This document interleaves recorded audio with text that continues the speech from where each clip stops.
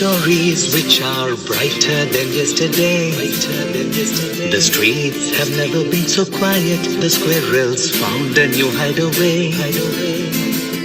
Tomorrow will never be the same. There is so much hope in our hearts. Brick by brick we shall overcome and walk right into a new start. Welcome to the brand new world. We're the children of the Mother Earth. Reach out your hands, let us lead our earth together. Welcome to the brand new world. We're the children of the Mother Earth. Reach out your hands, let us lead our earth together. We will heal the earth, heal the earth, heal the earth. We will heal the earth, heal the earth, heal the earth. Birds are flying strong and fearless. Green is greener in shrubs and trees.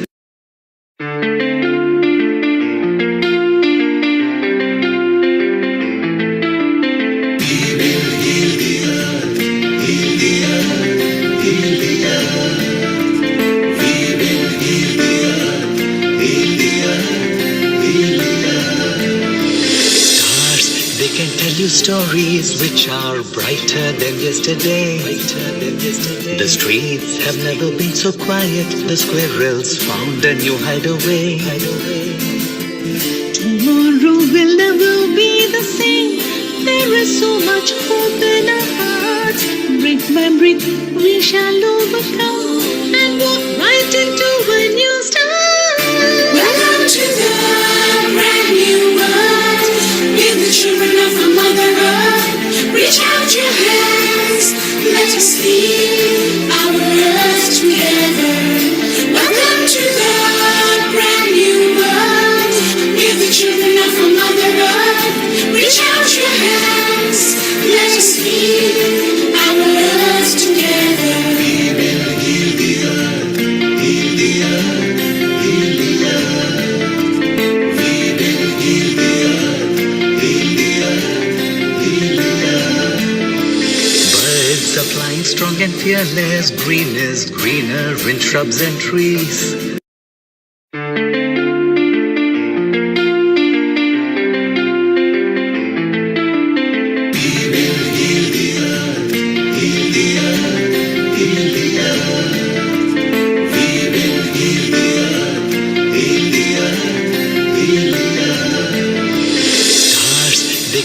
Stories which are brighter than yesterday. The streets have never been so quiet. The squirrels found a new hideaway. Tomorrow will never be the same. There is so much hope in our hearts. Brick by brick we shall overcome and walk right into a new start. Welcome to the brand new world.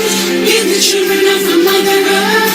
Reach out your hands, let us lead our earth together.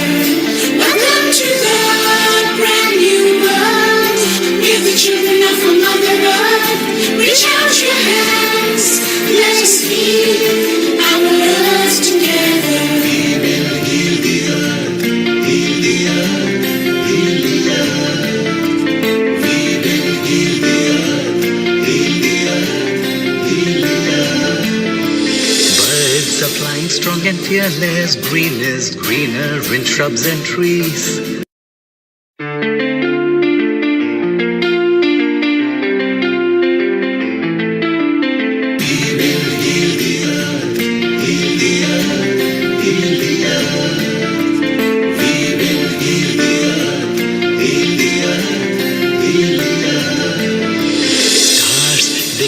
Stories which are brighter than yesterday.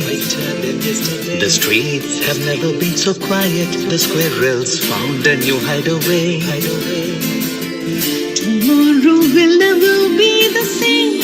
There is so much hope in our hearts. Brick by brick we shall overcome and walk right into a new start. Welcome to the brand new world. We're the children of the Mother Earth.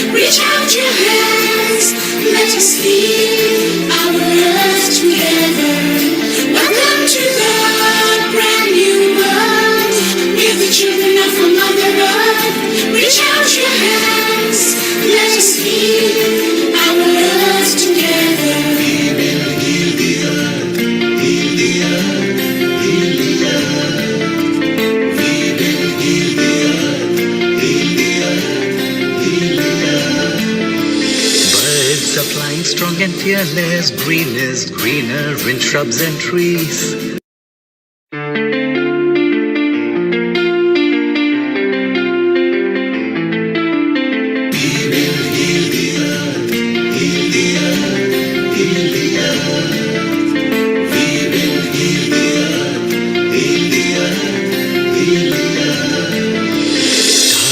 They can tell you stories which are brighter than yesterday.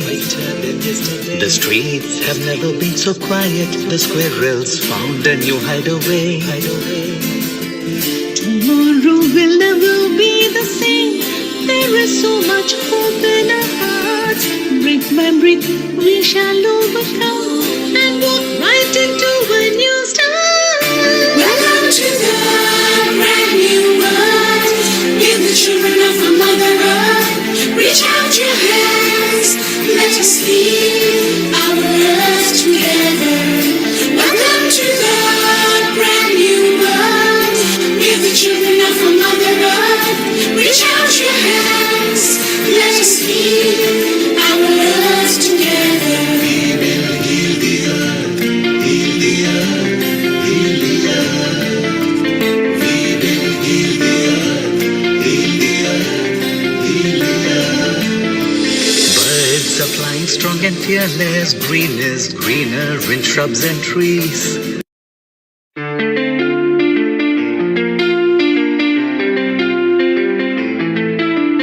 We will heal the earth, heal the earth, heal the earth. We will heal the earth, heal the earth, heal the earth. Stars, they can tell you stories which are brighter than yesterday. The streets have never been so quiet. The squirrels found a new hideaway. Tomorrow will never be the same. There is so much hope in our hearts. Brick by brick, we shall overcome and walk right into a new start. Welcome to the brand new world. Give the children of our Mother Earth. Reach out your hands. Let us lead our earth together. Welcome to the brand new world. Give the children of our Mother Earth. Reach out your hands. Let us lead our earth together. We will heal the earth, heal the earth, heal the earth. We will heal the earth, heal the earth, heal the earth. Birds are flying strong and fearless. Green is greener in shrubs and trees.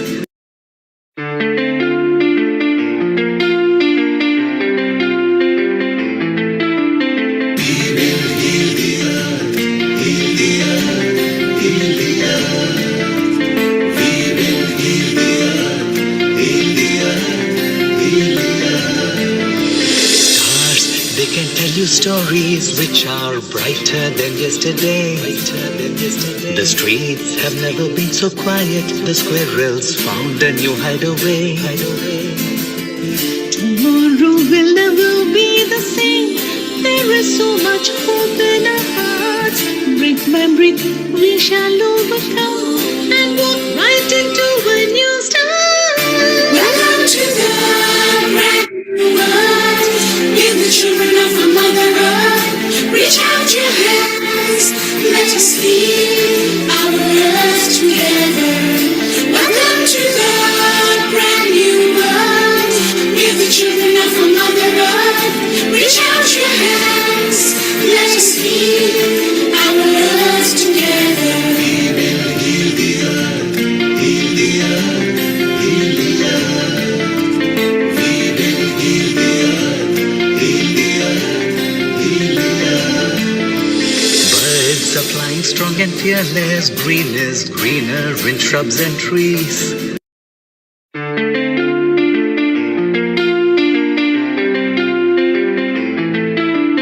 We will heal the earth, heal the earth, heal the earth. We will heal the earth, heal the earth, heal the earth.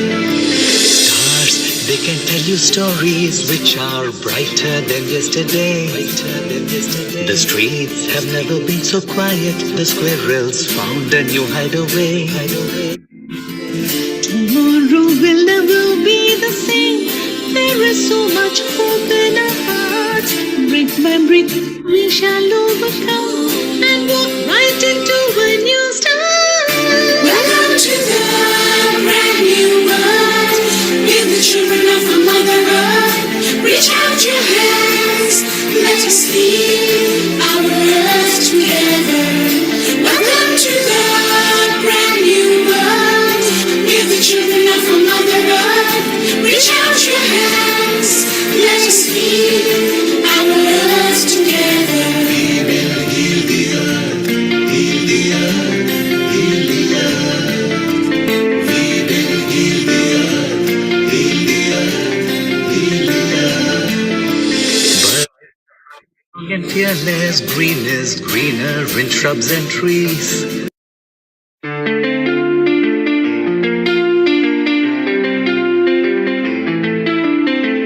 will heal the earth, heal the earth, heal the earth. We will heal the earth, heal the earth, heal the earth. Stars, they can tell you stories which are brighter than yesterday.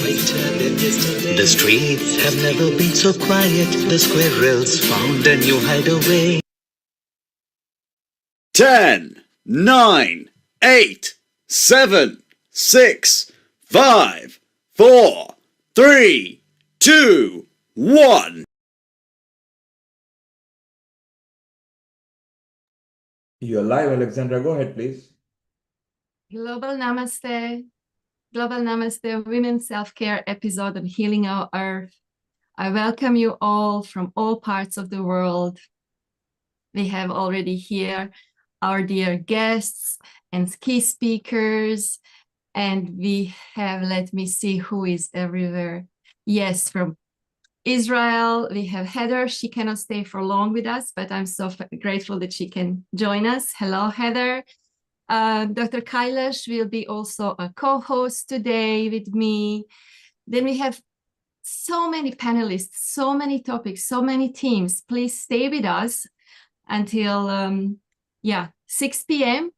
London time. I don't know where you are. I'm in Croatia, so I'm 1 hour ahead, and we have some guests from Serbia, from Bosnia, from different parts of the world.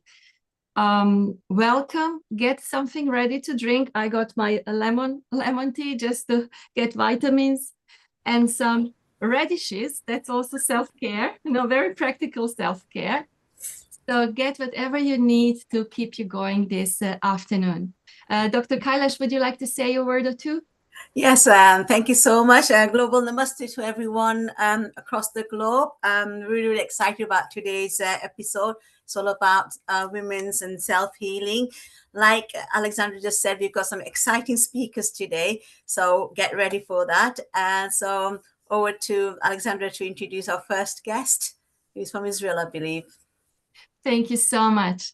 So before, is there anyone who wants just to say hello before we start with Heather? That just wants like really urgently to say anything? Verna or Milena, Sarita, Nitu, Dr. Gazala. If not, Milena, you wanted to say something or we just give, we can't hear you, Milena. And Sarita is there. So maybe we just then start with Heather. Heather, welcome. Welcome again. Thank you for joining us. What did you prepare for us today? Thank you. Thank you for the welcome, and Happy New Year to everybody. Happy 2026. As we prepare to fully release the year of the wood snake and fully step into the year of the fire horse. I'm happy to be here and to offer a bit of a womb meditation that will involve some poetry as well. Wonderful. Thank you. Wonderful. So happy to be here. Thank you for the introduction, Alexandra. And welcome to all. We'll go ahead and begin, given that this episode is focused on the female experience. We'll begin by really dropping into the womb space, which is such a sacred space. So I invite you to just follow your natural rhythm. Get comfortable, first of all, if you're still landing, or you're listening to the recording and you're still kind of coming into the space and finding your orientation. So just drop into the space. If it feels comfortable, to close your eyes and gently rest them so that they're focused on the interior space of your nose. So there's a little bit crossed, just slightly crossed. It helps to relax the nervous system. And from that space, I invite you to just start to connect with the natural rhythms of your breath. Following the natural inhale and the natural exhale. Just find the rhythm of your breath as it exists right now in this moment, as you're landing here on this call, wherever in the world you may be.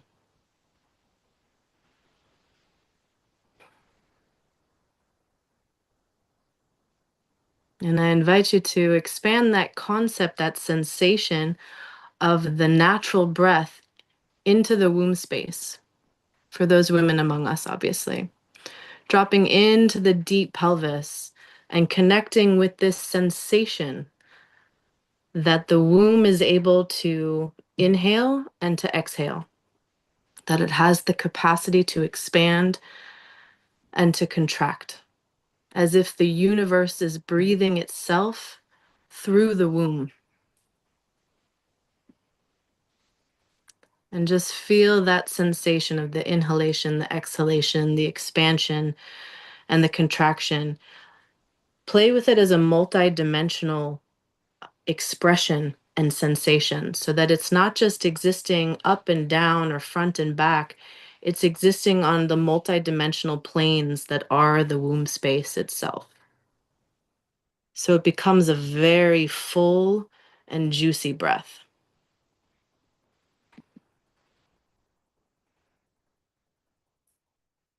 And from this space of having connected with the respiratory capacity of the womb to be breathed from, through, and by the universe, that the breath of the womb space becomes an expression of the universe. From that space, still connecting to the womb, I invite you to connect with your belly button, with your navel, this seat of our I am, this original connection to source, in this case being the mother energy, the maternal line, the red thread. And connecting to that belly button space, that navel, and the red thread that it represents fundamentally, and inviting the same sensation of inhalation and exhalation in that navel.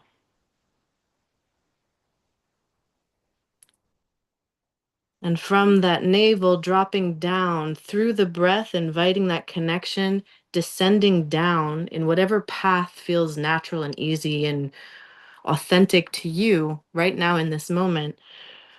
Allowing a connection to establish between the belly button and the perineum, that soft tissue between the vaginal opening and the rectum, that space that expands significantly during childbirth. So connecting the belly button to the perineum through breath and through sensation.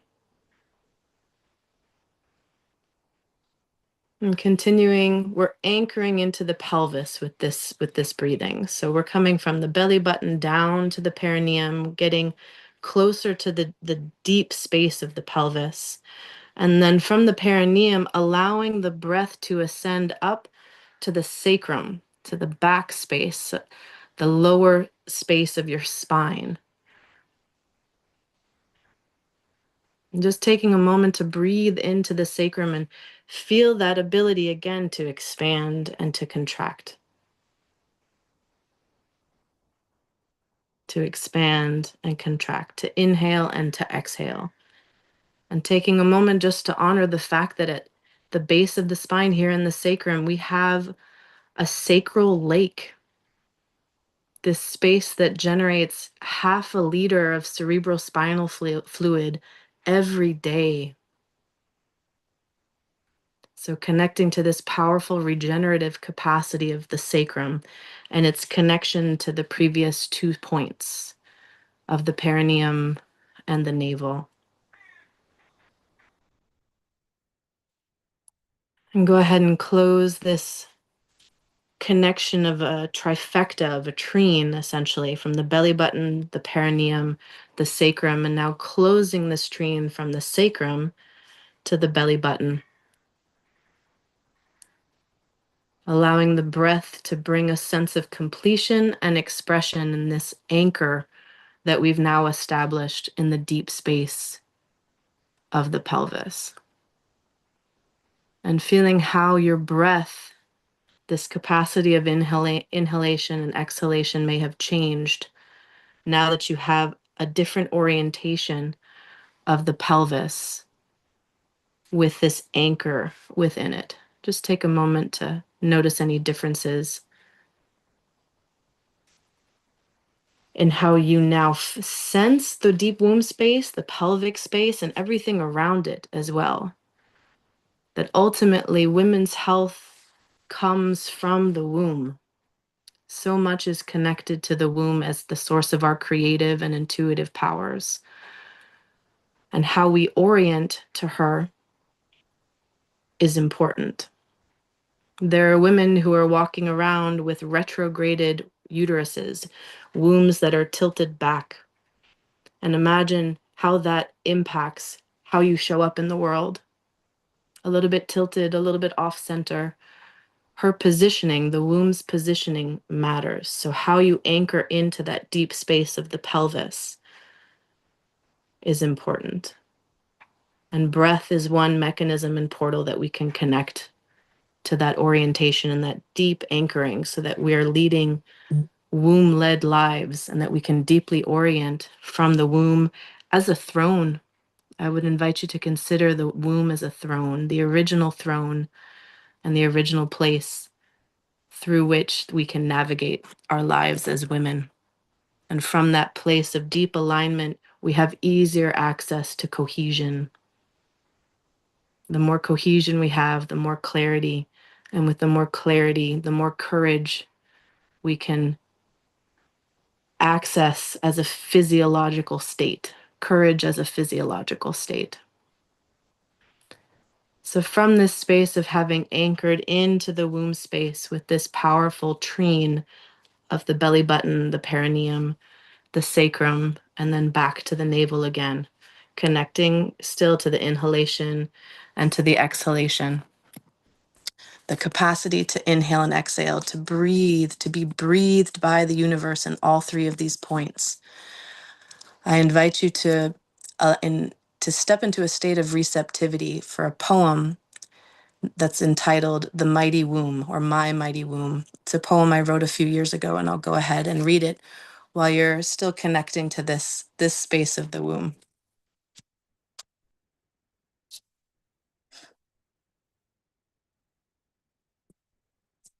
My mighty womb. My mighty womb is lined with tiger's eye and surges with power unparalleled. My mighty womb pairs rage with equal parts dignity and grace, while dancing with lunar forces. My mighty womb embodies both fierce warrior and humble healer. My mighty womb employs its own shamanic wisdom and apologizes for none of her strength. My mighty womb is honored and protected by broken yet loyal ancestors who whispered to me, "It ends with you." My mighty womb trumps your false prophets of patriarchy, elevates the consciousness of all who behold her and deeply listen to her songs. My mighty womb is a siren whose voice is rooted in all wombs. My mighty womb radiates far beyond this body and courts the universe with her smile.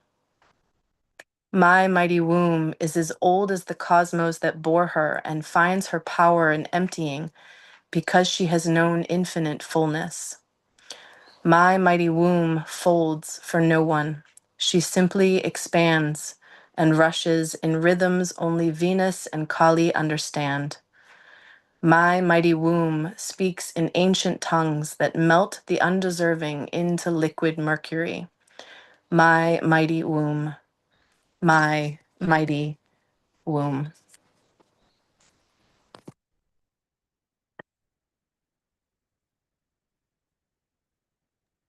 Inviting those words to just sink in a little bit and really land in that deep space of the pelvis.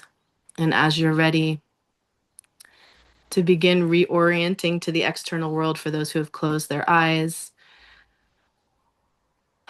just connect with that natural breath again, feeling the echo of the words and everything we addressed in terms of the trine that we established in the pelvis, the capacity to inhale and exhale, the throne that is the womb space, feeling the echo and the imprint, the memory of it as you begin that ascent back up the spine. And only when you're ready that you begin to open your eyes and meet the rectangle before you with fresh vision and the ability to orient from that deep space of the pelvis, that deep space of the womb that is so wise and from which we can really manifest so much magic. Global Namaste. Thank you. Thank you, Heather. Global Namaste. Thank you so, so much. I really feel like in the center of the universe, is vibrating within me, in me.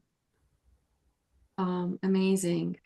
That is so valuable. I think really we need to share this also on our social media, all of us, these snippets, sacred tools that we need nowadays. I agree. I agree.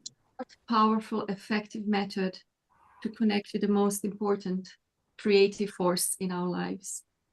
Yes, I agree. We're creating a new, it's not even new, it's a deep remembrance of a resonant field, and that resonant field is the womb space. And there's so much wisdom and knowledge that we have to remember. It's there's nothing new there. It's just it's a sleep that we're waking up from. And the trine that I moved us through is referenced as the first trine, courtesy of my mentor Darshana Palmer, who's the creator of the Conscious Womb Birthing School, which is based out of the UK in London. It feels important to honor her and the work that she's doing. Please go check out her social media on Instagram. If you just look up Conscious Womb Birthing School, you'll be able to find her. But that trine that we focused on of really anchoring into the deep pelvis is part of the work that we do as soulful doulas connected with this Conscious Womb Birthing School. Thank you. Yesterday I watched like some talk, Native Americans talking Lakota about like walking not on earth, but with earth.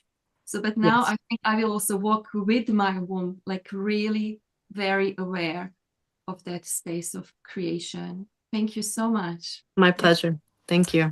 With us if you can, because we will continue with something very interesting. I think it's like just, yeah, how naturally it all, you will see the string of the pearls, the guests that we come on this beautiful necklace, Healing Our Earth. They're amazing. Tanzila comes from, if anyone wants to say something, please, before we continue the next guest, I would really invite you just raise your hand or just unmute yourself.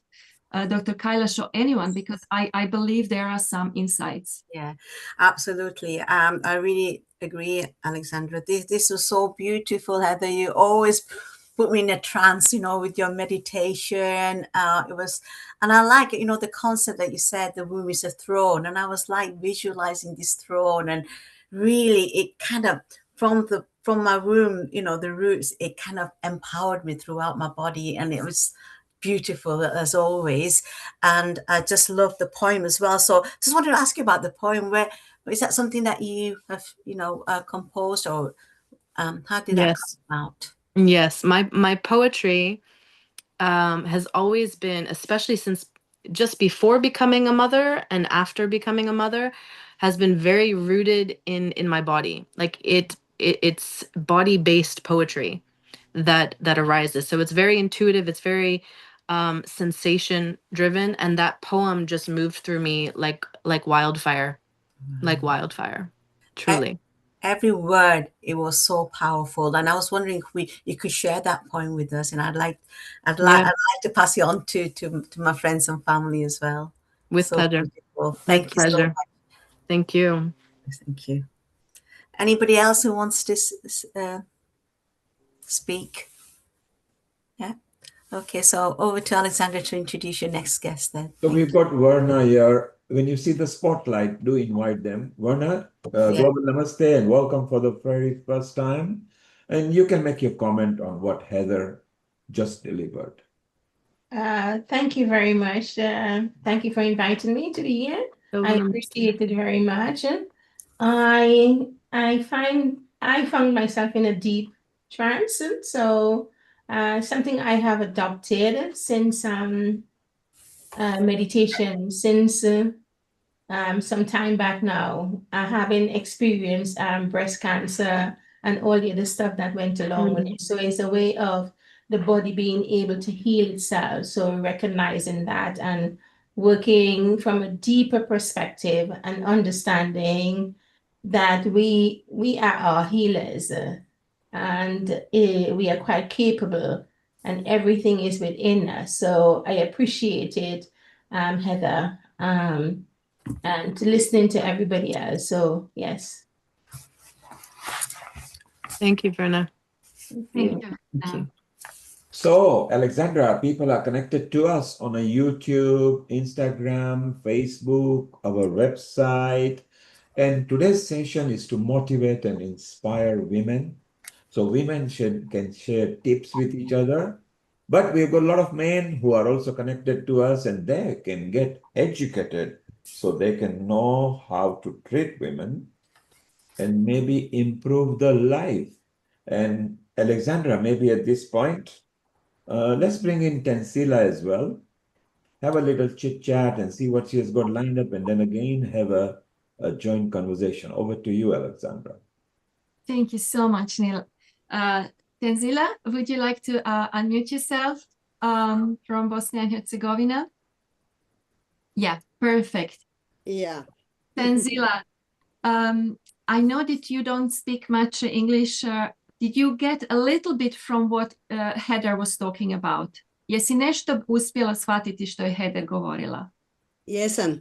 Ja to kažem, ja slutim engleski, ali osjetim srcem I energetski. So I will translate because Tenzila's English is not so well. She said she assumed, she just connected with you speaking English, Heather, but she really felt it like on energy level with heart, connection through the heart. She thinks she really got it. Beautiful. Hvala Tenzila. Što bi nam ti rekla prvo o sebi, pa ću ja onda prevesti drugima. Tenzila will just say something about herself and then I translate. Prvo da se zahvalim tebi, Aleksandra, što si mi omogućila da budem danas u ovako divnom društvu, ovakvih divnih ljudi. Thanking me for inviting her to come and be in a company of beautiful people here on Healing Our Earth. Ja sam Tenzila Hujdur I dolazim iz Bosne I Hercegovine. Imam 62 godine, udata sam, imam 2 odrasle djece I duhovnošću, energetskim radom bavim se posljednjih 30 godina.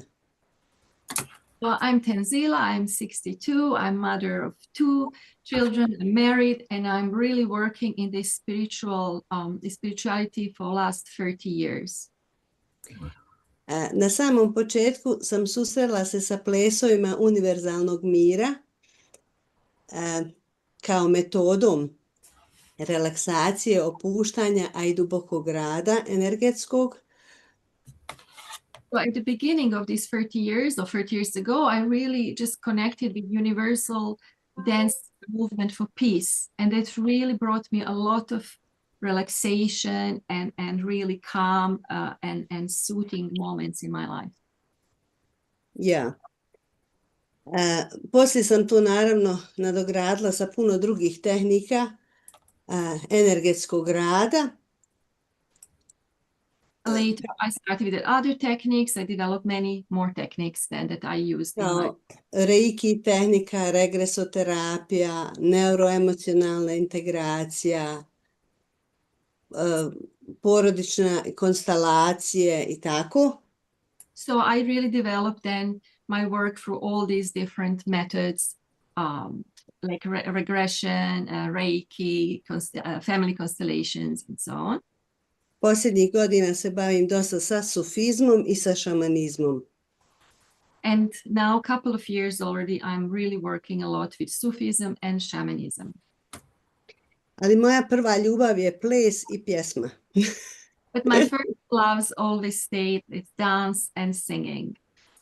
I ja što bih voljela da ispričam danas i da podijelim s vama je u stvari da moju želju i moju namjeru da što više pjevamo. Plesat ne možemo baš uvijek, ali pjevat možemo. Yeah, her original intention, motivation is always to get people to sing. Maybe dancing is not always easy to do with everyone and everywhere, but singing we can always do. Ja. Mi znamo da sa pjevanjem odmah potičemo i naše disanje, da bude dublje i što donosi jako velike dobrobiti našem organizmu. With singing, the breath, also the breathing is really encouraged, and that is really having so many benefits to our whole organism. Sa pjesmom mi potičemo emociju u našem organizmu. Dešavaju se procesi, luče se određeni hormoni raspoloženja koji su dobri za nas. Yeah, we're just developing these good hormones of happiness and everything that is really good for our body. Kod nas se kaže ko pjeva zlo ne misli na našim ovim područjima. Sad ne znam kako je u svijetu, jel? We say in our region, someone who sings cannot have bad intentions. That's just how we say it.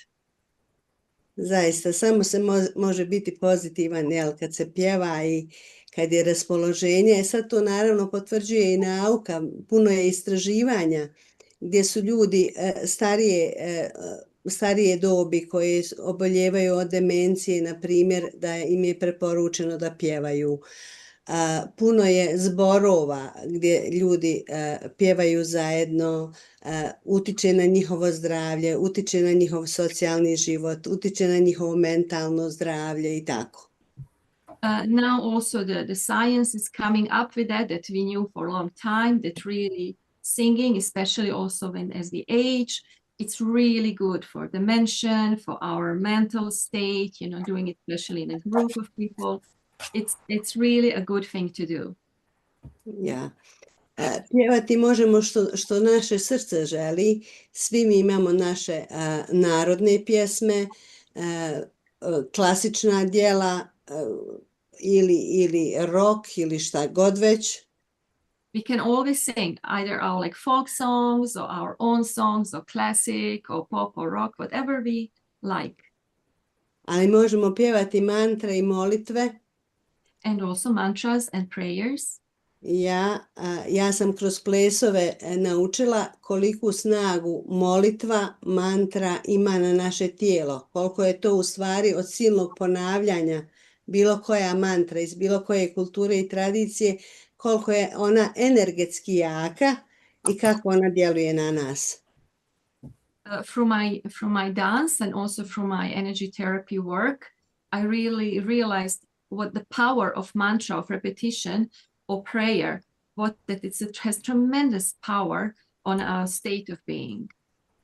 Yeah. Vjerujem da ste svi čuli za čuvenu mantru koja dolazi iz kršćanstva, Oče naš.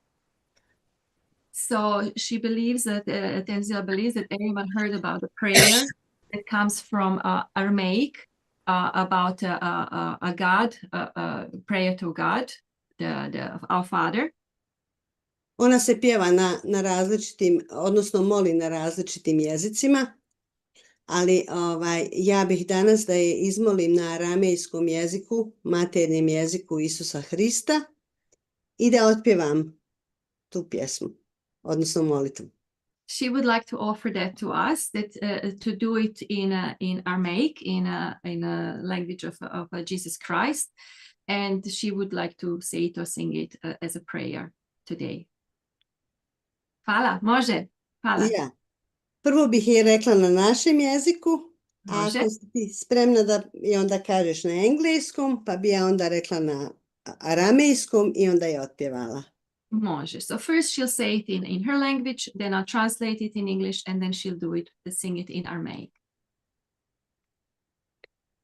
Oče naš koji jesi na nebesima, sveti se ime Tvoje, dođi kraljevstvo Tvoje, budi volja Tvoja, kako na nebu, tako i na zemlji. Kruh nas svagdanji daj nam danas i otpusti nam duge naše, kako mi otpuštamo dužnicima našim. I ne uvedi nas u napast, nego izbavi nas od zla. Amin.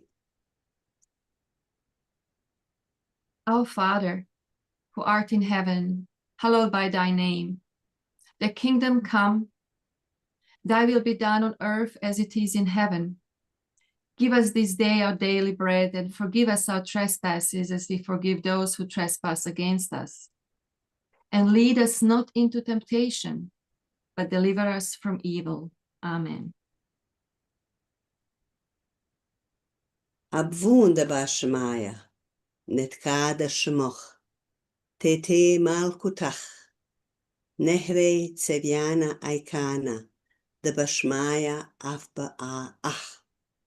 Havlan lahma, de sun kanan yaumana, vashbuklan haube wahtahe, aikana dafhanan shvoken behayobe, vela tahlan, venesiuna, ela patsan, mimbisha, metol dilahe malkuta, vahaila vateshbukta, la'alam almin.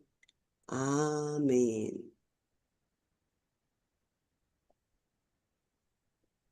Wunderbar Shemaya, wunderbar Shemaya, wunderbar Shemaya, wunderbar Shemaya, wunderbar Shemaya, wunderbar Shemaya. Wunderbar Shemaya, wunderbar Shemaya. Allah Allah Elohim Elat, Allah Allah Elohim Elat, Allah Allah Elohim Elat, Allah Allah Elohim Elat.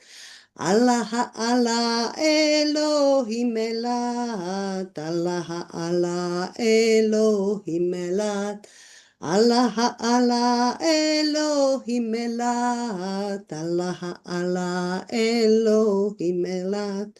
Netkada Shemo, Netkada Shemo, Netkada Shemo, Netkada Shemo, Netkada Shemo. Netkada Shemo, Netkada Shemo, Netkada Shemo, Netkada Shemo, Netkada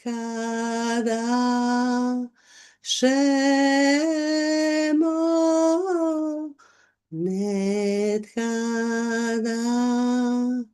Shemo. Tete malkuta, tete malkuta, tete malkuta, tete malkuta, tete malkuta, tete malkuta, tete malkuta, tete malkuta, Tehete Malkuta, Tehete Malkuta, Tehete Malkuta, Tehete Malkuta, Tehete Malkuta, Tehete Malkuta. Te malkuta, nehvejceviana, aikana, dvašmaja, avba, nehvejceviana, aikana, dvašmaja,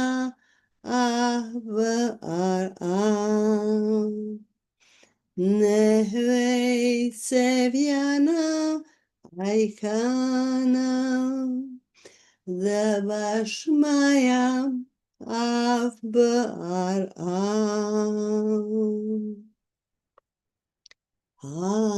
Avlan lahma desun kananya omana. Avlan lahma desun kananya omana. Avlan lahma desun kananya omana. Havlan lahma desun kananya omana. Vaš buklan haobei vahtahe. Ai Kanadafanan Shvokane Hayove Vashvuklan Haove Vahtahe Ai Kanadafanan Shvokane Hayove Vashbuklan haobe vahtahe. Vela tahlan venesiuna e la pazza mimbisha. Vela tahlan venesiuna e la pazza mimbisha. Vela tahlan venesiuna e la pazza mimbisha. Vela tahlan venesiuna e la pazza mimbisha. Metodila e malkuta. Vahaila vateshbukta. La la malmina men. La la almina men. La la almina men. La la almina men. Metodila hey malkuta. Vahaila vateshbukta. La la malmina men. La la almina men. La la almina men. La la almina men. Lijepi udah, lijepi izdisaj. Spustimo da ova energija vibrira u nama još jedno vrijeme. Inhaling, exhaling, allowing this energy to vibrate within us for some time.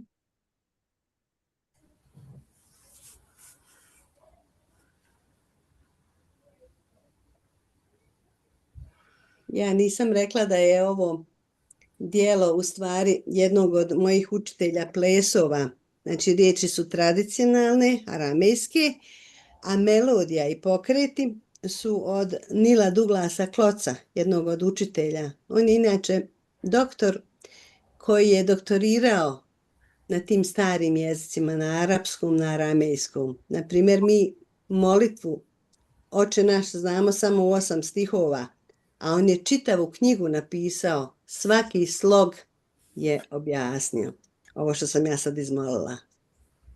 The song is, I mean, the prayer, of course, is Aramaic, it's classical, but the melody is by her teacher, Dr. Klotz, who wrote the whole book just on this prayer. Each syllable, he really described what it means, and he worked on it, and he is also her dance teacher. I ovo što sam ja sad otpjevala, sve se ovo može plesati.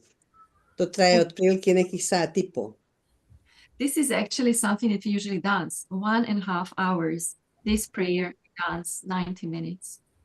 Yeah. Thank you, Tenzila. Hvala, Tenzila. Ovo je bilo božanstveno. This was really, really godly. And I would like to just invite Heather, because I know she needs to go soon. And Aramaic and Hebrew. No? And I also felt something like womb-like.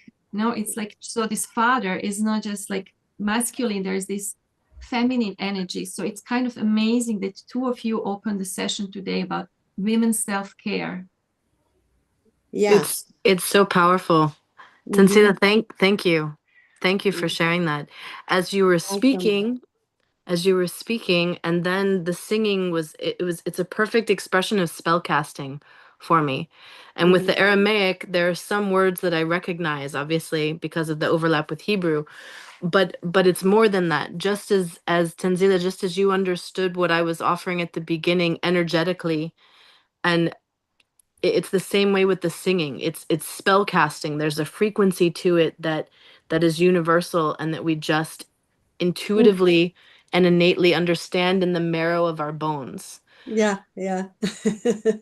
So thank you. It was really beautiful, really beautiful. And I just kept thinking that the humming, the singing, just because I love physiology, what the impact that it has on the body physiologically is that you're regulating the nervous system. The parasympathetic system is able to come online. We're toning the vagus nerve, the 12th cranial nerve. As we're singing, we're creating that resonant field. And to hear such an extended version of it is just such an invitation to drop into that deep state of parasympathetic, just bliss. So thank you. Yeah. Thank you. Welcome. I'd just like to say, Tanzila, thank you so much. And I just want to give you a virtual hug so I can have all that beautiful energy inside me as well. Honestly, it was absolutely amazing. I love singing, but I don't have a voice. But you've actually given me the confidence that it doesn't really matter as long as I'm going to sing, because it makes me feel good. I think, like you said, singing, that's an expression, isn't it? That feminine energy.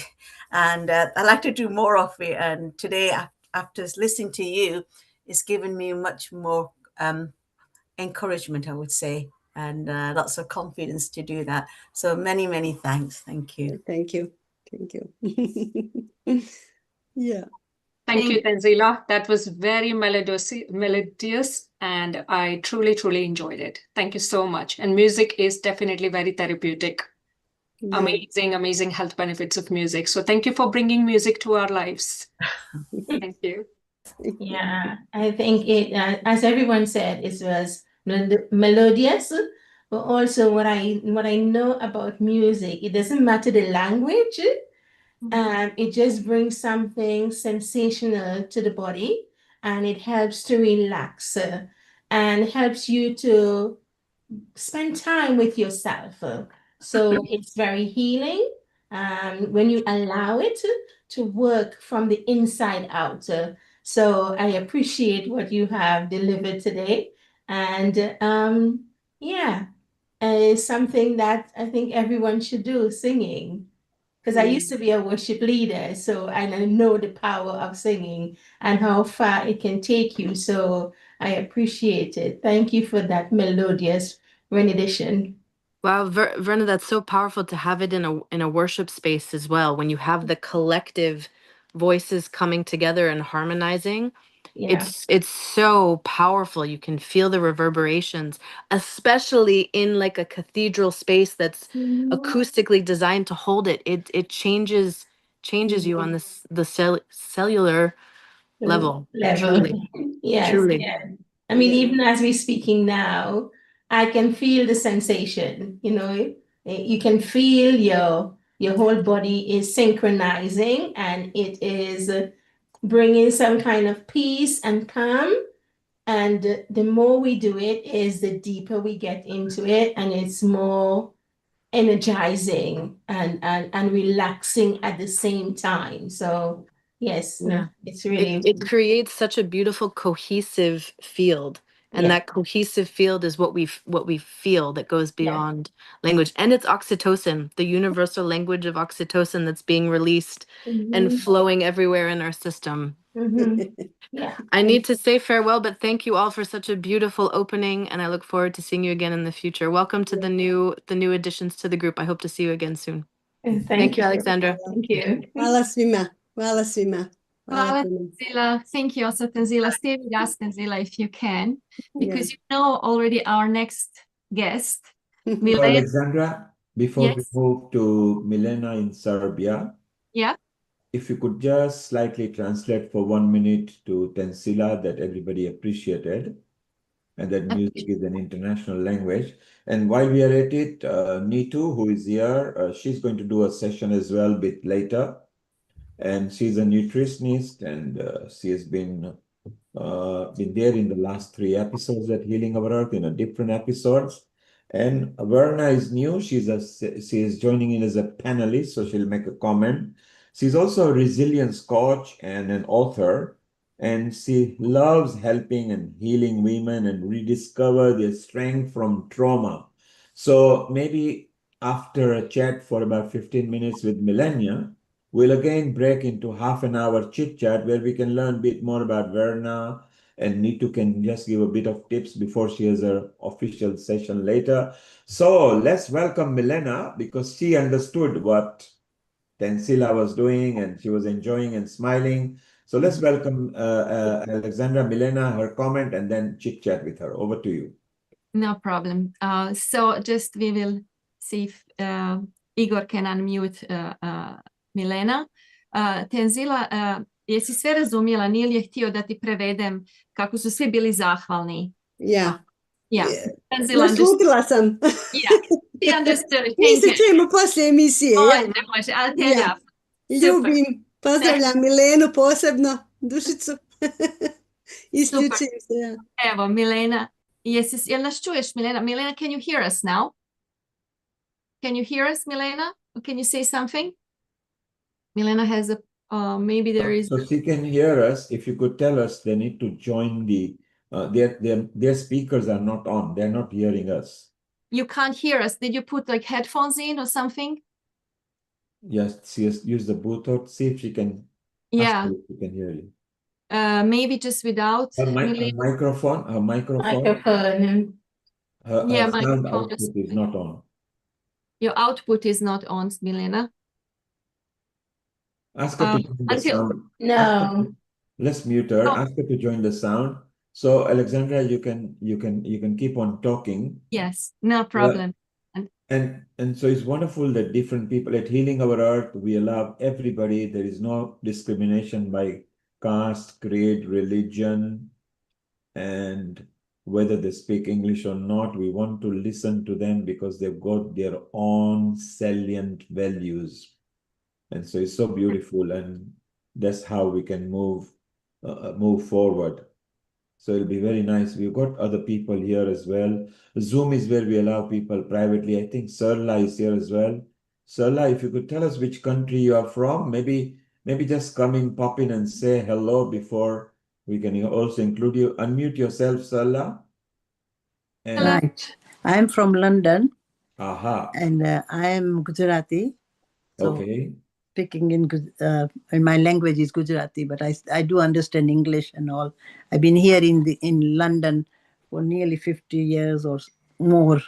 I came when I was 18 years old. So brilliant. So I'm here, and I understand that English. Well, English is my second language, and I'm into yoga and meditation for long time, and I do it every single day. Brilliant. And next week we've got a yoga and meditation episode, so you can pop in as well. It's the same link. You will be allowed because you are known to us. So they'll be fine. And you can keep in touch with Kailash. She's in UK as well. Alexandra, she's in Croatia. These are all Healing Our Earth team. Nitu is here in London. You can Yeah, become me too. friends and invite each other. If you are doing community work, then maybe they can give a free seminar or webinars. Or if it's a one-to-one professional sessions you want, you can chit chat. So Salah, stay around and we'll chat to you again later. Thank you. Okay, Thank so you. that is Salah over here. Let's see if Milenia, can you hear us, Milena? Unmute yourself. Can you, Nishta, Milena? Can you hear us? No? I Milena? don't think she's hearing us. No. They're No. using a Bluetooth or they. Yeah, you She's can. hearing, but we're not hearing her. Maybe you just don't use Her the microphone. You see, your if she goes to her audio, if she looks at the bottom left, there's an audio and there is a microphone on the select microphone. She needs to select that. Yeah. Jel nas čuješ, Milena? Moraš dolje u audiju mikrofon. Kad dođeš dolje lijevo, sasvim mikrofon. Koji ćeš mikrofon koristiti? Ideš u audio dolje. Tell her to look at the bottom taskbar of Zoom. There is audio, then there is a chevron. You look up. Ima mala onako strelica prema gore i tamo samo nađeš za koji ti je mikrofon. Okay, ask her to sign back in and join Yeah. audio. Or just come in and back. Izađi i uđi opet, pa ćemo mi probati to nešto. Yeah. Izađi iz Zooma i uđi. Nema frke. Meanwhile, Verna, while they're coming, just sign out and sign back in. Yeah. Verna? Yes. Tell us a bit more about you. You've authored a book as well, have you? Yes, I am. Well, originally, I am the original Spice Girl. So I come from Grenada, but I have been living in the UK for almost 30 years. I have a degree in international spa management. And I I am unstoppable because of everything that I have gone through. So becoming unstoppable is something that has taken me through life. And I wrote the book Unstoppable, Heal, Rise, and Reclaim. What was meant to break you makes you stronger. You are, of course, in, I think, beautiful Dorset. Is that right? Yes, I am in Dorset, in the middle of the Jurassic Coast. So I'm between Exeter and Southampton, so along that area there. So I'm right in the center, in the English Channel. So yes, surrounded by water. Beautiful. And today is inspirational and motivational day for the women, and New Year has just begun. What tips, one or two tips that you want to give your women colleagues and maybe for men to understand how they can treat their women at this early part of the new year so the whole year goes beautiful? Just a couple of tips while waiting for Milena to join in. I think the tips I will give women is don't neglect yourself. It's important. You can look after everybody, but you are number one. It's not bad to think of yourself as number one, because if you can't look after you, you can't look after anyone else. If you don't have the strength, you can't look after anybody. So you can't give all your energy to everything else and not have that for you, because I found that when I did that, I was depleted. And I knew something was wrong, but I paid no attention to it because your body was telling you. So I would say, listen to your body. Your body speaks a language. And when it is speaking to you, pay attention. Because if you don't pay attention, you're going to pay a higher cost. And I almost did that. When my body was speaking to me, I was listening, I was wanted to build a business because I had a spa. So it was all about the staff, everybody else in home, and ignore myself. One of my staff members said to me, "You look tired, and I think you need to stop." And I said, "No, I can't stop. I have to take care of you guys." And she said, "No." And then later on, I found out my body just collapsed, and I found out I was stage 3 breast cancer. So the men need to listen as well as a need to help as well. So I would say your resilience is not something that you're going to put down and take up. Resilience is continuous. You have to keep building resilience, and you have to stay within that because you are becoming. So unstoppable resilience is you are unstoppable. Men are unstoppable as well because men go through trauma and they don't get to speak about it as much as we women can speak about it. So we need to encourage it as well. And we need to let them know that crying is not shameful. Crying is a strength. Crying is a strategy that helps them to release all the anxiety and the stress and the overwhelm. They have feelings just like us. So we all need to be supportive. We were meant to be one. The two shall become one. So when we are able to do that and we're able to communicate that in our language and also in our body language and how we speak to each other. So it's important the words we speak, that I will say as well. So women and men, it's important to know the words that are coming out of your mouth because you are planting seeds. And Thank you. those seeds come to bear fruit. Thank you, Varna. Varna respects men as well, treats them equal as well. So that's beautiful. And the trick and the tip from Varna is very simple. Self-care, self-love is not selfish. Because if you can breathe, live, and move, you can help others. Let's go to Serbia again and bring Milena. Milena, if you could landscape your video before we start with you. So landscape. So you, yes, beautiful. Yes, brilliant. And can you speak up now? Milena, can you speak Yeah, up? we can hear you. Yes, do you hear me? Yes, yes, we can hear you. We've got it. Brilliant. Amazing. Thanks, God. So Thanks. remember, when you join Zoom and it asks you to join audio, just click it yes, and it's beautiful. So Milena, it's beautiful to have you here at Healing Our Earth. And you know you are the herbal specialist as well, and you love nature and agriculture and farming. Alexandra, introduce her, and obviously she speaks English. Over the next 10 minutes, 12 minutes, let's chit chat, then we'll bring others and we'll do multi-session. Over to you, Alexandra. Perfect. Thank you so much, Milena, for joining. Another magician here. Thank you. We had a little bit of no technical hiccup, but this is like stealth casting, as Heather said, and then like what Tenzila was doing with us. It's but just nice connection, I think, to you because you're also a sorceress, you're also a magician, you're also into all kinds of wonderful things of celebrating nature. And in your way, how would you present yourself? What would you say? What is your latest role in life? And what is it here that brought you to Healing Our Earth? What would you like to share with us today? Oh, thank you, all of you. Love in many ways, in every way. Just love to life, to people, and to nature, to plants. Yes, just say what you wanted to say. I just wanted to tell that everyone is a magician on his way.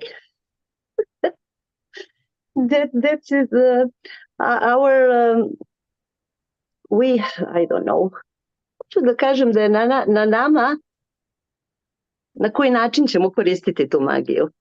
Yeah, it's just up to us how we will use that magic that we have, that we are. Yes. My father was a herbalist. And when I was a child, I went to the mountains with him. We collected some plants, but I was a child. It was interesting, and I grew up, stopped interest with plants, doing something else. And our 30s years, when I was 35 old, that interest came from childhood, and my husband and I started to collect plants with my father. So it was like one part of me woke up. Mm. It was somewhere in little brain, and that woke up. I started to learning, and when you're learning something you love, you just remember things. So we came today after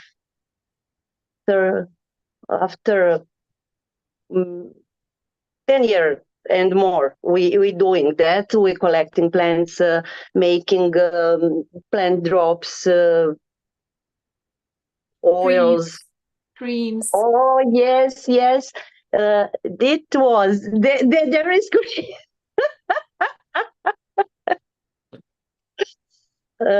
one amazing thing.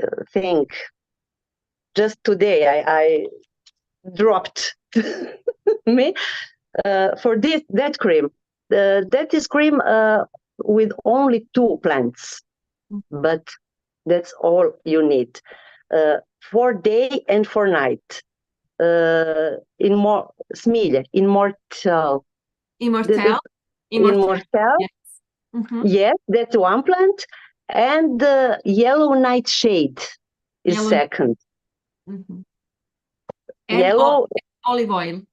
in olive oil, yes, yes. But yellow nightshade is a night plant. That plant develops his flowers at night. Immortal is plant of the sun. Mm. You have and night and day in one.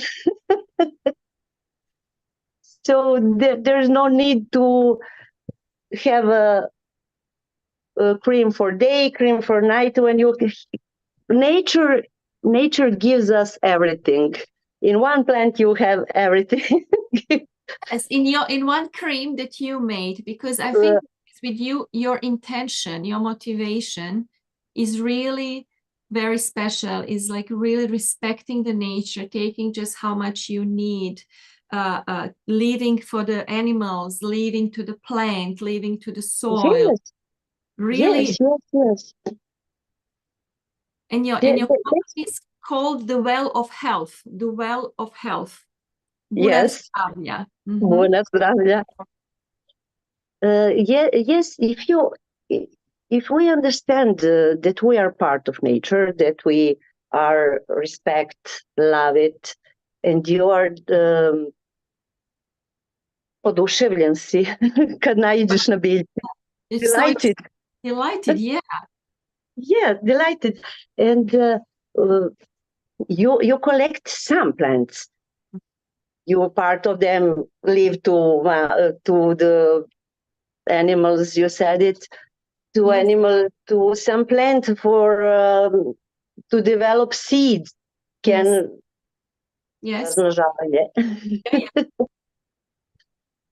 So when you recognize, then you leave your energy trace in everything you do. You going to collect that plants when you are in a good mood. You dry it in a shade, or we all do, all is manual. And in natural condition, you dry that plants, the whole plants, and when it's dry, you put it in little pieces. When you dry the whole plant, biljka zadržava veći deo lekovitih sastojaka. Yeah, the whole plant still keeps all the magic or healing attributes. Mm-hmm. Yes. So, and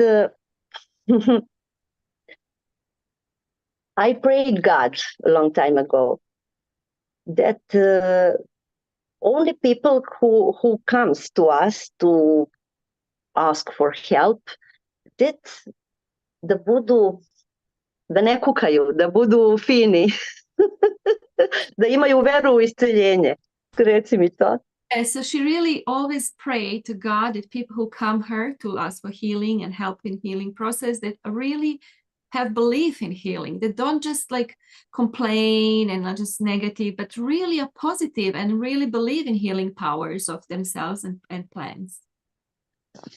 Yes, because we have a healing intention. We don't have a fear. Mm-hmm. God gave us plants for every disease. Exactly. And like, if we just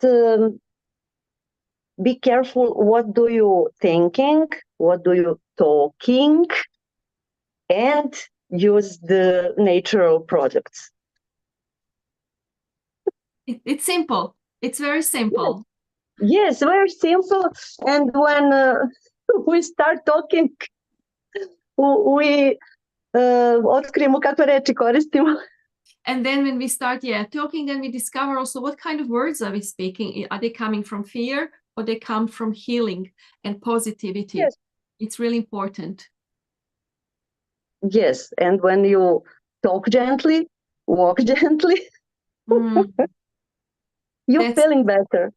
You're feeling better. I think it's also like what all the indigenous people on all the continents, that's how they lived and that's how they thrived. Just doing exactly what you came back to do after having your job in a normal profession and everything. Just we are all kind of coming back to roots, to that simplicity now, even in this women's self-care, no, just coming back to whatever just we need to be nurtured. And as Verna said, it's not selfish. It's not selfish. It's love self. It's and grow, and when we can grow our food, our own food in our soil, with no chemistry, of course, just natural fertilizer. That's amazing. That's amazing. I want to tell that wild plants are much better than cultivated. When one plant pick point to growing, have a condition for grow, have enough sun or enough shade. So when you go to nature, to mountains where is everything clear, you picked the greatest plants. And that must do something with our body. When you are joyful, when you're happy, when you're grateful to God and to nature for that plants, and making something from that. I have one jar of this is jo Bože ne vem, kako se ne vem zove, stao mi je mozak. Marigold flower. This is in alcohol, 50%. So what is it good for? For you can drink it, you can put on skin. Anti-inflammatory. When you drink, this is very good for skin, for veins, feeding, hydrating, for pains. But that's something that you can, everybody can make it home. The best energy have something you made for you and your family with your intention, love, healing. That's wonderful when you are going to countryside, to crossing, to walking, to pick any plant to have for tea, for something in at your home.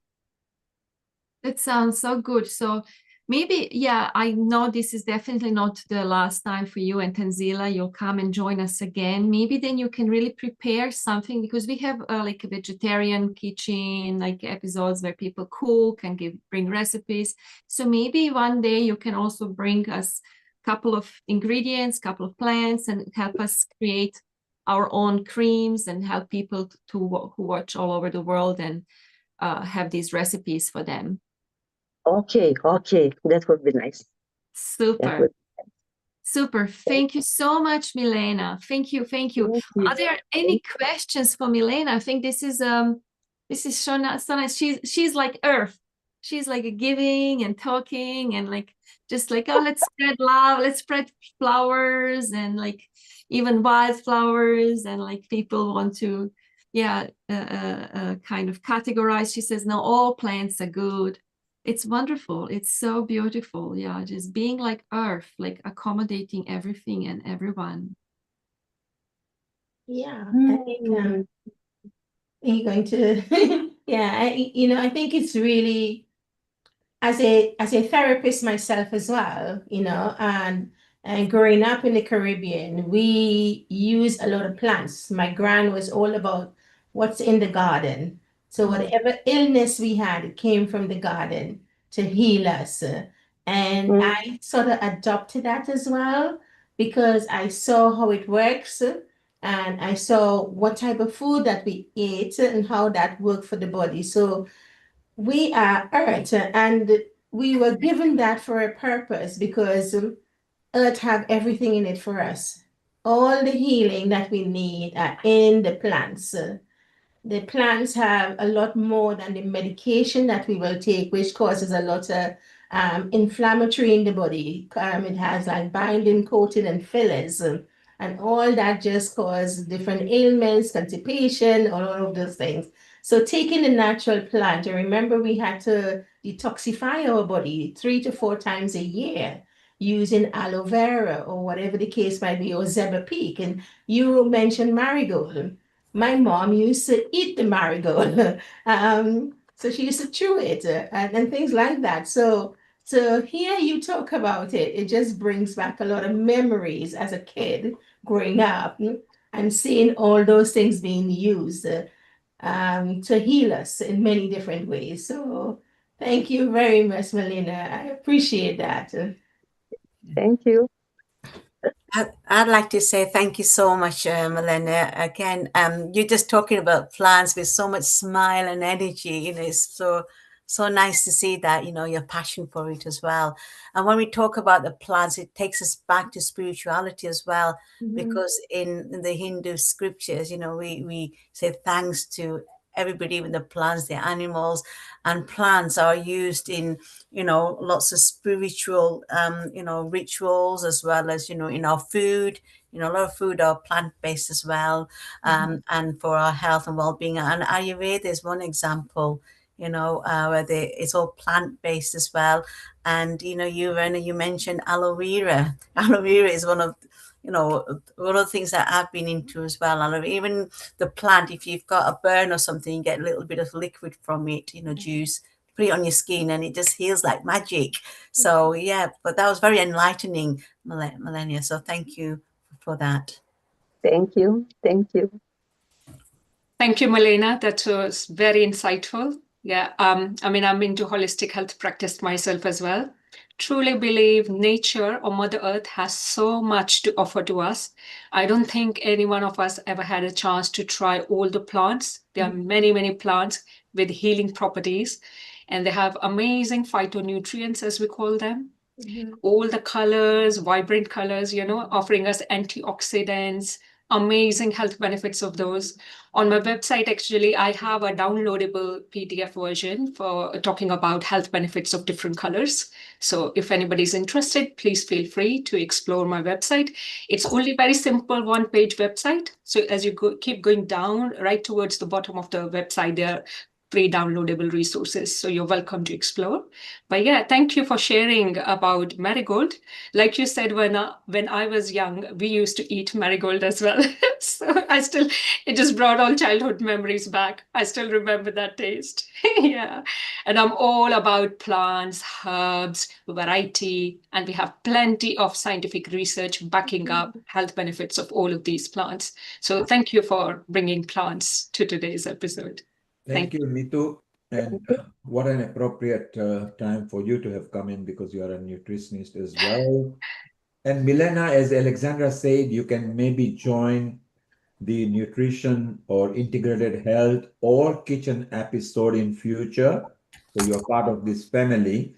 And Alexandra, let's remind people about few episodes that are coming and also some of the guests which will still be coming today uh, from 3:30 onwards, which is the GMT time. So in about 20 minutes, we'll be going to India, where we have got few ladies, which Rotarian Lal will be bringing, and they are going to share how to inspire, motivate, and they're going to talk about organs as well, because organ donation is very important.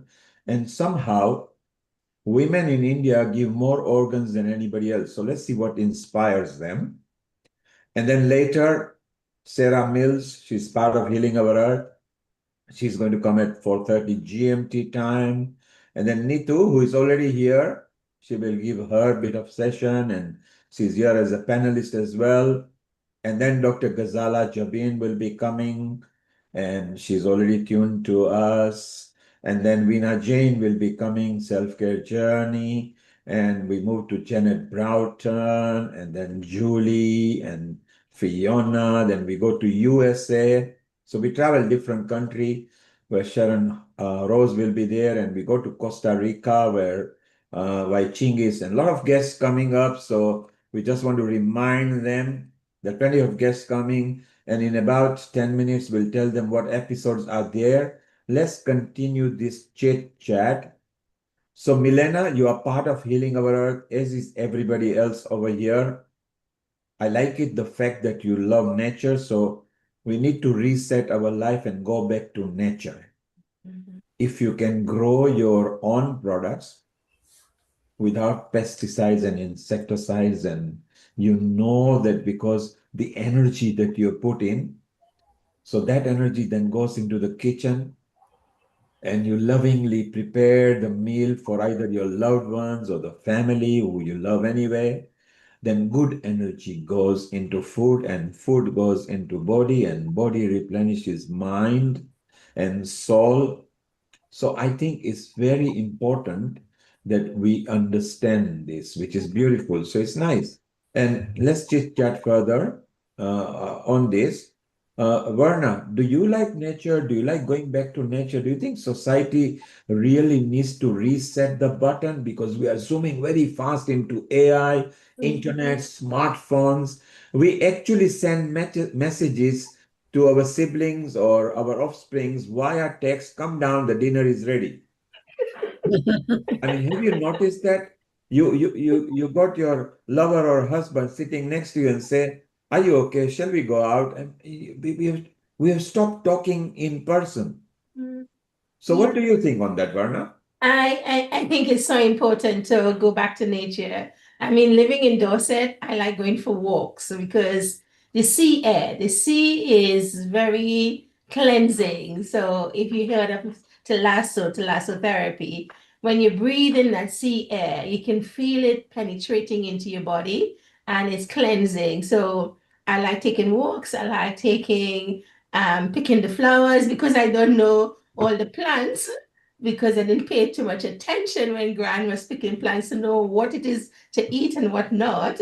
I don't take the chance of picking anything and cooking, but I remember like using things like mushrooms. And mushrooms is very good for healing the body. So I love walking and getting into nature and getting that fresh air, the sea air on my skin, the breeze and everything like that. So I think it's important. I was saying to someone the other day, children don't have fun now.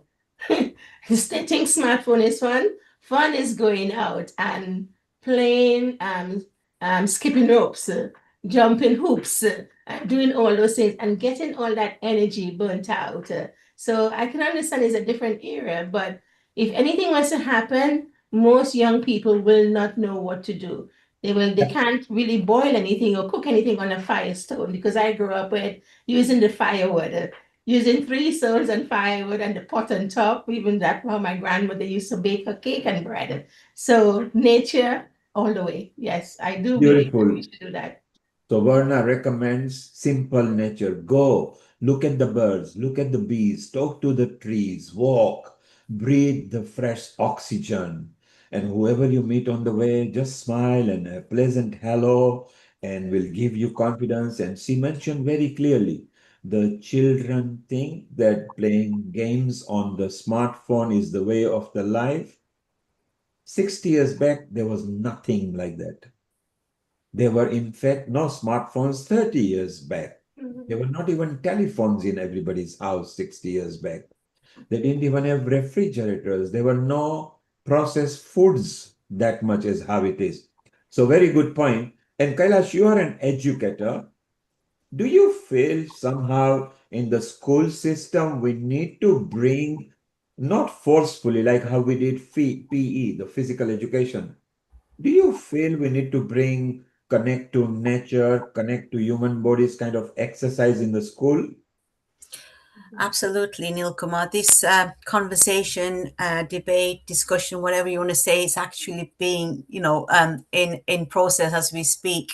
Already, there've been changes to school menus where they cut out lots of sweets. Instead, they're offering fruits as well. So, sort of encouraging children to eat more. There's also initiatives for going out for walks, nature walks as part of their school trips as well. So it's connecting with the nature as well. There's outdoor activities. So I've seen a lot of changes in the curriculum where it's more focused on sustainability and health and well-being. There's a big program on mental health as well, because children, unfortunately, it's actually the percentage is increasing where young children as young as 3, 4, 5 are suffering from mental health. So there are lots of government initiatives that are taking place as we speak, Neil Kumar. So absolutely crucial from an educational point of view, connecting with the nature.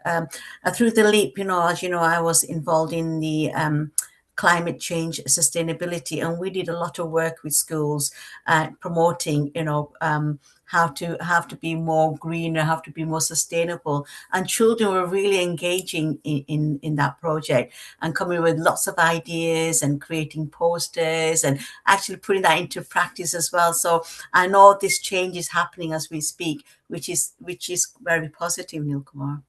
Brilliant. And another person who loves going for a walk by the beach and ocean and countryside is Alexandra. She travels in different part of Croatia. Alexandra, do you, and in the last few decades, things have changed so rapidly. And Verna mentioned that the children are missing out on so many kind of games that we used to play, kind of interaction that we had. If you were of an Indian or a South Indian origin, then weekends you go and visit families. If you are Italian, every Sunday they dress up and they go walking outside. So do many other cultures. What are your thoughts on that, Alexandra? We need to reset the button. It's very difficult. I think this reset, as also Dr. Kailash mentioned, it's like connecting with nature. It's like we really have this duality now. We are nature. It's like it's really very weird how we, even when we speak the language, like but we are part of nature. And children nowadays, my niece, she was just here for lunch today, and she likes to stay in her room and be on a TikTok. And I asked, but why? Like, because I can't understand it. I like to go out and meet people and go for walks and socialize. And she has control. And this is the thing that so many young people and even elderly that need to control, and when you're in nature, there is no need.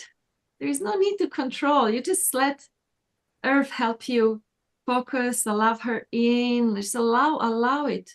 that's the only thing. You just have to go out, as Dr. Kailash said, just this nature walks, just go out, and then nature will do it. Nature will do its job. It's that energy of nature. Just as Milena said, when you calm that from the heart, the nature will do what does best. It will bring you back in balance. It will just fill you in, fill you out, purify you, as Verna said, you know, when you're next to the ocean, just like that cleansing air, like thalassotherapy. I mean, we are made of elements. We are not made of iPhones. We are nature. We are made of elements, and that's it. Absolutely. And as you said, nature gave us free air. We need oxygen. If nature started charging us, we are in a problem. Nature gave us water. 60 to 80% of our body is water. Nature gave us sun. And the morning sun is beautiful because it's not as harmful as the midday sun. So take a sun bath in the morning, you're safer. So everything nature actually gave everything free, and we have complicated by bringing processed food, technology, smartphone, tablets. One good thing is, for example, if we didn't have inanimate objects like this, then we today wouldn't be connected from No. different parts. So I think if we choose wisely and balance, Exactly. everything in life is about balance. Mhm. Even human being, when they stand up, you need to balance to walk correctly. Mhm. I think so. I think at Healing Our Earth, we should bring back to nature and balance yourself episode, Mhm. where Yes. we should bring young children and see what they are facing. Because you see, you mentioned about the control. So children have forgotten they are not in control. The instrument is controlling them. We cannot live without smartphone. When we wake up, we go to the smartphone. Who has connected me? You look at your social media. Who is liked and all those things. We are all hooked into it. We need to balance, and maybe life needs to understand. Nitu, from nutrition point of view, vast changes have come, complete diet changes. The schools are struggling and the NHS is struggling and what food to give. People are conditioned to have French fries. McDonald's promotes it. Everybody promotes it. Our body is conditioned. Do you feel it's struggling to tell people that, look, a good, healthy food is also good for body? Yeah, I think like Dr. Kailash touched on that, we have started to see a lot of changes happening across London and UK overall. So I work closely with charities, and there's a charity called School Food Matters, and they've been doing amazing work for years now with schools. And part of their project, they have a project where they actually grow real food with children within school environment. And I just saw their post last couple of weeks ago, I guess. One of the school has actually grown wheat, and they are now making their own bread within school premises from that wheat. So how amazing is that? So we definitely see more food grown in schools, and children are encouraged to connect with nature, with Mother Earth. And I think Melina touched on that as well, and so do Vanna. Everybody's been talking about creating our meals, putting love into that creation, because cooking is actually creativity. So bringing our creativity in and teaching that, and it's therapeutic as well. So I can see lots of work now going around, even in regards to sustainability, reducing food waste. Again, I've been involved in a couple of projects as well myself. And it of course depends borough-wide, you know, in London, but some boroughs are doing a bit more as compared to others. But things are changing now, I can see. And nature certainly has, again, lots of health benefits. So we have lots of research backing up benefits of being out in nature, mindful walk, and that's something I promote a lot, and I practice that every single day. My day starts with going out for a mindful walk. So it's like using your senses, hear something in the environment, what we see, what we smell in the environment, and grounding ourselves, feeling our feet touching the ground. So those sensations can be really helpful. And I mean, I talk about for meditation, we don't necessarily need to find that time and space to sit down at one spot. It can be on the go. And mindful walk can be an amazing way to do meditation on the go. So certainly Green therapy, aqua therapy, being around water has lots of health benefits. Growing, eating fresh, real food, amazing. I mean, we just had US launch their new food pyramid, isn't it? So it was good to see it highlighted real food, and there were more, plants. So we are getting there slowly but surely. Thank you, Thank you. Nitu. When pandemic started, the first project Healing Our Earth took was to encourage every school establishment into Mauritius, Kenya, Uganda, UK to ask the school to find an allotment, so meaning create an allotment in the school. Let the children plant the fruits and vegetables so they feel ownership. And then if some of the things which will take several years to grow, they can come back as a student and say, I planted that tree. It's your turn. Let's see it. So a lot of school took it up. So it does make sense. Alexandra, let us tell people about the next few episodes that are coming at Healing Our Earth. And so they can share the information to people and recommend any contributors. So what's happening the following weeks? Next Sunday, Alexandra? Next Sunday, we already have a couple of people who confirmed. And if anybody from who is here, if you know anyone who can contribute to our yoga and meditation session with any wellness, well-being tips, just like now Nitu said, like sensational walks in the morning, that would be wonderful. Please let us know, or just come and join and share, please, with your networks about this episode next Sunday. So there you are, yoga and meditation for body, mind, and soul, wellness, well-being. In fact, we've got lots of people lined up already. So that's beautiful. And the following Sunday, we are celebrating the Republic Day of India. One nation, one vision, one identity. Everybody can come if you've got affinity with India, sing, song, poem, memory. If you've traveled to India, let us share that. It will be beautiful. And following week, Alexandra, 1st of February, World Cancer Day. Exactly. So we will talk about really improving education, raising awareness, having an amazing list of panelists who will talk about cancer and through the World Cancer Day. And of course, just like really encouraging everyone to just like what we talked about now. Wisdom is actually common sense. So we will have a lot of panelists who will give very practical, simple advice that everyone could use, and also about mental health, how to support each other going through this as a carer, as a part of family, as a partner. And of course, many experts will talk from their point of view, from their expertise and experience. And the following week is even important. Music festival. We want to bring music so that music can change people's life. Music can bring peace, harmony. So if you know anybody who loves music, sing, play instrument, then is on that day. And it goes on, and we've got several episodes lined up: Valentine's Day, Tai Chi and Qigong, and Agni Hotra, and this will interest you ladies over here, International Women's Day. Just go to healingourearth.com and just go to the future sessions. They're all lined up over there. So it will be beautiful and you will enjoy yourself. Well, thank you everybody so far. We are now going to travel to India. Then we are going to go to Italy and France and be back into UK as well.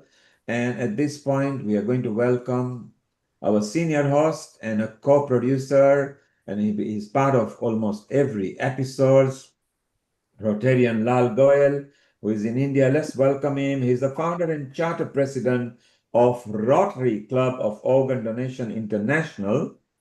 But he lives, he breathes, he sings, he dances, and he dreams organ donation only. A global namaste to you in India, Rotarian Lal Goyal, and how are you? Global namaste, Neil Kumarji, and I'm very fine. And global namaste to all who are the panelists, co-panelists, or who are watching our show.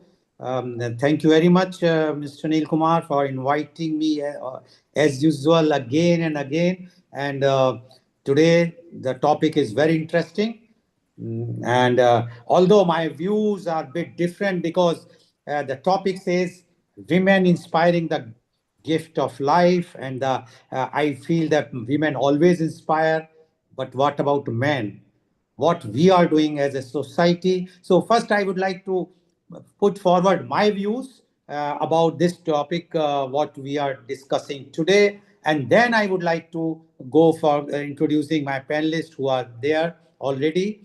And my views are, because in India, when, as Mr. Neil Kumar has mentioned very clearly about organ donation, and before that, I would like to thank Mr. Neil Kumar and his entire team for providing this platform to create awareness of everything, whether it's a cancer, anything which is related to a human being, and through that the earth. So that's why it's a very, very great social service which he is doing regularly every Sunday without any fail. So now when we talk about organ donation in India, especially, the condition here is totally gender biased, because before 2023, the figure says that 80% living donors are women and only 19% recipients are women.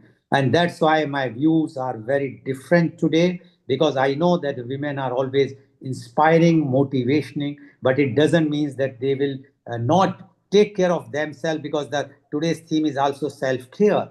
So every minute in India, someone dies waiting for an organ transplant. This is a medical tragedy, but it is also a social one. Behind the shortage of organs lies an uncomfortable truth our society hesitates to confront.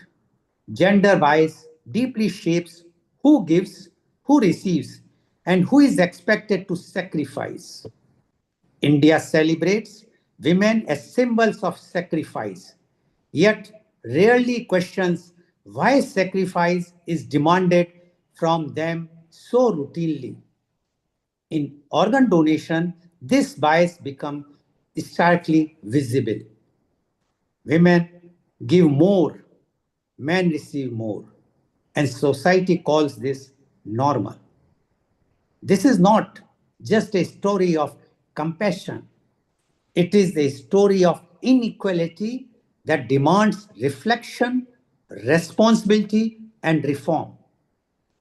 The uncomfortable reality: women give, men receive. Data and hostile experience across India reveal a troubling pattern. Women from the majority of living organ donors, especially kidneys. Men from the majority of organ recipients. Mothers donate to sons. Wives donate to husbands. Sisters donate to brothers. The reverse, sons to mothers, husbands to wives, remains far less common. Why? Because Indian society has conditioned women to believe that their bodies are negotiable, their health secondary, and their sacrifice obligatory. A man's illness is treated as a family crisis. A woman's illness is often treated as an inconvenience. When a man falls sick, families mobilize. When a woman falls sick, families hesitate. This is not biology. This is patriarchy disguised as duty. Silent pressure, choice without freedom. On paper, every living donor signs a consent form. In reality, many women sign under emotional pressure, moral coercion, and social expectation. They are rarely asked, who will care for you if complications arise? What if your own health suffers later? What if you need that organ yourself one day? Instead, they are told, you are the mother, you are the wife. This is your responsibility. Refusing donation often carries consequences, emotional blackmail, social stigma, even lifelong guilt. A woman who donates is praised briefly. A woman who refuses is remembered forever. This is not empowerment. This is a normalized exploitation of female altruism. When women need organs, where is society then? Here lies the cruel irony. When women themselves need transplants, they are less likely to be prioritized. They are less likely to receive family consent. They are more likely to be told to adjust, manage, or pray. A daughter in law needing a kidney may wait endlessly while the family debates costs. A mother needing a transplant may be told at this age, what is the point? Women's lives are quietly ranked as less urgent. If donation is truly about humanity, why does compassion shrink when the recipient is female? Grief and gender, even in death, inequality continues. Gender bias does not end with life, it follows women into death. Families are often more willing to donate organs of a daughter, a wife, a young woman than of a son, a male heir, a family patriarch. A woman's body is seen as more expendable even in death. We must ask ourselves, would these decisions be the same if gender roles were reversed? Women who resist questions and lead, yet changes begins where silence breaks. Women today are not only donors, they are questioners, reformers, and leaders. Women doctors challenge families that pressure female donors. Counselors insist on genuine, pressure free consent. Mothers who donate after loss speak openly about gender injustice. Young women demand equal access to transplants, not just expectation of sacrifice. They are redefining donation not as an obligation but as informed, voluntary, and equal. A direct message to society: let us be clear and honest. Do not glorify women's sacrifice unless you are ready to protect women's health. Do not celebrate donation while ignoring the unequal burden. Do not preach family values only when women are expected to give. If society expects women to donate, families must support women donors lifelong. Policies must actively prevent coercion. Awareness campaigns must confront gender bias, not hide behind emotion. Equality is not achieved by praising women for giving more. Equality is achieved when women are not expected to give more than men. The real call to action before asking women to donate, ask yourself, would I make the same request to a man? Would I support her equally if she were the patient? Would I respect her decision if she said no? True progress in organ donation will come not only from more registrations, but from fairness, dignity, and gender justice. And to conclude this, I would like to say compassion without equality is not compassion. Indian women have inspired the gift of life for decades, often silently, often. Sorry, I think I lost, but no, I am still there. Often silently, often invisibly, often at personal cost. Their generosity has saved families, built futures, and sustained hope. But a society that takes women's sacrifice for granted does not deserve their silence anymore. It is time we move from celebrating women's sacrifice to correct the system that demands it disproportionately. Only then will organ donation truly reflect humanity at its best. एक फासला सिर्फ दान का नहीं, एक फैसला सिर्फ दान का नहीं, न्याय का भी होना चाहिए. One decision should not be just about donation, but about justice. Thank you very much for listening so patiently about my bit hard talk on today's topic. Now, it is time to introduce my panelists who are all women and who have done something more than anyone else. And I would like to invite my first panelist guest, and she is Rotarian Dr. Brinda Shine. Dr. Brinda Shine is a cancer survivor. She is the academic dean at IMS Skillversity Cochin. She is the member of the Rotary Club of Organ Donation International. Welcome, Rotarian Dr. Brinda Shine, on this very, very important topic. And you being yourself a cancer survivor, and you have seen yourself the gender biased, because I know, because you have appeared in many of my earlier programs. We would like to know from you yourself, your own experience about inspiring and promoting and giving motivations to others, or what is your own experience? Rotarian Dr. Binda Shine, please. Thank you, sir. Thank you so much for the opportunity. So, when we talk about women, yes, I've had my battles. I've had around 8 surgeries, which was related to cancer. Overall, I've had 12 surgeries in my life, come across many things as a woman. But then, when people look at it, I still work at workplace or in the family, inside the family. People generally think women is very strong.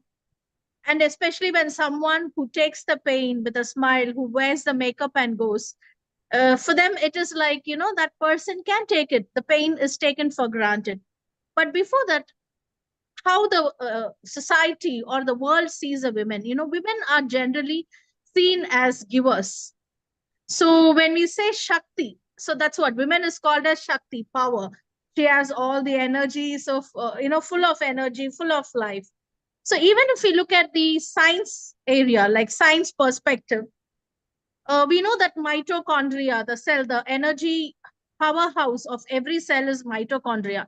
So that mitochondria a child gets is from the mother and not from the father. So it starts from there. So women are givers, be it mitochondria or the energy that goes to the baby. So that's why ancestors call them Shakti. So they give. And again, uh, during a labor, during giving birth, a pregnancy is something where the woman goes through different phases of life. She has her mood swings, she has her pain, but once she gives the birth, when she looks at the baby's face, whatever pain she has endured, be it for months or days or hours, there's only smile. No mother will feel, anger or vengeance or something against the baby. She'll only see the baby with love. So again, it is love. So after a delivery, the mom, she's not supposed to take rest. She doesn't get time to take rest. Even again, there it is like that it is the responsibility of a woman, a mother, to take care of the child. So it is there in every phase of life, not only in organ donation. Everywhere women are seen as, we are treated as gods, so that we are only there for giving. So same thing is carry forward when it comes to organ donation. That's why when we look at the statistics, 80% of women are donors and 80% of men are receivers. Only 20% of men donate organs. When I just went through the statistics in India, it is very obvious, because when I work in an office where there are around like 200 team members. So there itself, when I spoke to them about the organ donation, that we should, it is something that we have to do for the society, where once we go, either soil or the fire takes our body and our organ goes waste. So when I said this, only many of the girls, the women, they raised their hands. And it was so sad to see not even one man had raised, was willing to donate. So that's how the society is. So women are, prone to giving. That's how it is seen. So having said that, yes, donation is happening. As Lal Goel sir said, they are sometimes forced, they are sometimes glorified.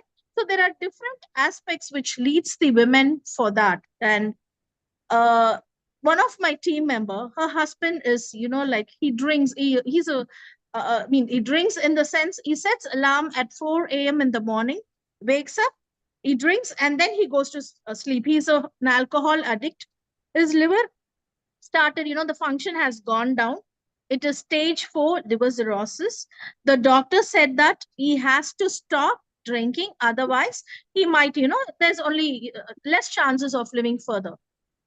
Immediately what that person asked the doctor was, doctor, can my wife do the transplant? Can I go for a transplantation? My wife will do it for me. Even without asking the consent of his wife, even without, knowing what it is for her, for his, it was his mistake, his bad habit that his liver is, slowly dying, where he is now asking his wife. So this girl, she said, she was also shocked because the moment he was diagnosed, the second thing at that span of that second, what it came to his mind is, it's fine, even my wife will donate and I can still survive. So this is how it is. I don't know if it is the society or it is something there which is not functioning, that there is no humane in them. So she said that it is and then when they came back, she said that it is difficult for her and why she should donate. We also told her, she works in our team, why should she sacrifice for something that someone has done? She has not listened to them, and he takes whatnot, all sorts of bad habits he has, and why she should suffer for it? And this girl is being uh traumatized, she is being tortured every day because she is not willing to donate or willing to help him on this thing. He has still not stopped drinking. He's been diagnosed. It's been almost 3 months now, and the torture that she is facing from her husband, from her mother-in-law, and from the whole family is such that she is not an ideal wife, because she is not supporting her husband. It is gone to that level of extent that they say that she is waiting for him to die, that she can have her own life. So it's kind of an emotional blackmail. And if this continues for a few more months, I'm very sure this girl is going to agree to donate, because either she has to donate it or she has to divorce him or walk away from his life, which there's a slim chance of doing it. So this is how every woman. So when I look at it personally, if this is the conditions, maybe this is the reason. There could be, whenever someone is in need of in a family, it is always a woman who is coming up front. So that could also be one of the reason, because and women as such, emotionally they are glorified, and for few days she'll be seen as a god, the shakti in the family. So that could also be one of the reasons. So it is high time, I feel that as a mother, now we cannot go and do a big change in the society, but every woman who knows this, who does this, should educate the men in the family. So I would say, as a responsible mother, what I can do is I can educate my son, I can educate children who I am associated with men, and that is the only thing every woman could do in change in a man. And thankfully the generation that is coming up is more understanding, I would say, because when I compare the generation, the boys, like where I work, there are around 3,000 students, and when I see the tendency, the mindset of boys is definitely changing when compared to the previous generation. Or when I look at my house, even my own son, there is a shift, a big shift is happening, where lots of things which the men wouldn't share, the boys wouldn't share, or was considered as taboo, they are taking up and coming up. So this also, I think, greater awareness is required, education is required, because I believe it has to come, how many of them are losing life because of this, what would be the value of it. So I think creating a much bigger awareness in micro level from every small place would educate, or would correspond, would give more, people, it'll recommend people or encourage them to donate more. So that would be the only thing. Other than that, it will take a long time for women to realize, or we even if I am given I am put in that situation, when someone is looking for an organ, definitely I would donate, because my emotional quotient will work first. So that is something that we do. So maybe that should be passed on as a mother to the future generation also. Thank you, sir. Thank you very much, Rotarian Brinda Shine, for giving your views. Again, I will say strong views. As you rightly said that you have done for your, even for cancer or as a survivor, it's a big thing and people are giving you as a Shakti, you have that much thing, but you know how much you suffered. So one side of a woman is for to inspire, to motivate others, but the other side we have to think whether behind this inspiration and motivation, what is the pain and agony they are suffering, which is really, if we will start thinking, then only the society will change. Thank you very much, Rotarian Binda Shine. Definitely, please stay. If required, we will be asking questions to you. Now, I would like to introduce my next panelist guest, and she is Rotarian Regina Panikar Gupta. Rotarian Regina Panikar Gupta is the kidney donor herself.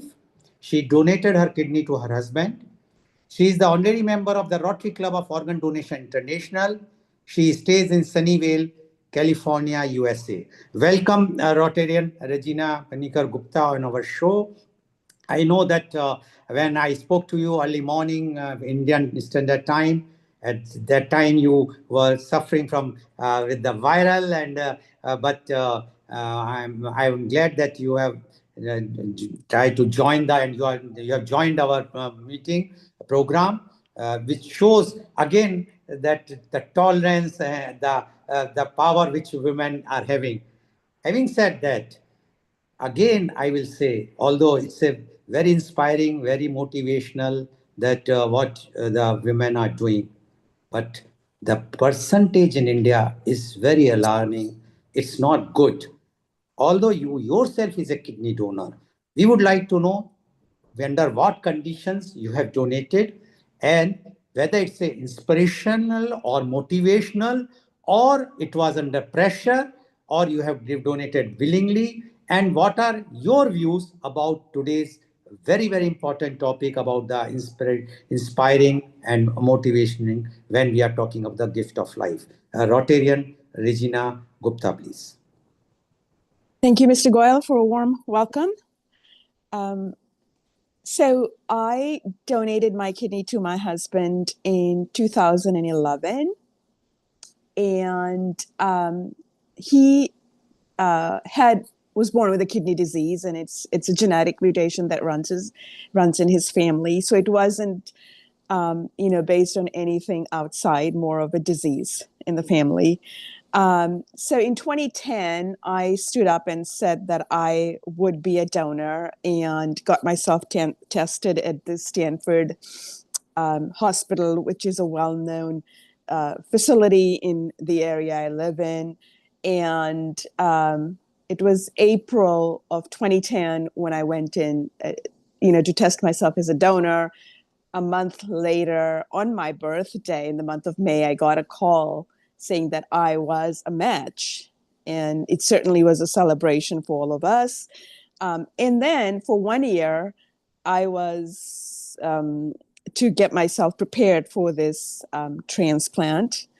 I had to stay in shape, eat healthy, and be fit to make sure that I was, a good fit. And in terms of just getting out of the surgery, I'd still do well. So I have to say that I had a village of people around me that supported me for 1 year to get strong, to get healthy. And along this journey, of course, my dad, my family stood by me. I had my mother-in-law who was here living with me at the time. And of course, the amount of friends that gave in to support me, my colleagues at work, and my wonderful friends that would wake up with me at 4:30 in the morning and go walking with me. We would do different exercises, eat healthy, supported me for about 1.5 years to get me to that journey of donation.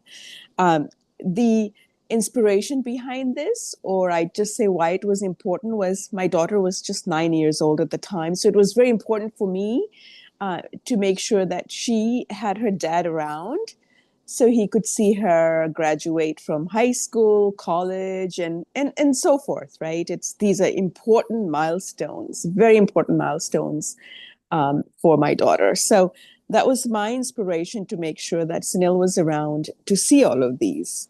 And the surgery happened on September 7th of 2011. It was a Wednesday morning when the surgery happened. 2 days later, I was out of the hospital, walking, and then 9 days later, I was back at work.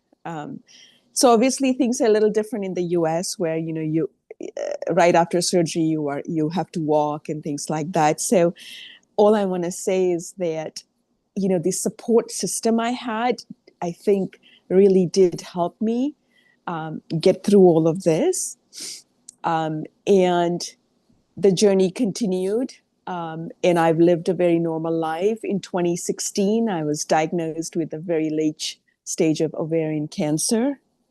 I fought that. I had many other organs missing from that surgery. I had an aggressive form of chemo. Doctors saved my kidney. They did different types of treatments in order to save the one kidney I had. And I finished my treatment. I'm out of danger. And I have lived a very normal life despite the challenges I ran into. I continued to live a very active life in terms of taking care of myself, eating right.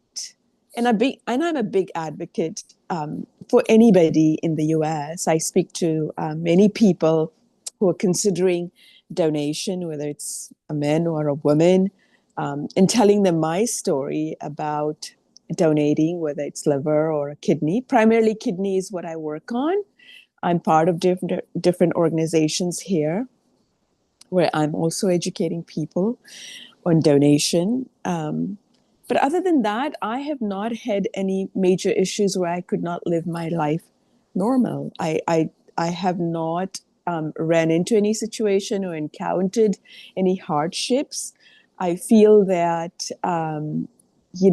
if we just take care of ourselves, and living on one kidney has not stopped anything abnormal for me.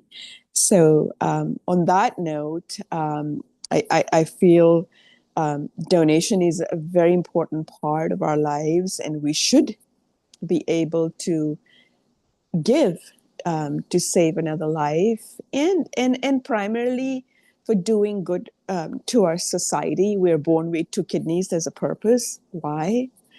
We have two kidneys, and I'm a living example of that. And so my encouragement to everybody is that we should make everybody aware of this. Thank you, Mr. Goyal. Thank you very much, Rotarian Regina Gupta. Before you go, I just ask one question to you. Why the family of your husband, no one has come forward to donate? Why you only?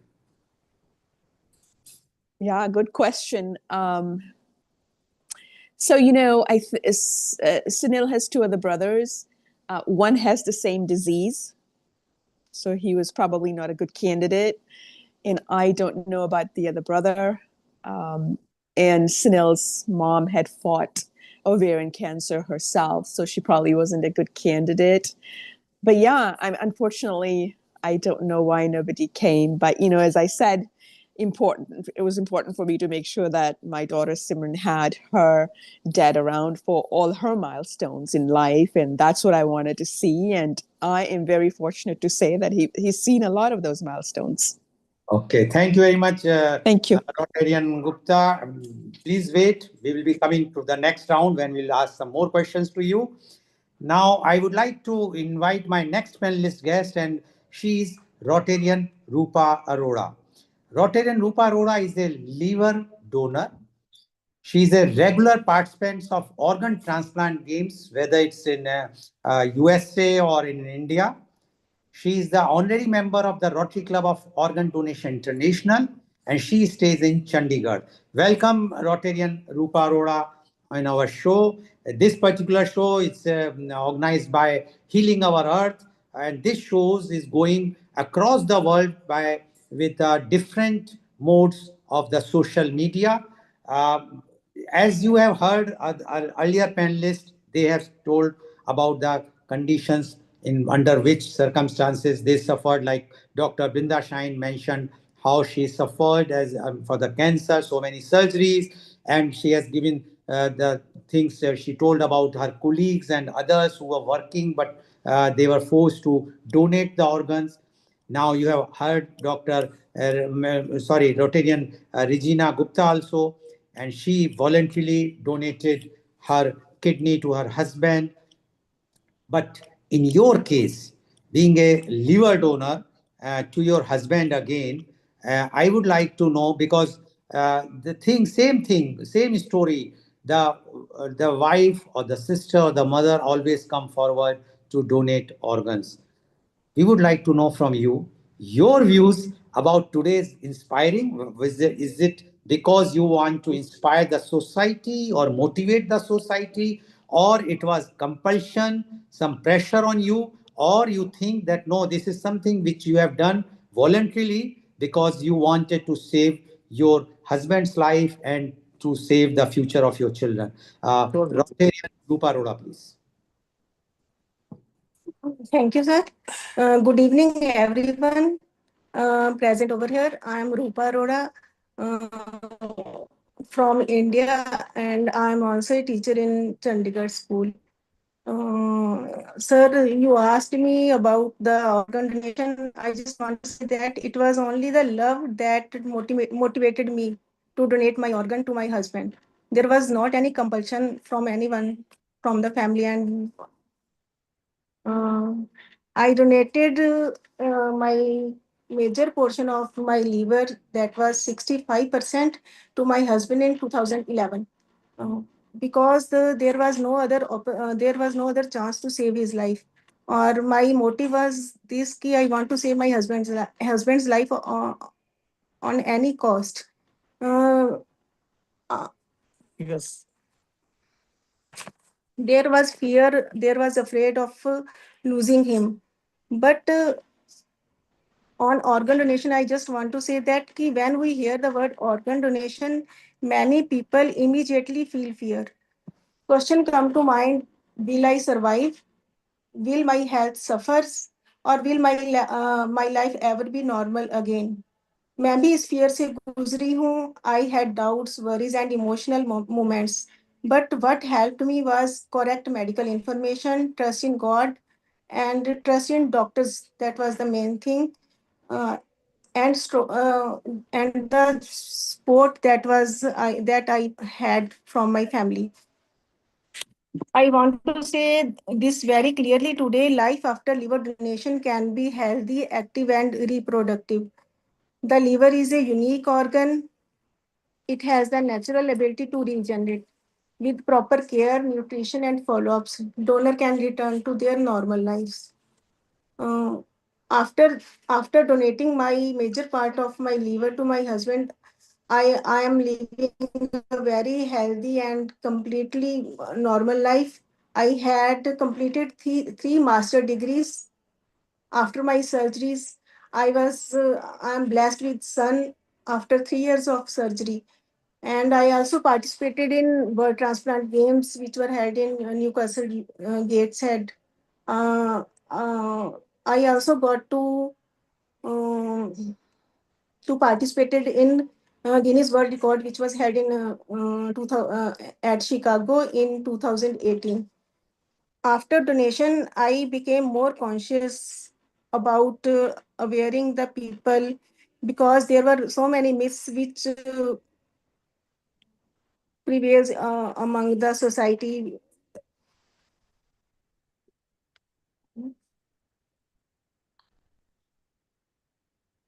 Because in India or across the world, many patients die awaiting for organs, not because treatment is not available, but because awareness is lacking. We need to talk openly, break myths, and normalize conversation around organ donation within our families. And I stand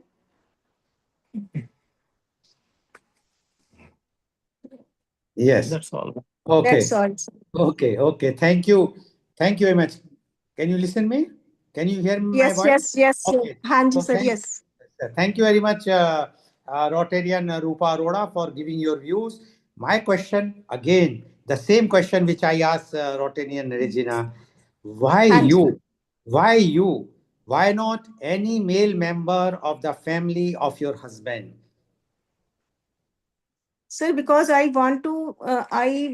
willingly I want to donate myself. I want to save my life, and and it was the reason was love that motivate me to donate my part But that to my love is husband. also, love might be also there in the husband's family also, the brothers or the father, or whosoever is very close, means the brother or father. Why only you? This is the Sir, thing, because they were willing also, but क्योंकि मुझे था कि अगर मेरे मेरे सारे test अगर इनके साथ मैच करते हैं, मेन थिंग थी कि हमारा जो था ब्लड ग्रुप सेम था, तो मुझे पूरा 100% फेथ था, मैं पॉजिटिव माइंड होकर सोच रही थी, तो विलिंग तो परिवार में से और भी लोग आगे आए, बट आई वाज विलिंग कि पहले मैं अपने आप को okay, thank try you very much, करूं. Rotarian Rupa Arora, for inspiring and motivational to the others, to everyone, into the society. And I know you are involved, and your husband also is sitting next to you. If he can Yes, also come yes. on camera, please, Mr. PK Ratan, you can also show your face, and I can see your smile. And I know that this smile is because of your wife, because she has given you the new life.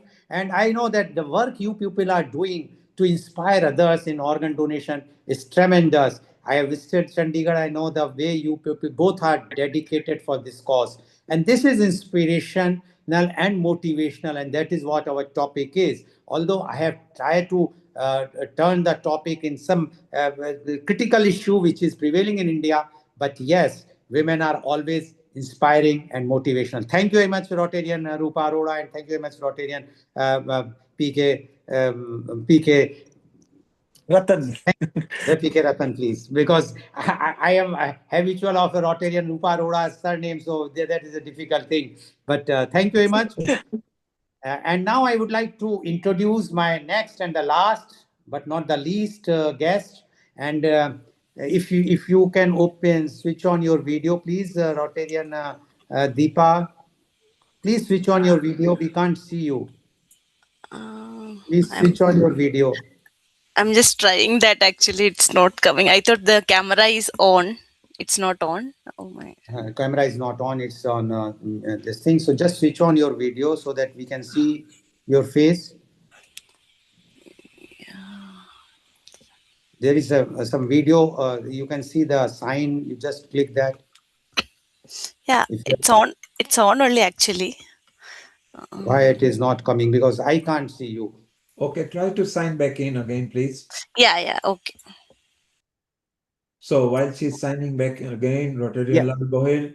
As you Yes. said, you were very keen to realize, because up there in India, it is the women who takes the burden of finding the organ donations, and very heavily, I believe from what you said, percentage-wise, maybe 80% is women and only 20% male. Is that right? Yes. And And the unfortunate part is, fine, they are ready to give, very good. But what about when they require? They are not getting. That is the main problem. See, giving is a very good thing. You must give. You are inspiring. You are love to your husband or brother or father or son. That is good. But when you require, when a woman require in India, men are not coming forward. And that is painful. That is and not correct. That should yes, not be done. and as Brinda said, that ultimately then maybe they are forced to do it. Initially, maybe they don't want to. Sometimes they are coerced, psychologically pressured. And I think this is a burden to society to expect women to just constantly be automatically told that they should do that. So, whilst they're inspirational and motivational, and of course, women generally, because they've got this power of motherhood, they love giving. So it's quite important that we redress the balance. Deepa is back. Deepa, if you landscape your video first, and the video is on now, beautiful. And let's add you, if yes, and if you just turn the camera so it's a correct landscape. You are on a landscape, but you are lopsided. Just turn your camera. If No, you it's have the portrait, yeah, and now flip it. Now flip your camera. So if you see at the top, I think you seem to be on a mobile. yeah. Now it's perfect. Don't perfect. touch it.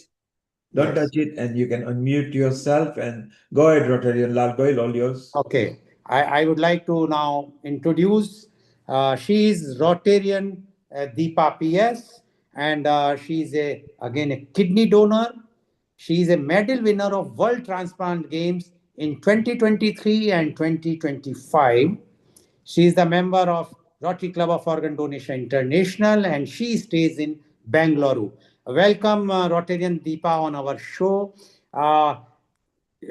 Again, you have heard what our three earlier panelists, right from Dr. Brinda Shine, then Rotarian Regina, and then Rotarian Rupa Arora, they have mentioned about the inspiration or the motivational. Although our earlier panelists, except Dr. Brinda Shine, who has given the reality because she's a cancer survivor herself, and she has seen the how the society is pressurizing her colleagues or the workers to get the organ donated.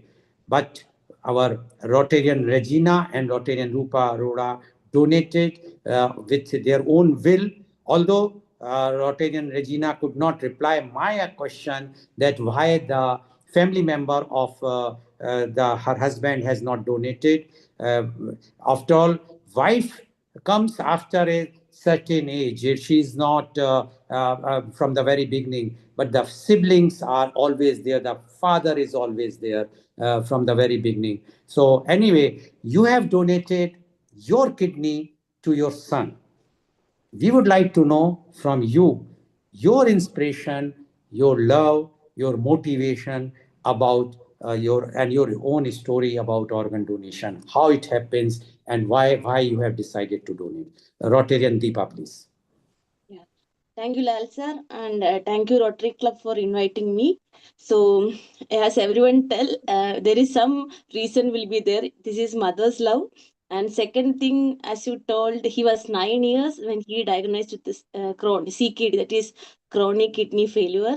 And we also in newspaper we heard about organ donation or organ failure, because in our family or anybody, my husband family, nobody have any issue, everybody is healthy living. So suddenly when we come to know about organ failure, it is very difficult to accept actually. So we don't know what to do. Actually we are he's having younger brother also, that at that time he was around 3 years.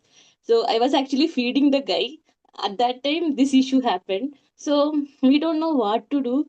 Then it is purely a mother love only I have donated, because as you said, why husband has not donated, because he's already diabetic when he was 30 years, and all my parents and his parents are 60, 65 plus, and they cannot donate any organ as per our medical thing. And in Indian medical thing, only the family members only can donate. No, because our doctor, because since he's a kid and he needs donation from his own family, so that all matters to go for organ donation from my side. Okay. Yes, please go ahead. So, why you have, and today's topic is inspiring and promotion, motivation. Now, you said that your husband diabetic, but diabetes doesn't mean that you cannot donate. If the diabetes has affected his kidney, then only.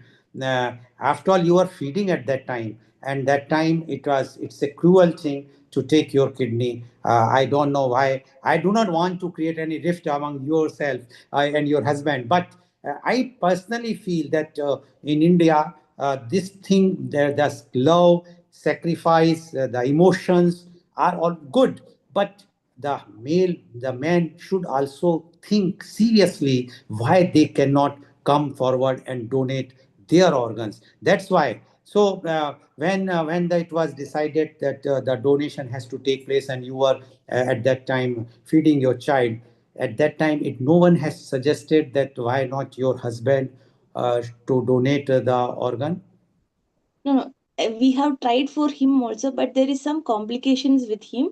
Second thing, why decided with CKD, and he was going through dialysis for 4 to 5 months. You know, as a kid, if he going through dialysis, it is very difficult to, for people itself, it is very difficult. So kids, for me also not able to manage.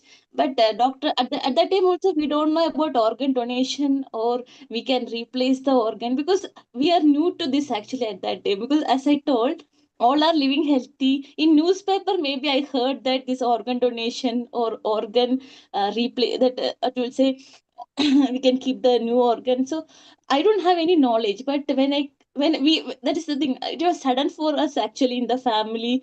Sometimes something suddenly came to your house, we don't know what to do. But and the kid is also suffering very badly. But our husband also tried for him. Some type, not mismatch, some type of complication was there. For me, luckily I was healthy, and second kid was also very adjustable. And still now he will tell me actually, if anything happen further, I will be there, I will be step forward. He's also a son actually, but he started coming up and saying, I will do further, Amma, don't worry.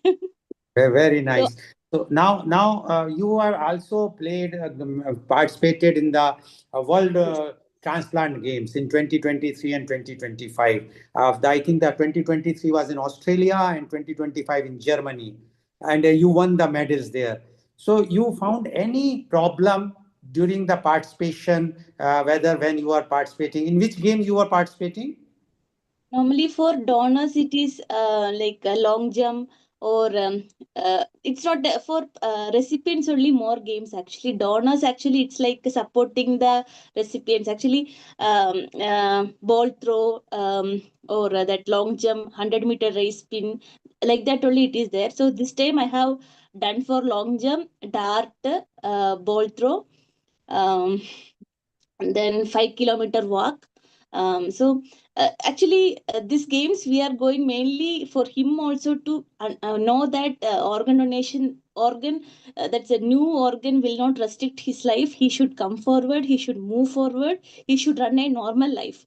That is actually more than a donor. As a we are living for him actually. He has to know that he should run a normal life. He's not a patient, he's a normal human being. So we are also motivated by him. And I'm not feeling as a donor, and he's not feeling as a kidney recipient. He's running a normal life. So because in India, as you tell, awareness is very low. We have to move more steps, because as I told, when something happened to our own family, we are coming to know that this issue is there, this organ can be replaced, or organ can be transplanted.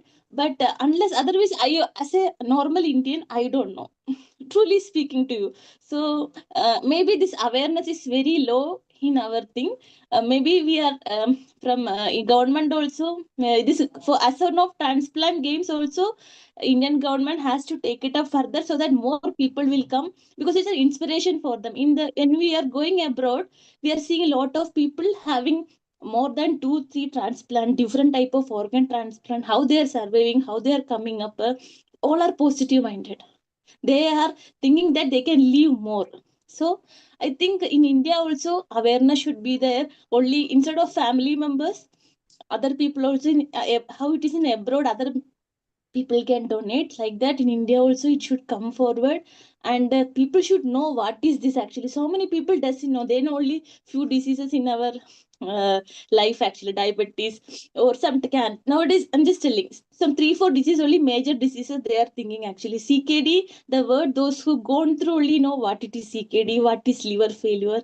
People heard actually these this some major diseases. But when they go through, they know. But I'm telling, there are so many diseases, and there is also so many overcome we can do actually. So I will say awareness is very very important in India. And this bias or gender bias, actually everybody has to come forward, more than family members also in Indian government. Okay. Dr. Deepa, when you have donated your kidney, in which year? 2009.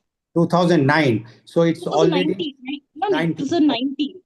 He 6 years. born in 2009. When he was, 2019 we done it. It's 6 19. years. So 6, 7 years. So now your son is about 16 years old. Yes, yes. Okay, very good. So you are inspirational and motivational to your son and to others, because you what you are doing is, and you are creating the awareness to whomsoever you are talking. And now, being the member of Rotary Club of Organ Donation International, you participate in the meetings, you will see, and whenever there is a program, because we feel that the women who have inspired the others, although you have donated out of love and affection, which is required, which is the quality of an Indian woman, I must say, because you always come forward. I have seen in other countries, they also come forward. Their percentage is also more than the men, but not that much that they are not receiving. Here the problem is the recipients are very less, and that troubles us. After all, you are also a human being, a very, very important human being. Rather, I can say you are superhuman than us, but that is again a glorifying, which we don't want to glorify you. We must say that you are also a normal human being like a man. The women are equal to men, and they must have the same thing what a man is enjoying. So thank you very much, Rotarian Deepa. Please stay. We will have some questions. If others can also join, if I have time, I can further put questions to everyone. Uh, or the time is over, so I can leave. Or if anyone else wants to ask any question to any of our panelists, they can ask and question. Thank you, Rotarian Lal Goyal. Wonderful. So as you can see, women who carry the burden of society also carry the burden in organ donation. They are the best inspiration and motivation. Maybe in India, the statistics are so lopsided, as we discussed before. Maybe only the fifth of the donations are done by male, and 4/5, which is nearly 80%, are by women. Deepa is an example here. She expressed in her way earlier. Rupa from Chandigarh, she even discussed, she loved it because she was saving husband, who was over there. And then Deepa has got a comment. Rupa has got a comment. Rupa, unmute yourself and make your comment, please. Yes. Sir, it is not always true कि ladies ही आगे आती हैं. I know 2 cases from my school where man comes to save someone's life. There is a teacher in my school. She is on dialysis from last 3 years, and now her husband came forward to save her. Or one another case where my friend's brother was suffering from kidney disease, and her father donated him kidney 2-3 years back. Now both are leading a happy and normal life. Yes, Rotarian Rupa Agroda, you are right. But you see the situation today. The other day, there was a transplant game in Mumbai, and I happened to meet a few of the athletes, about 25 athletes, and I asked the same question: who has donated organ to you? And out of 25, only one received from a male. Rest all 24 received from women. Now, I know the condition, statistics are there, but the situation we have to change, and this can be changed only when you people are also, when you are talking to the society, whenever you are creating the awareness about organ donation, you must come forward.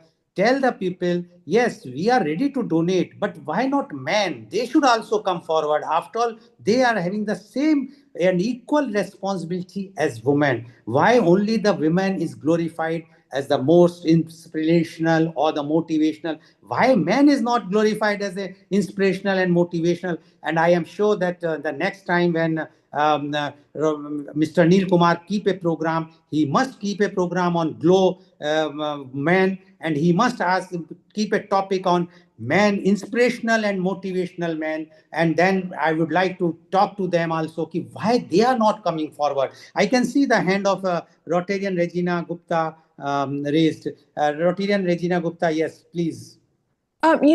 This is interesting. It just brought me back to something I remembered. So during my kidney transplant, I belonged to a dancing group where I would go and learn Indian folk dancing and things like that. So when I made my announcement that I was not going to come for a couple of weeks since I was, getting ready to donate my kidney to my husband, and it was a women's group, and I was born in the Fiji Islands, and culturally it's very different than India. I'm fifth generation Indian, as I consider myself. So my great-grandparents went from India to Fiji. So the culture for us is a little different than what it is in India.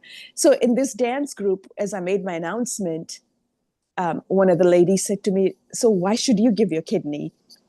And needless to say, I had to run out.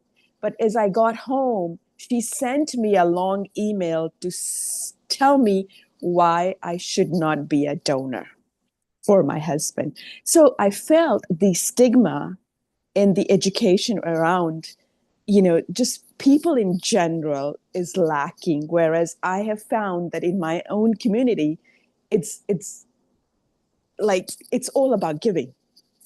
Obviously, it's a small nation. So, and, when I brought this up to my dad, who was living at the time, he said, "You must," without asking me why not, what will happen to you. He stood by me saying, "Oh, you must," along with all of my aunts and uncles. Everybody stood by saying, "Oh, you must support this," right? So the whole society behind me was very giving and ready to support me in whatever way. So I felt that, so when you have all of this support around you, the question of why me doesn't exist anymore. But yes, I can, right? So I've learned that why me should be put out, but I can. So it makes things so much easier in terms of giving and loving and how I can contribute to the society. So that's what I wanted to say. Thank you very much. I think in the last, because now my time is going to be up, one sentence or one comment from all of you is starting from Rotarian Dr. Bindra Shine. Just a small comment on today's program. I would say the sacrifice, everything is good, but one thing is very important in life, which is self-love. So that is more important than all the glorification. Okay, thank you very much. Rotarian Regina Gupta, if you are there, can you give summarized thing, your message to the society? Giving and, being part of everybody's lives. We all should be treated the same. Okay, thank you very much. Rotarian Rupa Arora? No, she's not there. Okay. Then Rotarian Deepa? Be positive and enjoy each day. Life is too short. Okay, thank you very much.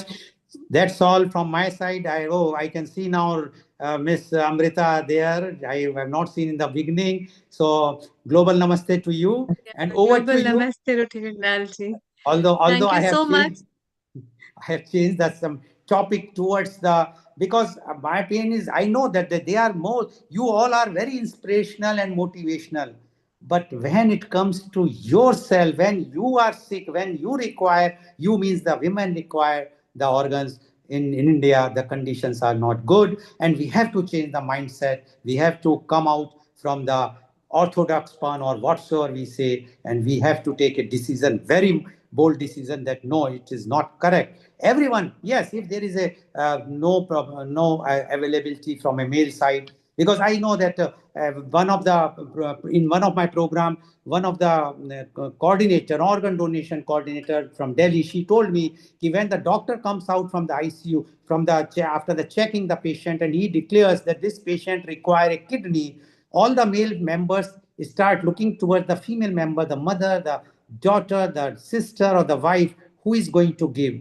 They are not seeing themselves. Now, this mindset has to be changed. So thank you very much, and Thank global you. namaste to you all. Thank Thank you you, very much. Rotarian Lal Goyal. Thank you, Deepa. Thank you, Rupa. Thank you, Brinda. Thank you, Regina. Stay around as long as you like, because we are now going to go to Italy, UK, and other countries over here, and we can chit chat. And thank you all the way from India, all the Rotarians. Let's move to our senior anchor over here, Dr. Amrita Sharma. Global Namaste, Dr. Amrita Sharma. Global Namaste, and thank you so much. Hi, Alexandra, and hello, Sarah ji, and hello, everyone. So let's move on to the next round, where we have got Ritu, Sarah, Dr. Ghazala, Veena, and all the other people. Meanwhile, I think Anjali has walked in, so let's let's give a quick welcome to her. Anjali, how are you? Anjali is Hi, Anjali. Global Namaste. Global Namaste, Global everyone. Hi. Namaste, Kailash ji. Global Namaste, Kailash. So Global namaste to all. let's go, and Alexandra is still here. So what we do over the next few minutes, let's bring in a couple of contributors, and then we'll break again into open session. So Amrita, over to you and Sarah. Yeah, thank you. Global Namaste, Sarah. Hi. Hi, you look cute with the self-care things. Oh.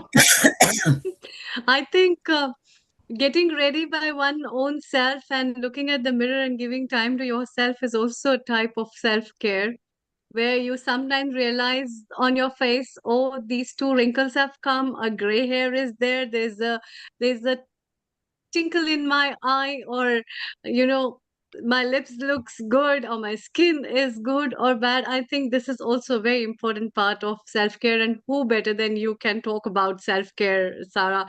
You have been running the art of winning the hearts of people as well as the women all over, and being doing so much in terms of empowering women and talking and guiding them and bringing so many guests every week, so many times from your end. So, what have you lined up today and your message for today? Thank you. Oh, thank you.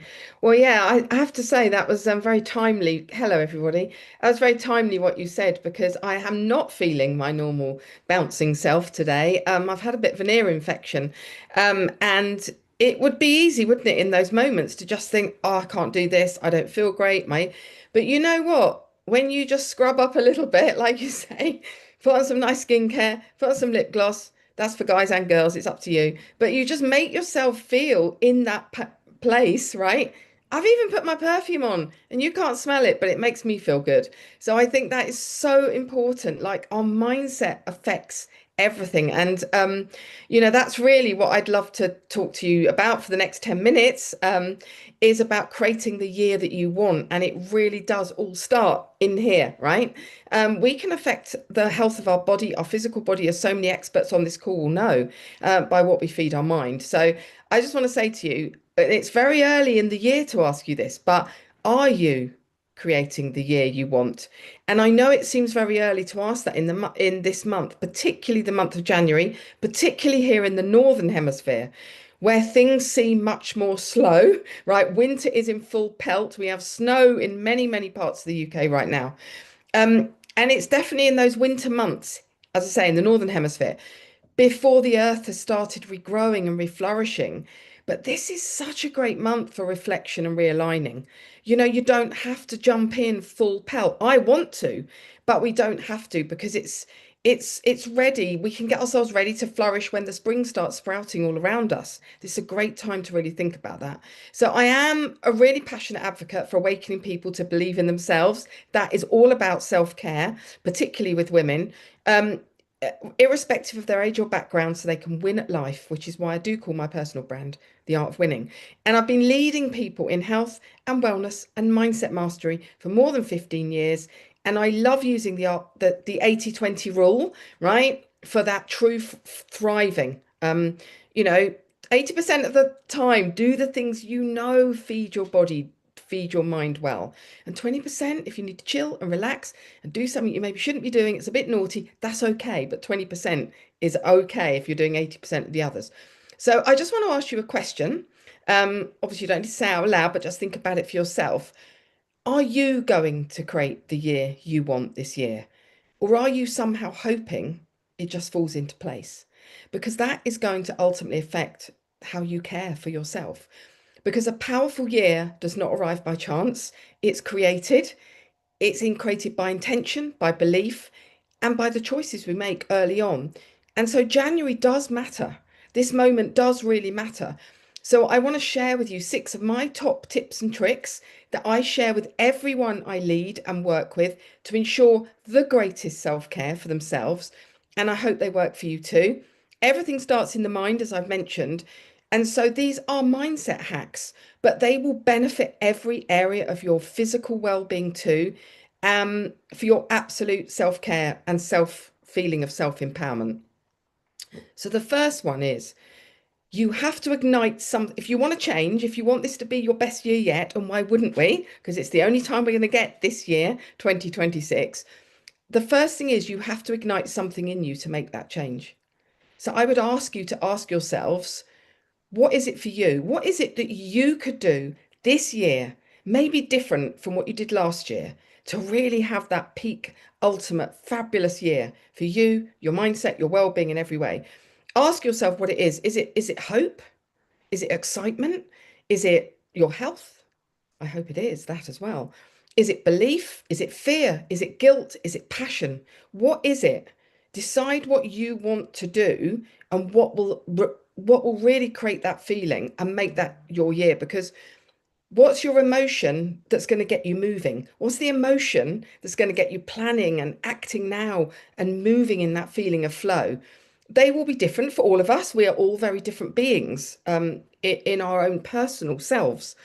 And they will be different for all of us. But ask yourself and discover what moves you to want to do more, have more, take more action, serve more, make a change, whatever it is. So put some focus and true intention into that. And intention is my word for 2026. I like having a word. Maybe you can choose one too. But keep it really focused so that you know, what is my intention? Where is it I'm going to be going? And what am I going to do to ignite some change in me? So that's the first thing. The second thing, which seems strange, is number 2 is it's not actually about us.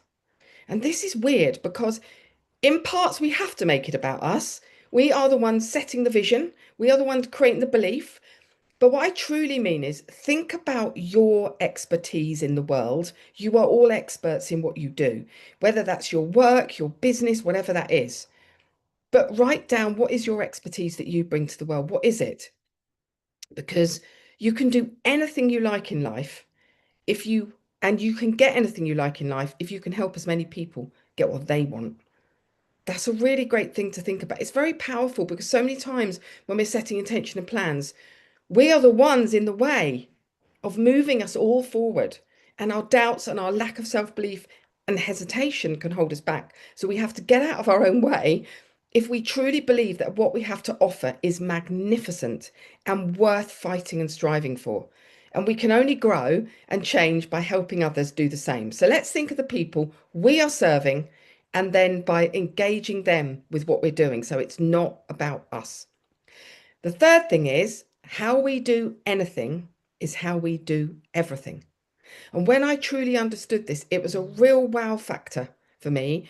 So to create the year you truly want with amazing self-care and feeling the best you can, let's make sure we are aligned in all areas of our life, because we are the sum total of all of those parts in our health, in our personal life.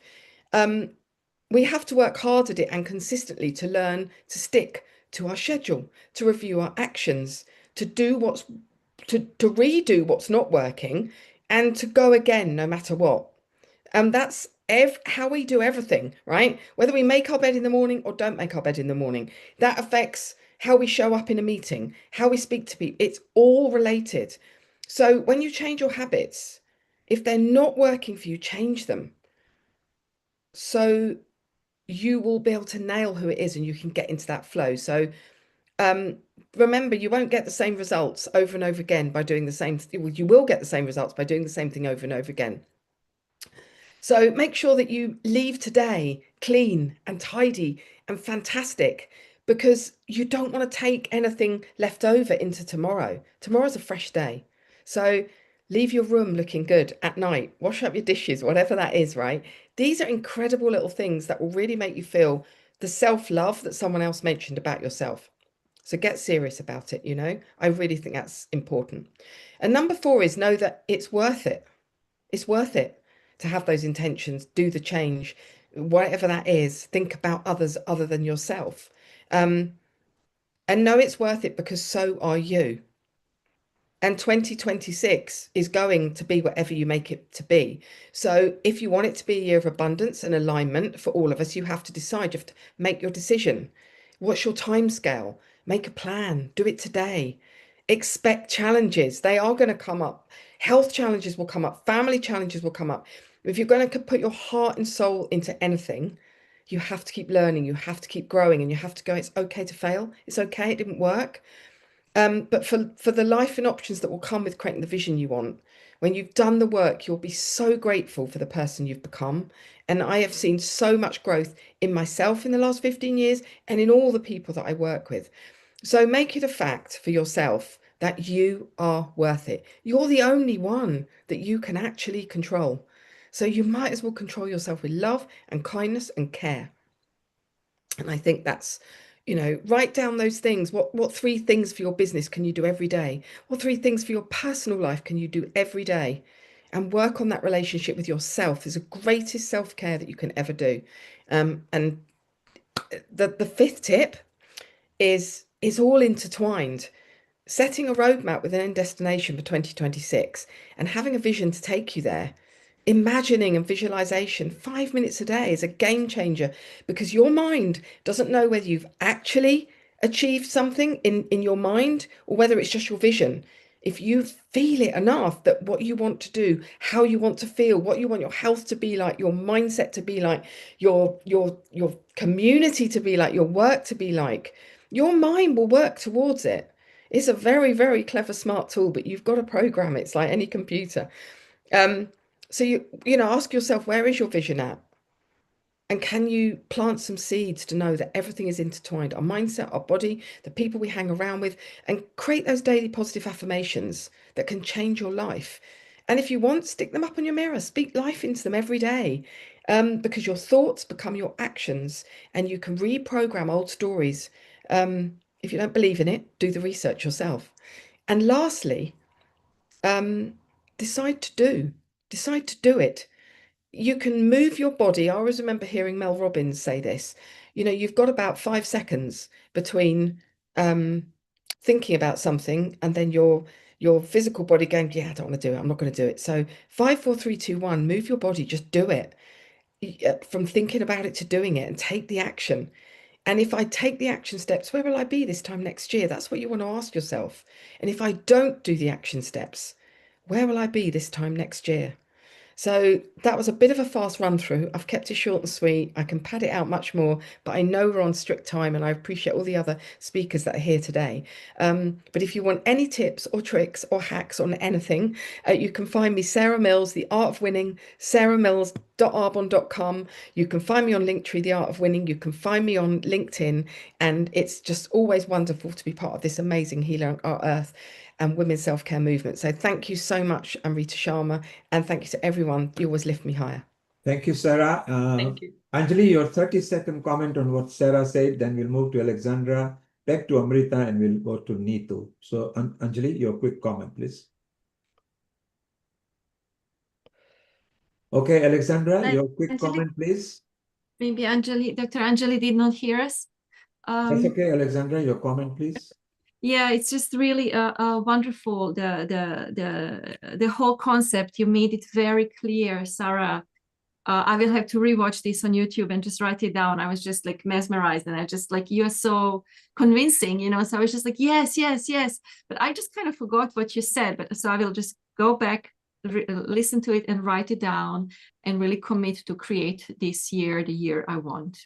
Thank you. You're welcome. And Anjali, can you hear us? Yeah. Yeah, your comment, Thank you, please. G. Good evening. Your quick comment, please. Yeah. Okay, Anjali is having a Anjali, your comment.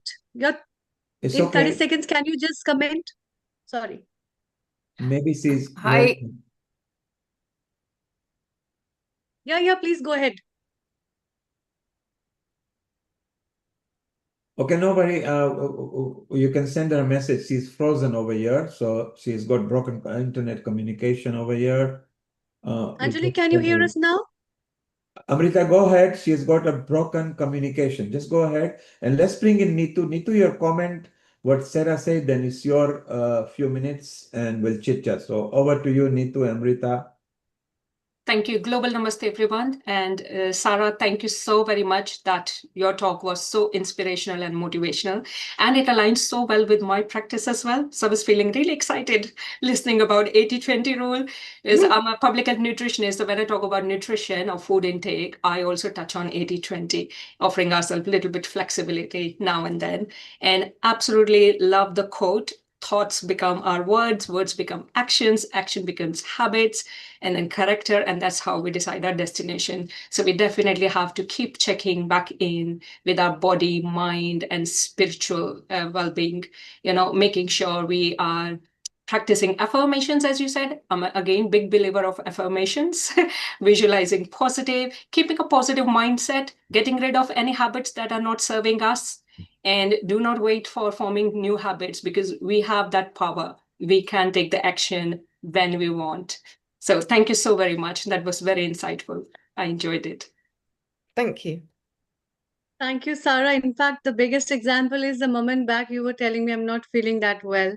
I'm having ear pain. And now look at you, how glowingly and how marvelously you have just risen up by the words that you have been putting forward to everyone. And I think this is what is required. We easily give up hearts, actually, and it's very important to rise and talk to yourself and be what you are, and to remind yourself who you are from time to time.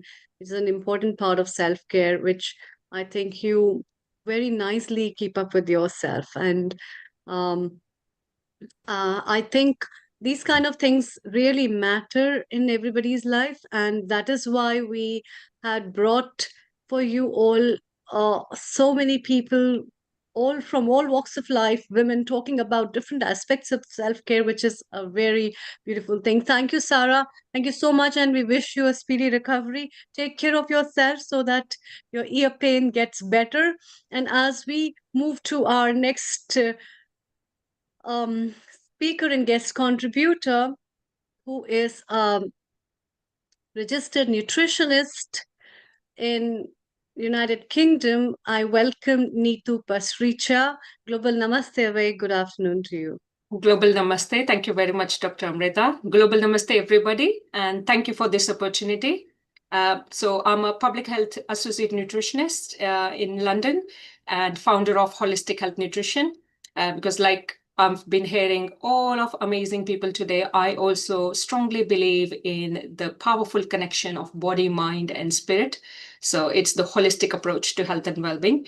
Today, I am going to talk about nutrition as self-care. So when it comes to self-care for women, we mostly hear about, having a warm bath, candles, aromatherapy, massages, quiet moment for themselves, which are all amazing, really powerful self-care techniques and very much scientific evidence-based. But I'm just going to focus a little bit today on nutrition as self-care. So nutrition or food is not just for energy, growth, development. It's also a very strong, powerful mode of self-care. So it goes really deeper. So the message is, with self-care techniques, we mostly try and practice them occasionally, but food is something we need every day. So food or nutrition is really part of our life, everyday routine. We eat and we need that to stay alive and for many bodily functions as well. So this practice is what we say consistent self-care. So every day, consistently, we look after ourselves through food and nutrition. And of course, that helps us with our not just physical health, our mental health, our emotional well-being, spiritual well-being. So in general, everything is about nutrition. So nutrition, especially when we talk about women health, women have a lot of influence of hormones. So we have fluctuating hormones every month when we have those days, our menstruational days. We have a lot of fluctuation. It impacts on our mood, our digestive system, our immune system, health and well-being in general. So for us women, it's really, really important to ensure that we are gaining all essential nutrients from our daily routine. And as we all know, as we age, part of aging process, our nutritional needs changes. So nutritional needs does not remain the same since we are children, from infancy to childhood to adolescence. Then women, of course, get into this menstrual cycle, reproductive years, and then, of course, pregnancy, post-pregnancy period, perimenopause, menopause, and beyond. So women actually, through their life cycle, they go through lots of stages of health and well-being. So it's really crucial, it's key, it's important to keep adapting to these stages of our life. Also, like Sarah touched on, seasons.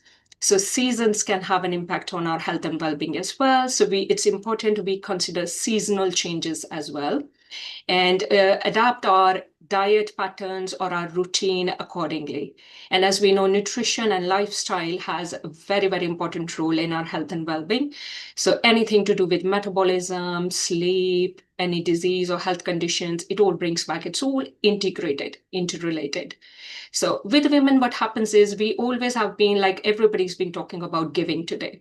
So naturally, we are givers. We are nature's biggest givers. So with that caregiving side of us, that aspect of our life, and busy schedule, looking after everybody else, caring for everybody else, it's very, very easy that we end up neglecting our own health and well-being. We slip our own health and well-being. So what I remind all women is, everybody actually, when we talk about compassion or care, definitely remember to bring that compassion inwards as well, not just outwards. So now and then, take that pause, that moment, the sacred pause, as I call it. Take a break. Just stop in the moment. Just try and be mindful and connect with your body and mind and see what's happening inside my body. Are there any sensations I'm feeling? Is there any area in my body, any particular area, any particular thing that I need to focus more, maybe that's needing my attention? And then, of course, you adapt your life accordingly. So with regards to nutrition or food, general advice is to include more colors, because we know colors, fruits, vegetables, colors of our food, even lentils, we get lots of different colors of lentils, beans, really, really great part of our food system, our health system. Offer us lots of nutrients. Fiber is the greatest one we know about. So including lots of colors, and they're full of antioxidants as well. Like I mentioned before, on my website, which is very simple one-page website, if you keep going all the way down, I have some free downloadable resources. So there's one on health benefits of different colors of food. There's another about plant wheel, all the plant diversity wheel. So diversity, colors, and then of course, balance. So like Sarah very well said, 80-20 rule. So I also believe in that. So I promote 80-20 rule as well. So finding the right balance. Nowadays, we have so much information out there, especially about nutrition and food. It's very easy for us to start getting confused, what to eat, what to not eat. And it can be overwhelming at some time. So again, taking a pause, connecting with our body, help us to find out our own personal needs. Nutrition and food has to be personalized. And when we say personalized, it's also about your own personal preferences. It can be cultural preferences. It can be your own needs because of an existing health conditions, taste, flavors, you enjoy, the food you love. Because we don't have to follow any trends, general trends we hear about. It's about us. It's food and nutrition has to be really personal, something you enjoy. Because satiety or satisfaction is also a really important part of our health and well-being. So 80-20 rule helps us to follow, let's say, healthy, nutritious style of eating 80% time, and 20% maybe offering ourselves a little bit flexibility. Now and then little flexibility to enjoy, let's say, for a piece of cake with family, if there's any celebration in the family, or a piece of donut if you enjoy. So it's not going to do us any harm. So sometimes when we hear about, foods to avoid or limit and all this, what we are trying to say there is, the question I would suggest everybody to ask yourself is, how much and how often are you consuming those foods? Because what we need to think about is, if individuals start depending on certain food which we know are not really nutritious or healthy for our health and well-being too much, or they are trying to cope with their emotions or feelings by having that food, that's where we start seeing, it can be a little bit difficult. It can influence on their health and well-being in not a positive manner. However, if we try to attain that balance, variety, colors in our daily routine, we don't need to worry too much. Now and then we can offer ourselves a little bit flexibility. So that keeps us going. And also the reason is because this is the way which I call a sustainable way of eating. No one of us, we can always stick to healthy, nutritious food all the time. We are human beings at the end of the day. And this food means a lot of different things to us. So it's important to keep that little flexibility and compassion, self-compassion for ourselves, So rather than starting to feel guilty, why did I eat this? I know it's not healthy or not good for my health and well-being. Rather than doing that, just being compassionate. Just maybe try and take a moment and see, okay, I want to eat this, but let me see how much and how I can include it in healthy, balanced diet routine for myself, and take it from there. So it's really important to keep that. And then, of course, prioritizing the nutrients, because as I mentioned, our nutritional needs keep changing as we grow older, and for women, especially because we go through lots of stages in our lives. So again, rather than keeping the mindset of cutting down, limiting, restricting ourselves, or completely, getting rid of our food group, for example, carbohydrates, I hear a lot. White rice, roti, white pasta, white bread, people start to worry a lot. So again, rather than completely getting rid of any food groups, how about if we combine those and we create a nutritious meal? So if we combine them with healthy fats, combine them with proteins, and maybe think about at this stage of my life, what nutrients do I need to prioritize? So for example, if there's a woman who's pregnant, of course, they need to prioritize proteins. Carbohydrates, if somebody is worried, of course, we have complex carbohydrates, which offer us lots of essential nutrients, and fiber, which is really, really important for our health. So rather than cutting down, limiting, resisting any certain foods, if we try and keep it simple, compassionate approach, flexible approach, and take small steps. Because when we talk about habit changing takes time as well. We have lived our life so far, followed certain habits, so we can't expect things to change suddenly overnight. So again, that's where self-compassion comes. So acknowledging what our limitations are to eating nutritious, healthy foods, try and get all the essential food groups, complex carbohydrates, proteins, healthy fats, fibrous, colorful, variety foods, seeds, nuts, all of those, and definitely not forgetting hydration. Really, really important, hydration, to get those essential nutrients circulating. And then combining it all with lots of self-compassion, a little bit flexibility now and then. So thank you very much. Lovely. Thank you so much, Neetu. That's lovely having some food and nutrition with self-compassion and self-love, a bowl full of nutrients with self-compassion and self-love. It sounds so good, in fact, Thank you. And I think most of the women world over require that. The way we say thoda pyar apne liye bhi. Absolutely. So a little bit of a piece of heart, not for others, because we keep giving others. It's for yourself. Absolutely. So a part of your heart just kept for your own self, for your care, and for you to live the way you want to live. That's Absolutely. wonderful. Thank And the you. way we We'll feed be talking more. everybody with so much love, we need to take time for our own meals as well. Feed ourselves with love, with compassion, Exactly. mindfully, enjoy and savor Exactly. those meals. Exactly. And who better than Dr. Ghazala Jabin can talk more about it? She herself is what to say, and she herself has been so much, and she is an empowering woman who has empowered so many lives with her own stories and her life in the way. And let's hear more from her. Thank you so much, Neetu, for joining Global Namaste. A very warm welcome and good afternoon to you, Dr. Ghazala Jabin. It's been really wonderful to have you again for the second episode of ours, and I think that's how the life meets and brings up, where you have been a source and inspiration for so many people around. And it's all yours for next 10 minutes. Thank you so much. Thank you so much, Dr. Amrita Sharma. Thank you so much. And I would say hello, I'd say salam, I'd say global namaste and greetings to each and every one of you around the world that's here today to be empowered. And an amazing program. Now, I've been driving for the last 4 hours. I've been having signal on, off on my journey, but I've tried to not miss a single thing. And Alexandra, you've been hosting the first part really beautifully and interpreting everything for us. And what a wonderful way it was for us to get a meditation from the womb, because that's where we enter into this world, right?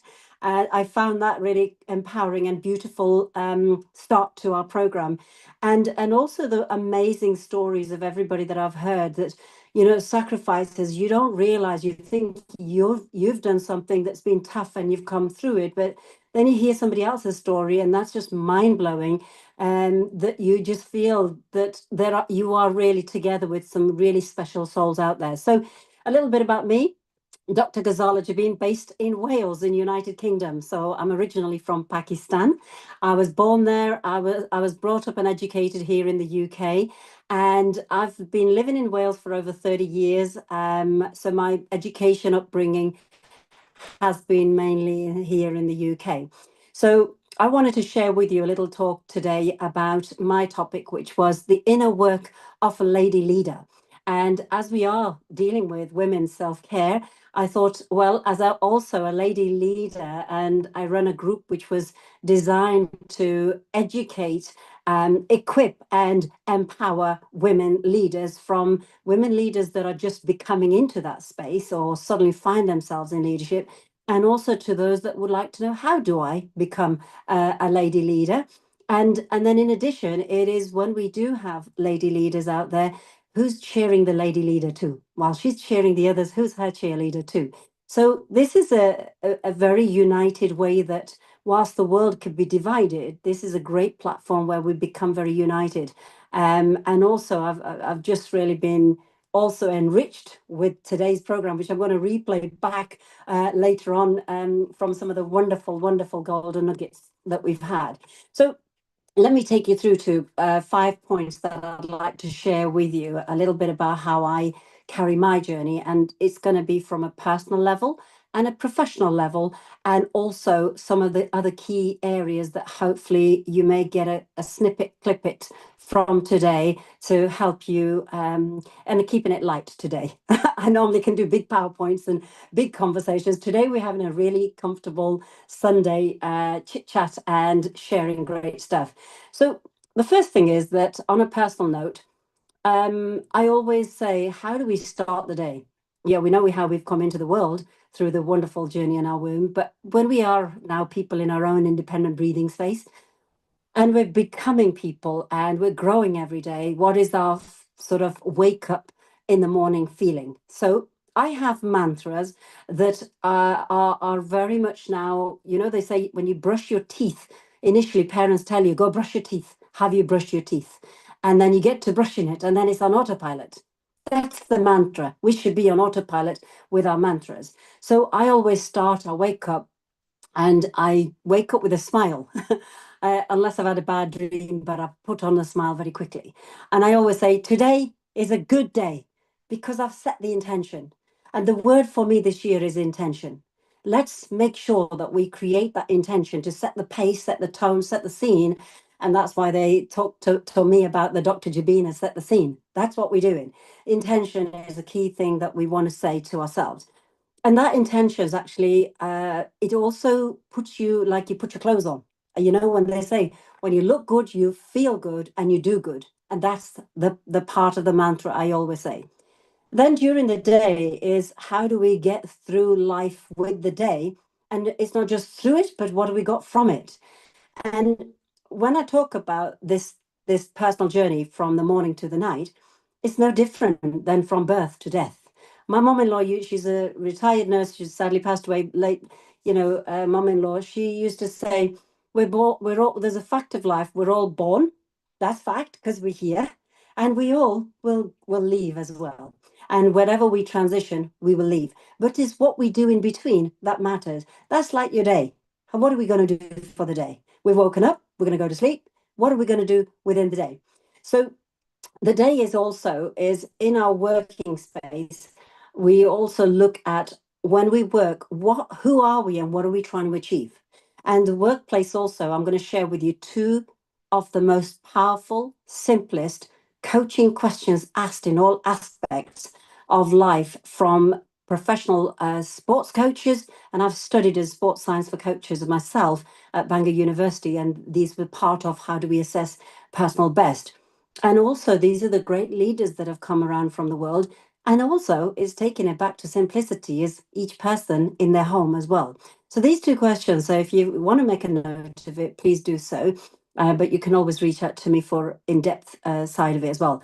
So number one, we always say to ourselves during the day, it could be later in the day, once we've done the mantra to start the day, we come towards the end of the day and then we ask ourselves, what has worked well for us today? Because then we actually look at it as an achievement that actually also gives us a little pat on the back to say, yes, this has worked well. And this could be something as simple as I had a nice chat with my child. This could be something that my work colleague was distressed and I helped out today. And they were grateful for that. One, it could be that there was somebody who was a homeless person and I've given them so much of that support to that homeless person, bought a cup of tea, maybe a sandwich.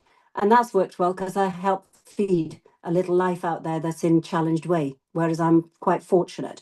So that's the question one is what has worked well? The same line could be used. What's worked well for today? What's worked well this week? What's worked well this month? Or as of what's worked well in 2025, that we take that as a stepping stone into 2026 and make it even better. And that leads directly into the second part. What can we do to make it even better? And that's the even better. So we're not staying in any negative connotation. We're keeping this in what are we doing to make things even better? So things are good because we just ticked it. Yes, it was good. But what are we going to do to make it even better?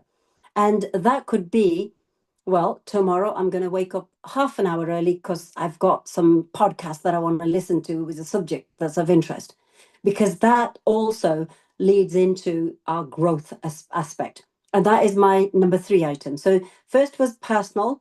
You wake up, what's your mantra? 2 was professional level in how do we process work, personal combination of it. And 3 is the education. It's what are we feeding ourselves? We've talked about our everyday eating and the great, wonderful foods of nature God's given to us, these great foods, but also what are we feeding our brain? Because our brain has to grow. Why? Because the growth empowers us. My story is a very big one, as already Dr. Amrita Sharma said.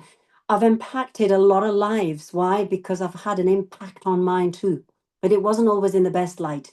However, my story has been, and I'm going to be speaking on many platforms, from suppression to expression.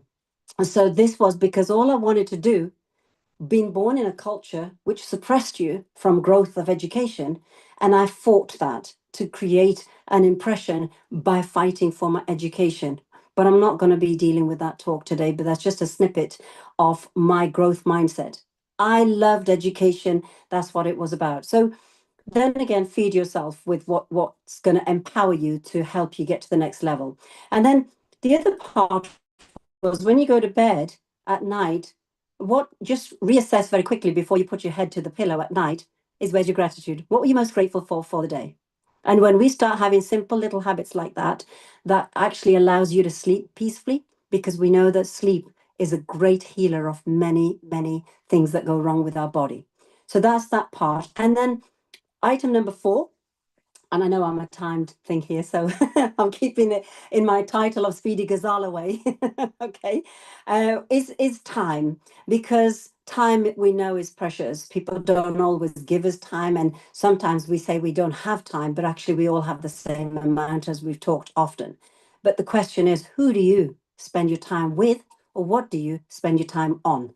That's a great reflection for self when you're doing your inner work as a leader, is where is this time? So if somebody's wasting your time, you need to take that time back. You need to own that conversation back. Say, hey, can I just make a remark? And you say something to them. Say, you know what, that was amazing what you just said. And then you say, but guess what? I'm gonna zoom off, but I'm gonna do even better than that. Let's reschedule a time and let's pick up this again, because this is too much to lose this conversation. But you take it back, the ownership of time, grasp it, take it back.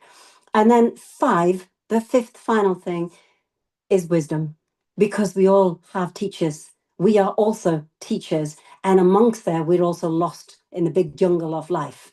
And therefore, the question is, what advice was given to you that you can give somebody that asks for it, not just give it, but asks for it, but share it in a way that is actually empowering for others?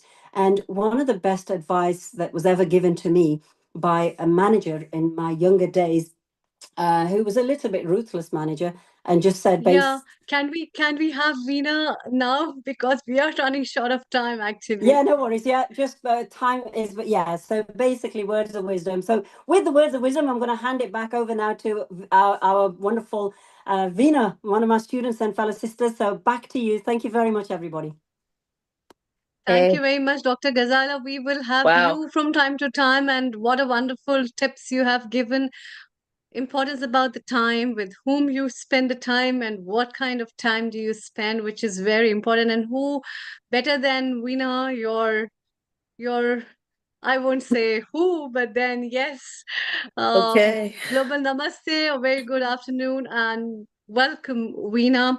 You have taken out time off. Hope you are doing well and you Okay. are better. So firstly, namaste, salam, and hello to everyone. Okay, so can you guys hear me? Yeah, everybody can hear you Okay, very, everybody very can hear well. me, Please right? go Okay, ahead cool. over 10 minutes.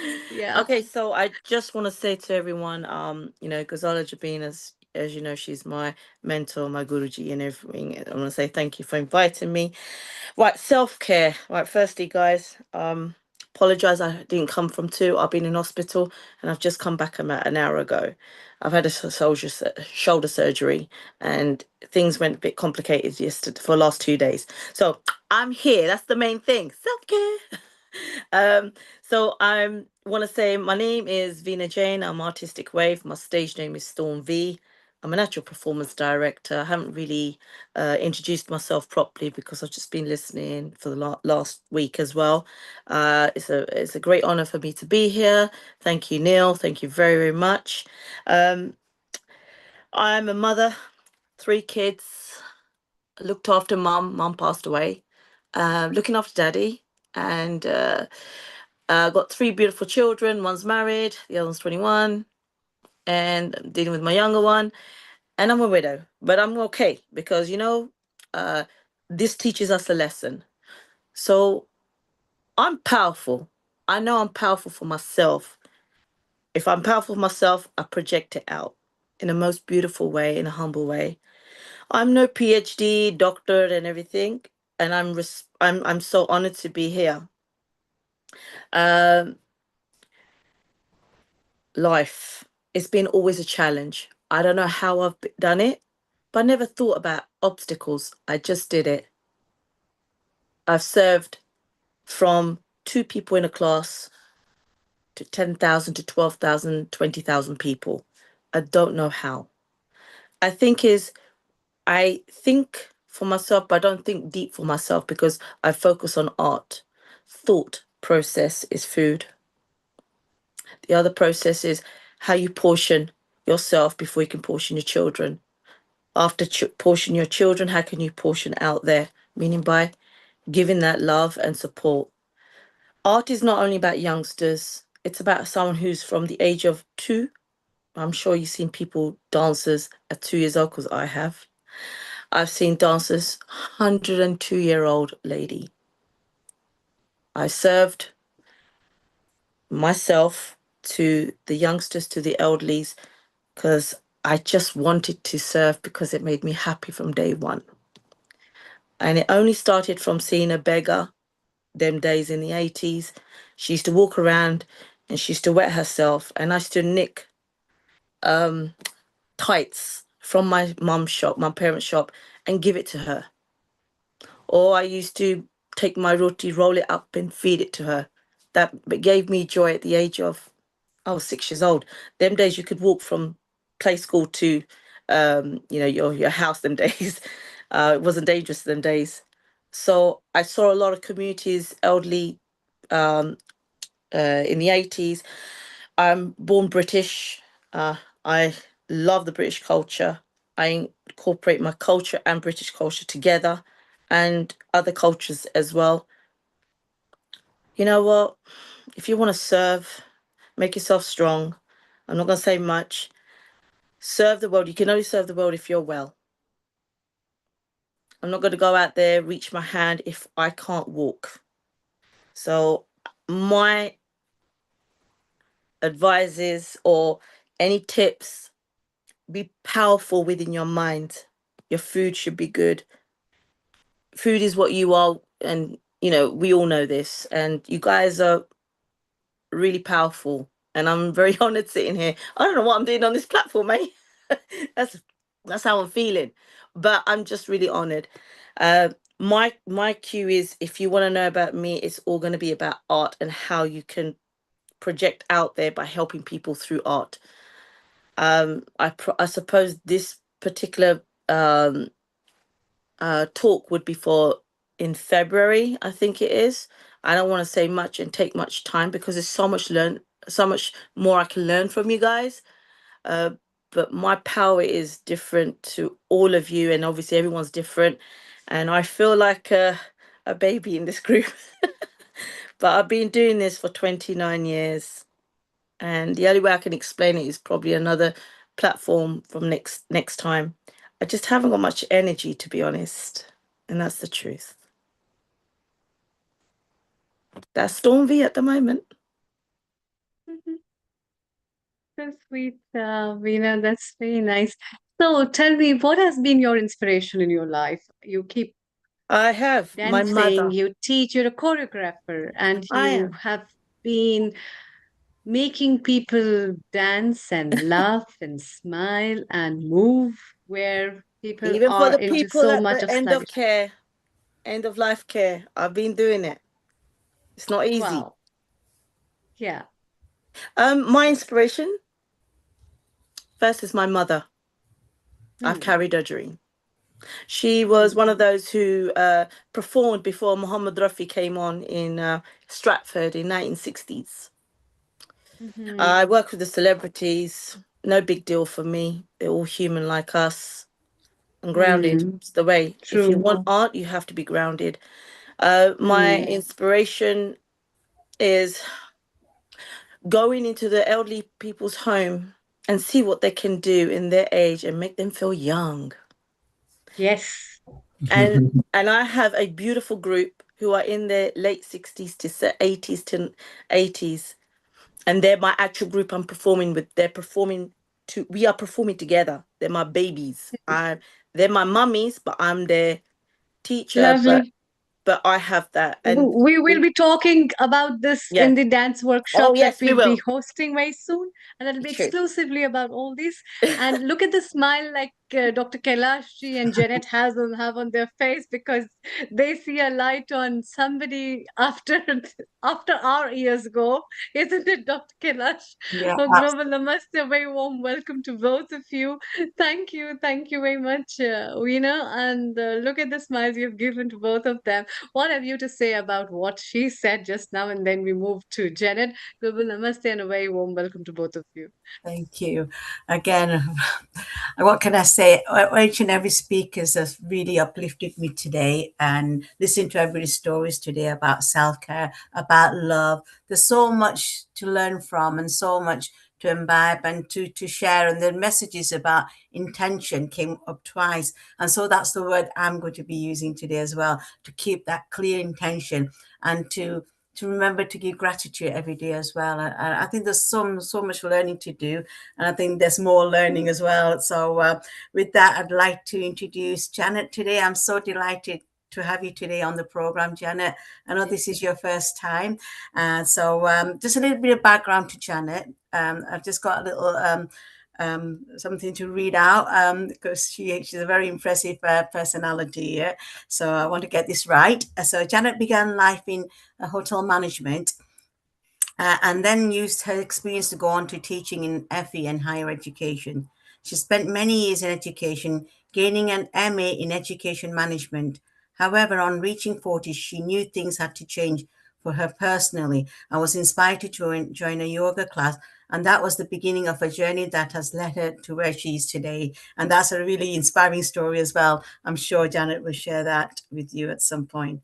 As the positive change coach, Janet combines her skills, qualifications, and experience of training emotional freedom technique through yoga, meditation, and neuro-linguistic programming to the benefit of her clients to enable them to both create and embrace change.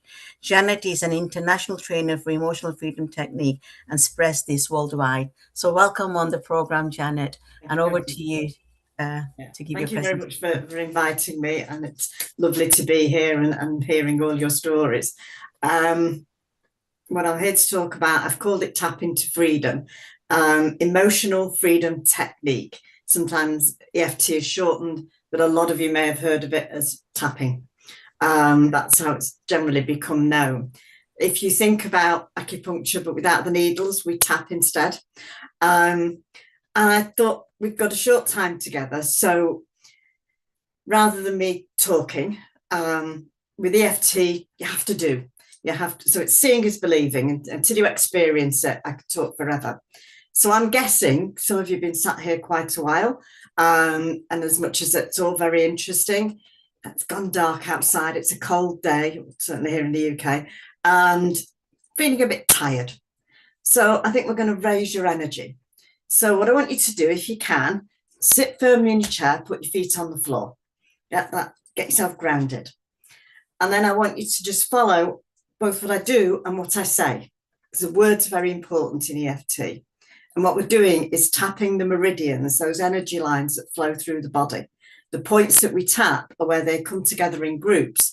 So the sequence of tapping makes sure every meridian is activated. So I want you to, doesn't matter which hand, but I want you to tap the side of your hand, okay? And then I want you to repeat after me, even though feeling a bit tired now, just know on your body, where do you feel that tiredness?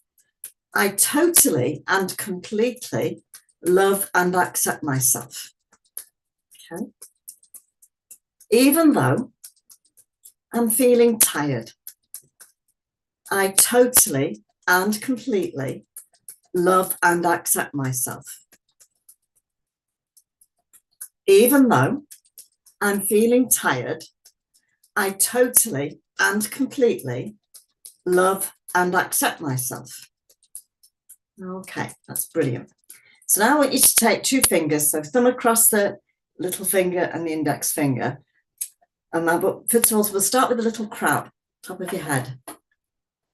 Feeling tired. Okay. Then the two fingers, beginning of your eyebrow. I'm feeling tired.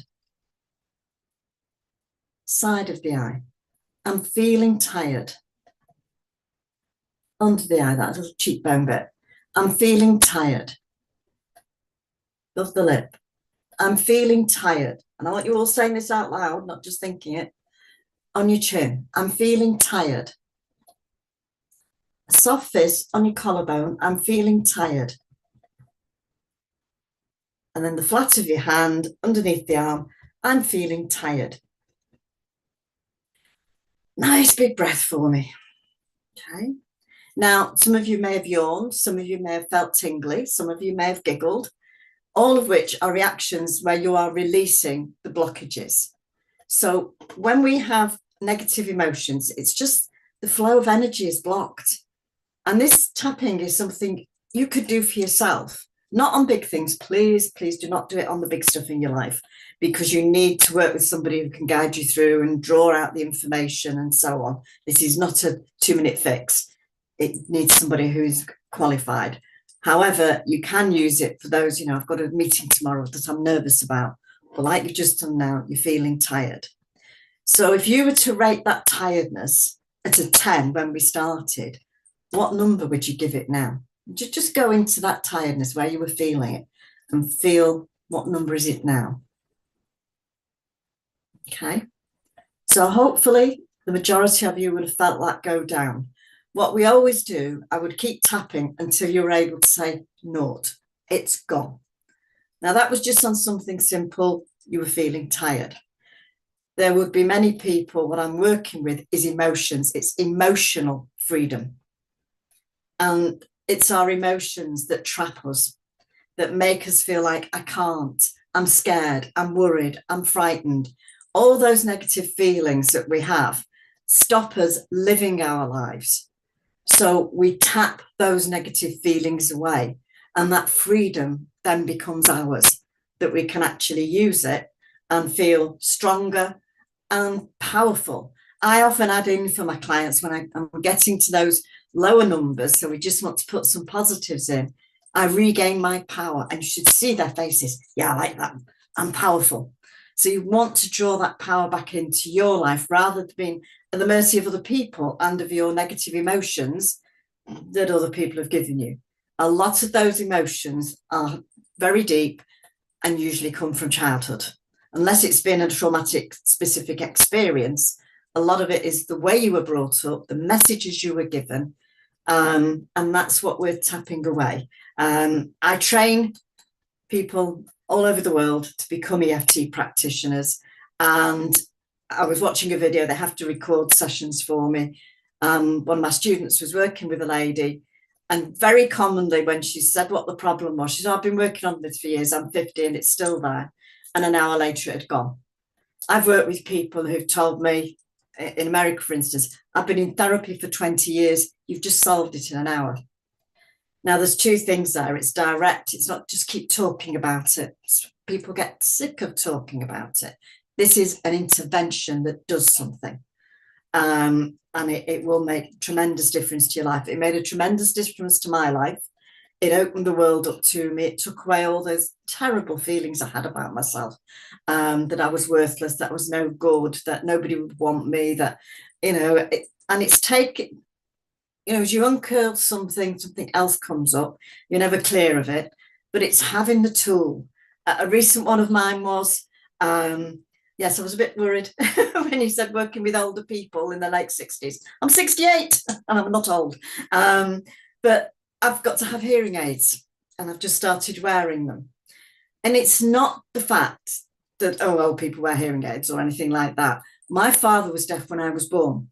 I was brought up with a deaf parent, and the effect that had on my life, where, because he wouldn't learn to sign, he wouldn't have a stronger hearing aid. I am going back 68 years. And I never had that relationship I could have had with him because, oh, yeah, all right, okay. Couldn't be bothered listening. And when I suddenly had to wear hearing aids, all those feelings came back. So you suddenly realise that things that you hadn't bothered about for years, he's been dead 35 years now, they're still there. Just because it happened a long time ago doesn't mean it's not still affecting you. And you're not always aware until something comes along, like me having to wear hearing aids. So if you'd like to know more, I'll put my details on the chat here. And I do run a monthly meeting once a month called the Emotional Growth Tapping Group. and do it online, so you can join me from anywhere. So I'll put the link in for you, because it happens to be this Tuesday evening, GMT, 6:30 till 8. And anything else you'd like to know, or you want to have a conversation with me, I'd love to do that. So thank you again for allowing me to come here today. Thank you. Thank you. Thank you so much, Janet. As always, you're a very inspirational person. I've known you for a long time, and I see you as my role model. Yeah, you change lives, for women. I've seen that firsthand. But thank you again for your contribution. Thank you. Alexandra, your comment, please. It was really wonderful. Thank you, Janet. I really felt how the tiredness slowly kind of starts shifting away, like peeling. Oh, thank you so much. Very welcome. Amrita? Dr. Ghazala, your comments. Yes. Thank you. I love the fact that you can speak it, tap it, feel it, and just really know you're actively working it. I think the magic of programming your hearing to kind of program that what you're doing is so powerful. And people, that's what they always say: what comes out of your mouth to what goes into your brain to how do you work. I think that's so special. So people need to do more of it. So thank you for sharing that with us. That little exercise was a tiny golden nugget. Thank you. Very welcome. Thank you. Thank you. Thank you, Janet. It was lovely. Fiona, your comments before we move to you. Global Namaste and very warm welcome. Yeah, hi, lovely to see you all, ladies. Yeah, I mean, I've been using tapping since, oh my God, 20 years or something, I don't know. So I know how powerful it is. And, as you say, I've taught it in schools to children as young as 6, even younger, actually. So yes, it actually should be. And I know actually in Hong Kong, it is part of the curriculum. They do actually do this before. And I've taught teachers in schools, and it should be a absolute necessity that every child learns how to do it, because it can change children's, adults' lives.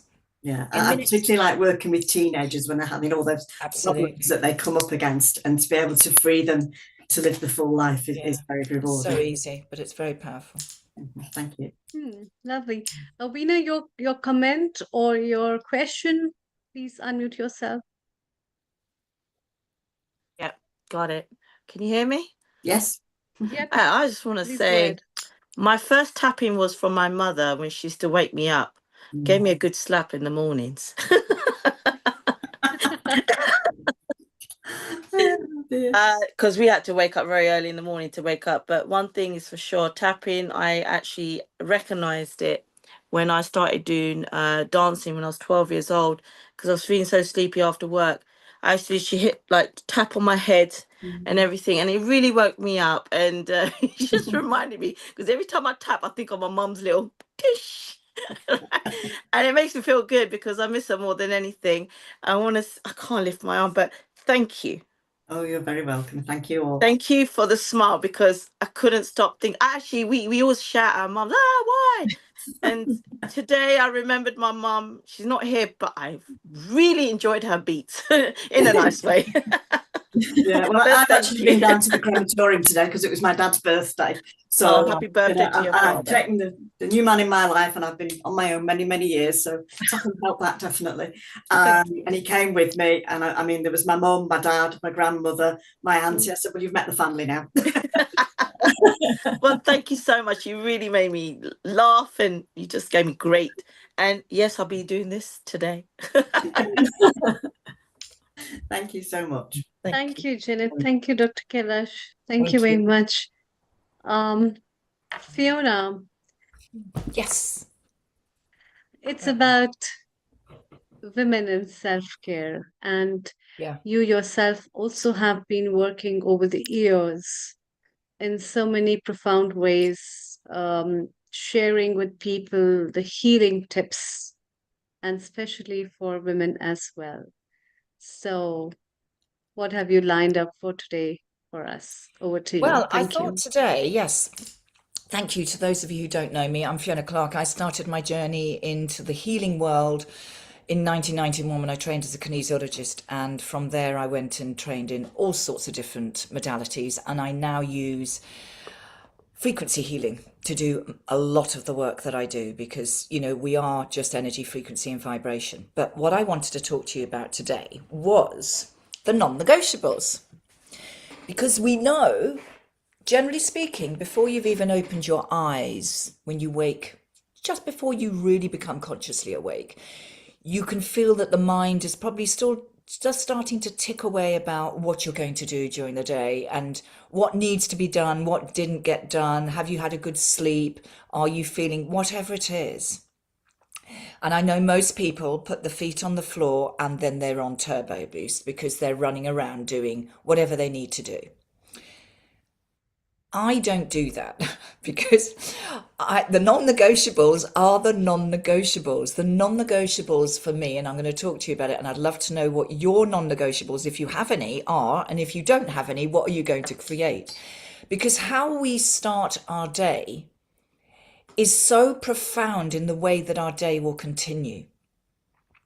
And if we start feeling a bit stressed and it's like, oh my God, I'm running against a clock, the alarm bell's gone off, the noise from the radio goes off with all the and the adverts and da, and you just continue running and you're in that adrenal overwhelm before you've even started, let alone finished. So no wonder so many people come home and they just are exhausted and flop on the sofa, flop into bed, and then they repeat the whole process. So I'm going to tell you what my non-negotiables are. And they start off with, when I get up, I never put the radio on. In fact, I never even play the radio anymore because I can't stand all the nonsense that's being spoken. I can't stand listening to the adverts, so I don't even do that. I literally will drink water with lemon or ginger maybe, or just always drink my water. And then I go out for a walk. Regardless of the weather, I no longer have my dogs because they've all passed on, but I will go out for a walk, and it depends, it could be 30, 40 minutes, an hour. I will listen to a meditation. I will also, I don't know how many of you have heard of the AO scan, which is just phenomenal, and I will scan. As I'm walking, actually, I will do an easy scan, which actually clears my energy, but then it will also do an inner voice. So I do a voice scan, it records my voice, and it will bring up where my body is, where my meridians are, if they're in balance or not in balance, my chakras, and then I will play the music for the inner voice to bring all of this back into balance. If you want to know more about that, I can't go into it now because you'll be here for a while, but I can quite happily jump on a call and let you know. So this is just one of the things. And when I've had my walk, when I'm walking, sometimes I actually do a bit of tapping, and very simple, you know, today's going to be a great day. Today I'm going to do this and I have lots of energy and da. Very simple. I will quite often just stop by a tree, lean against a tree, just feel my energy against nature. I will ground myself, because this for me is the foundation of how my day starts. And very often when I'm actually out, I get those creative ideas for what may have been blocked as to what I do need to do, or what I hadn't thought was a solution. They all come through.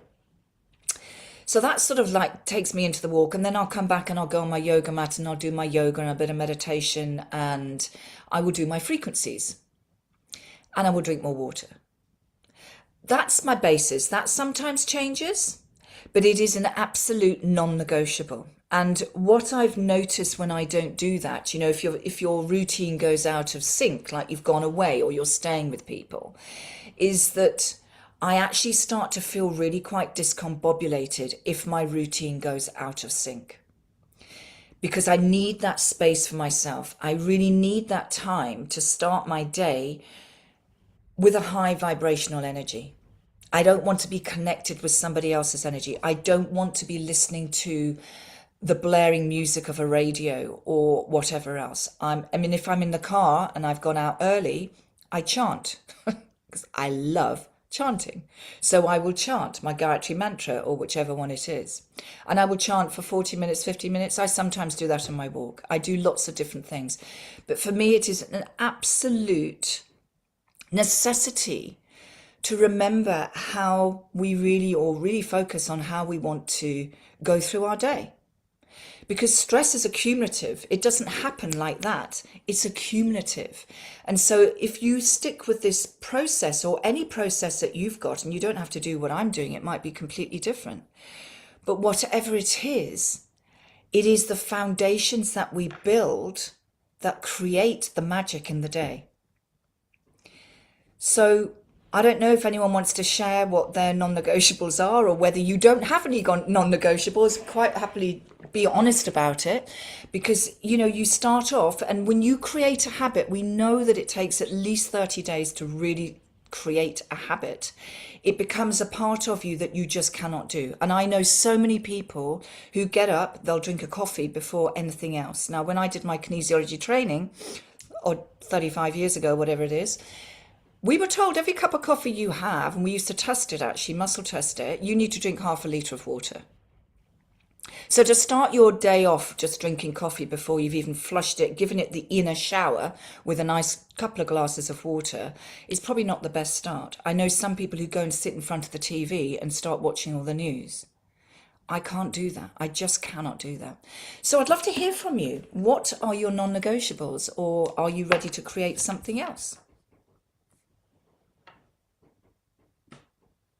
Anybody dare to say or share?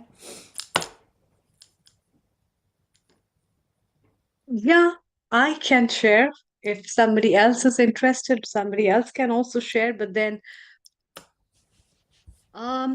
taking out time for myself is my non-negotiable. I always need my time, and that my time is same like you. Sometime in the morning for my walk, sometime for my meditation, and a cup of herbal tea, or just tea after I come from work, sitting in the balcony and seeing the sunset. That's one of my non-negotiables. That's very important for me, looking at the sun and watching it set and thanking God, and then thanking the sun, in fact, for the light he has given today, and looking forward for tomorrow, because it ends up in one direction. And talking to plants is also one of my non-negotiable, I think. So I can't live without them. So I think these are small things. In fact, the beautiful aspect of today's episodes and the episodes that we bring for women is they throw a light on so many subtle things about, life that we generally don't look into. And each one of you have contributed so profoundly in giving the contribution of those subtle aspects. It's just so wonderful. And so I think we have on screen so many beautiful women who are beautiful from all ways, and you can ask, and they can share a lot about their non-negotiables in life. And I know I'm so proud to also welcome Sharon Rose from US, as well as Dr. Wai Ching Lee. Both of them are Global our icons namaste. from Costa Rica. Global namaste, a very good morning to both of you, lovely ladies. And of course, my co-producer and my co-host, Dr. Alexandra and Dr. Kailash.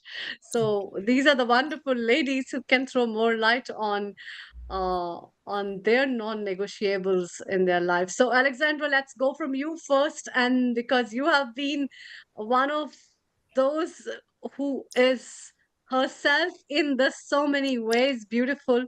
So please go ahead. Thank you. Thank you so much. Thank you, Fiona. It's very inspiring to hear your structure, your routine, your non-negotiable.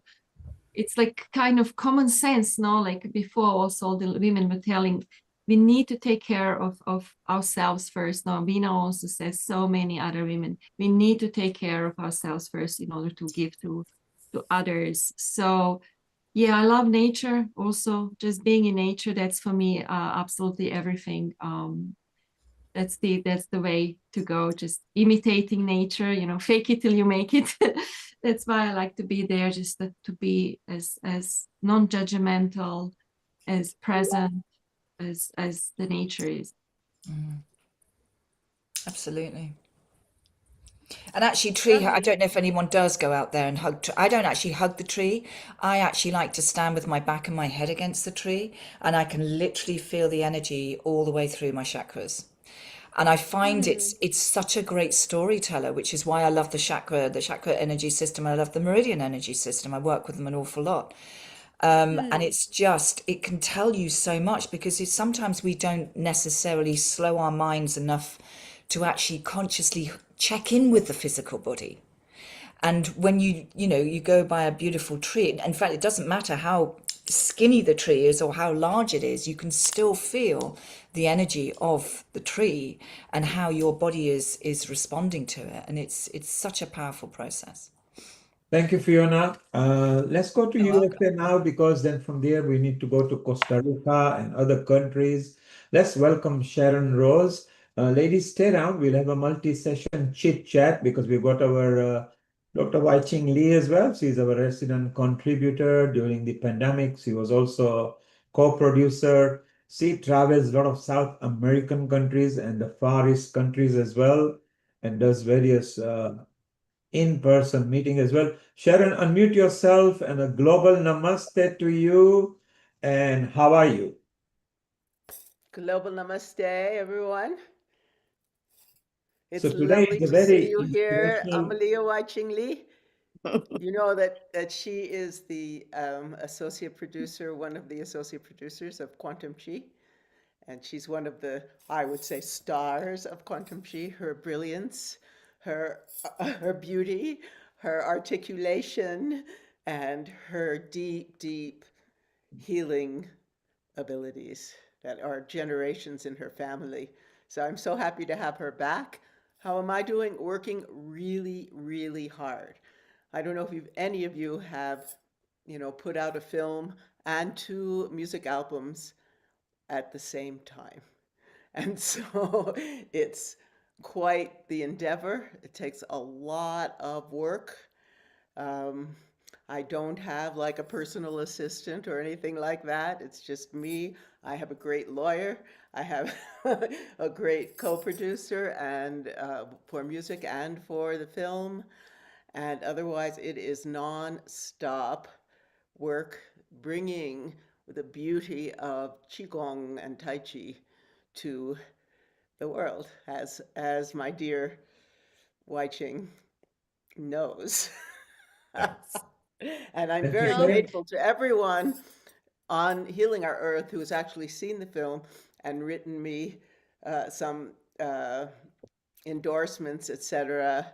Anakul and Rajiv and Lalit and everybody who's done that. I'm so grateful to you. And yeah, it's, I'm coming up next week on my 77th birthday. Yeah. Sharon and Dr. Wai-Ching, in fact, today when this episode we were producing and I was thinking about all these and these kind of stuff with women's self-care.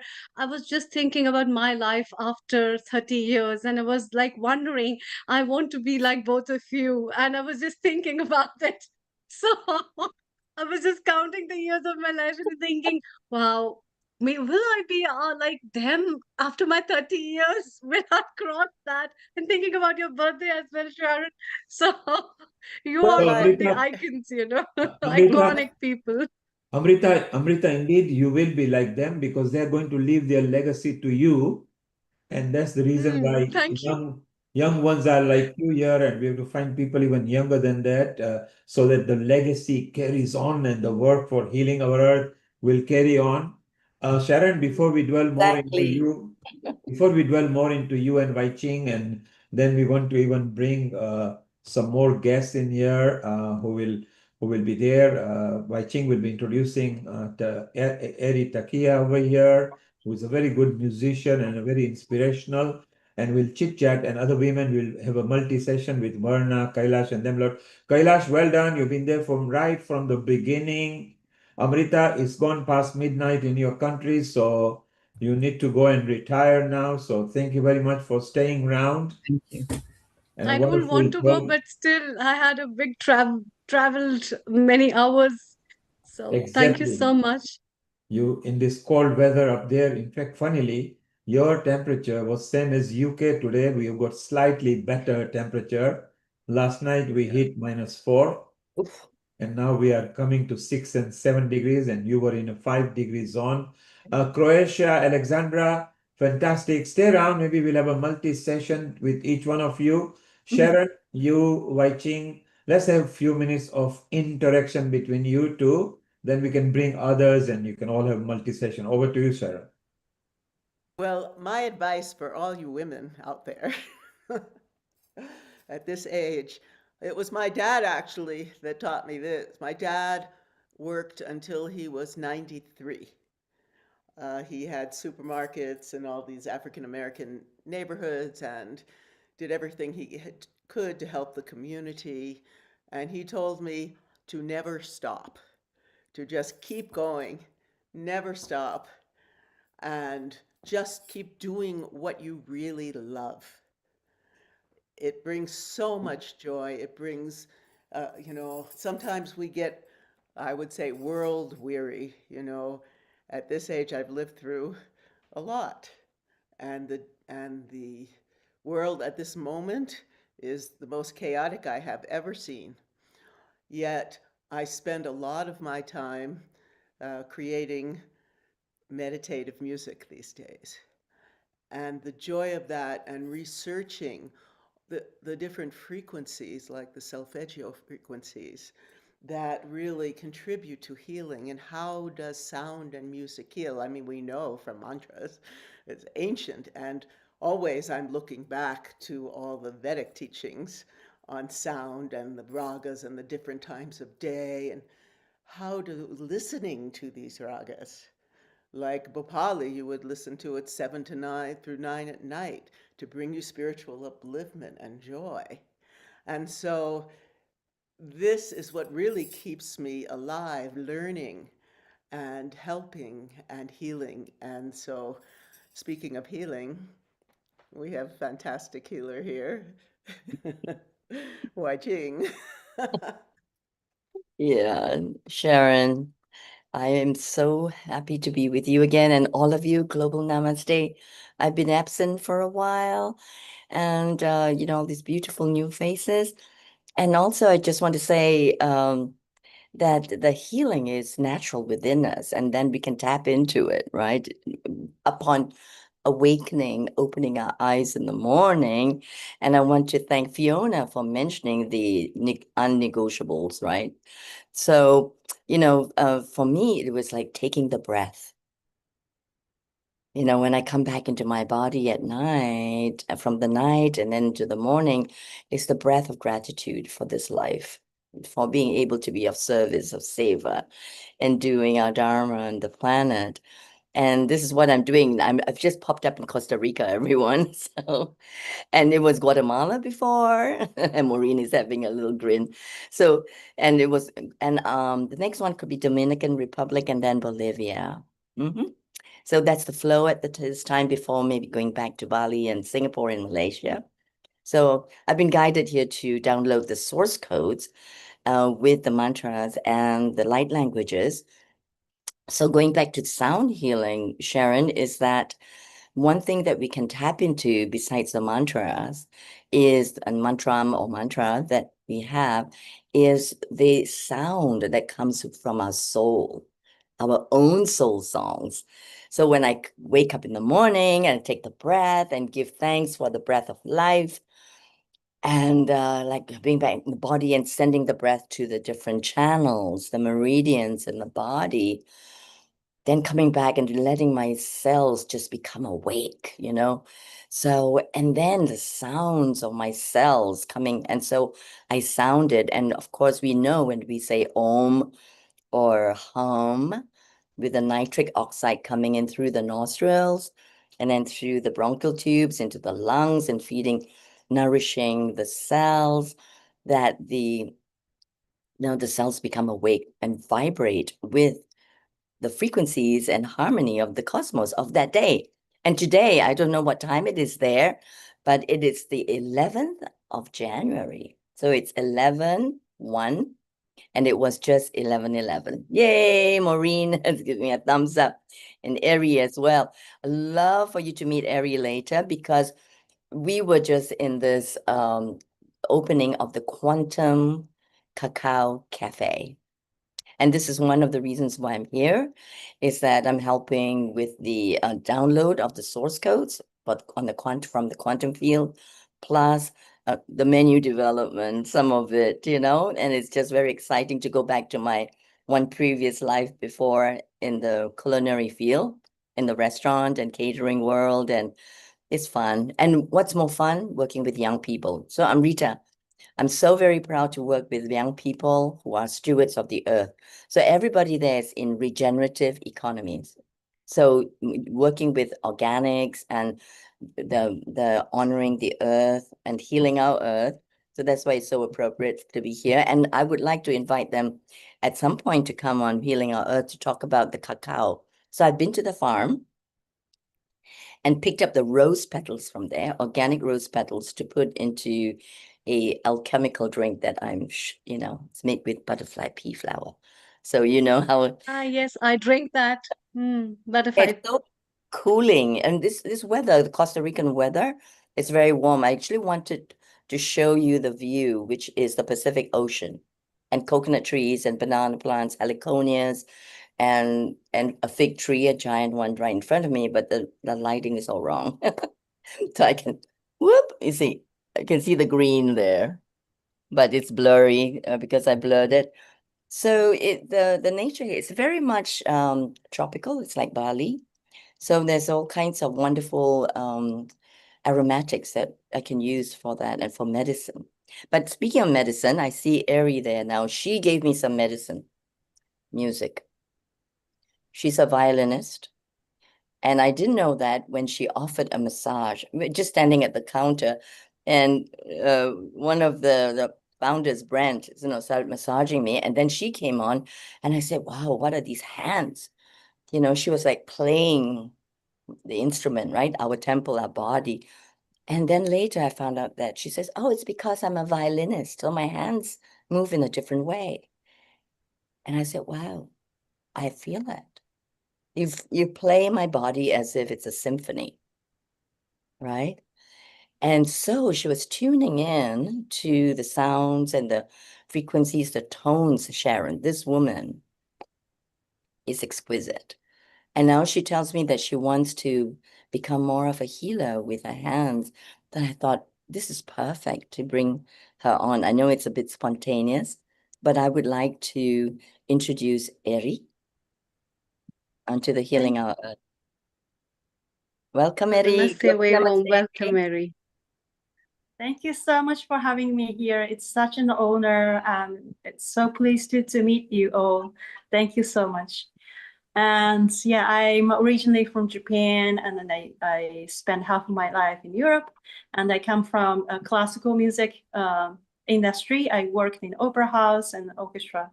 So I playing the violin and singing using my voice is pretty much the central part of my work.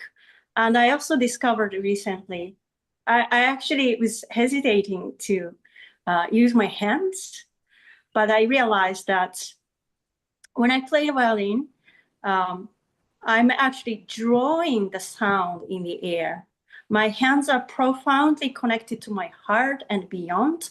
And when I go to the channeling state, I just empty myself and I wait for my breath to arise.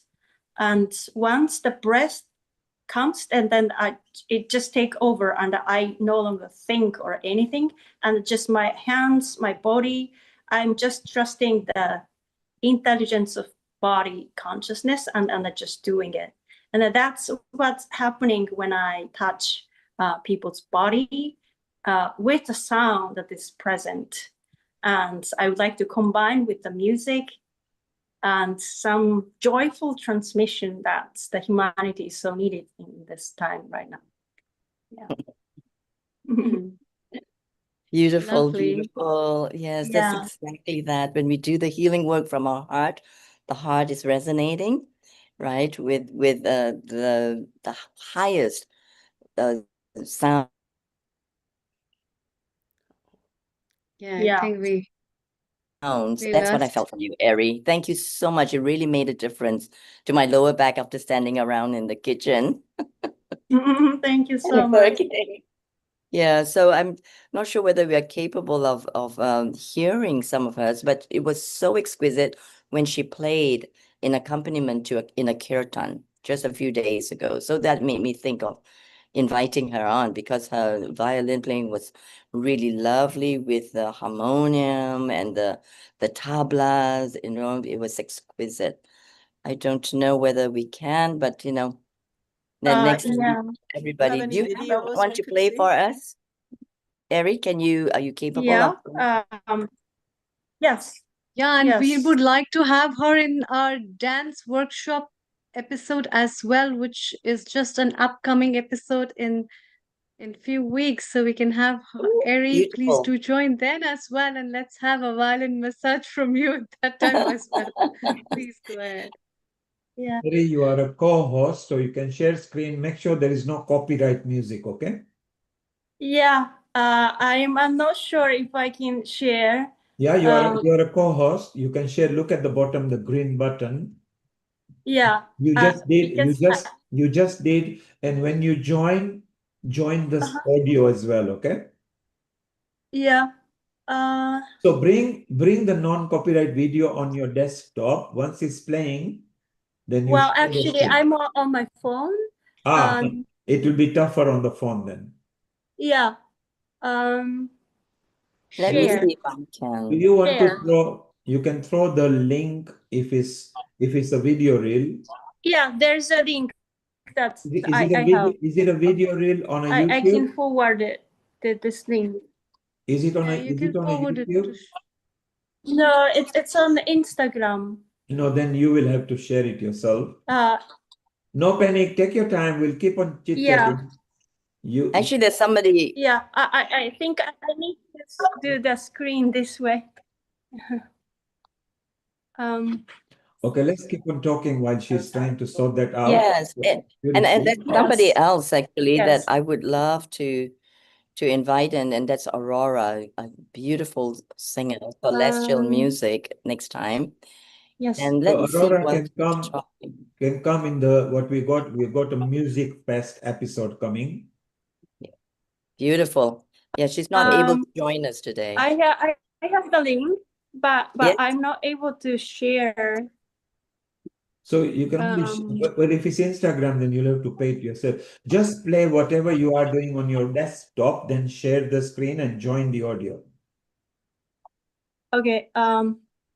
Okay, no panic. What you can do while we are chit-chatting, you can. Are you seeing? Excuse me. Are you seeing my screen or? We are seeing you at the moment. You are not sharing the screen. Okay. So take your time. Yes, thank you. I'm seeing the home screen and it says share, but it seems it's not working.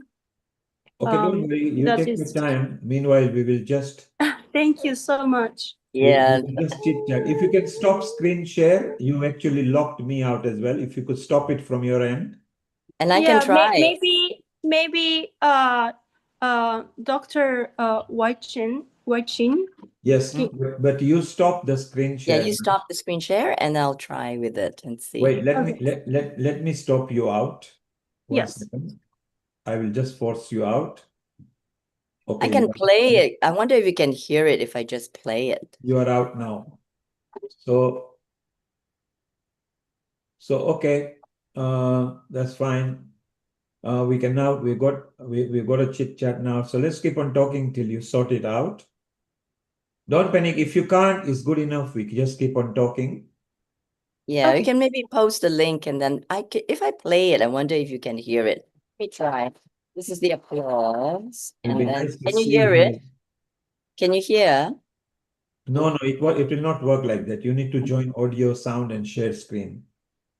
So let's leave it. Let's keep on chatting. There are a lot of people connected to us. So Eri is so beautiful, and you are there in Costa Rica. I saw your Facebook as well, and You are Thank you very so much. therapeutic because you go out and isn't it? It's the violin you play, is that right? Yes, I play the violin and I also use the voice. So you're a And singer. You are a singer as well.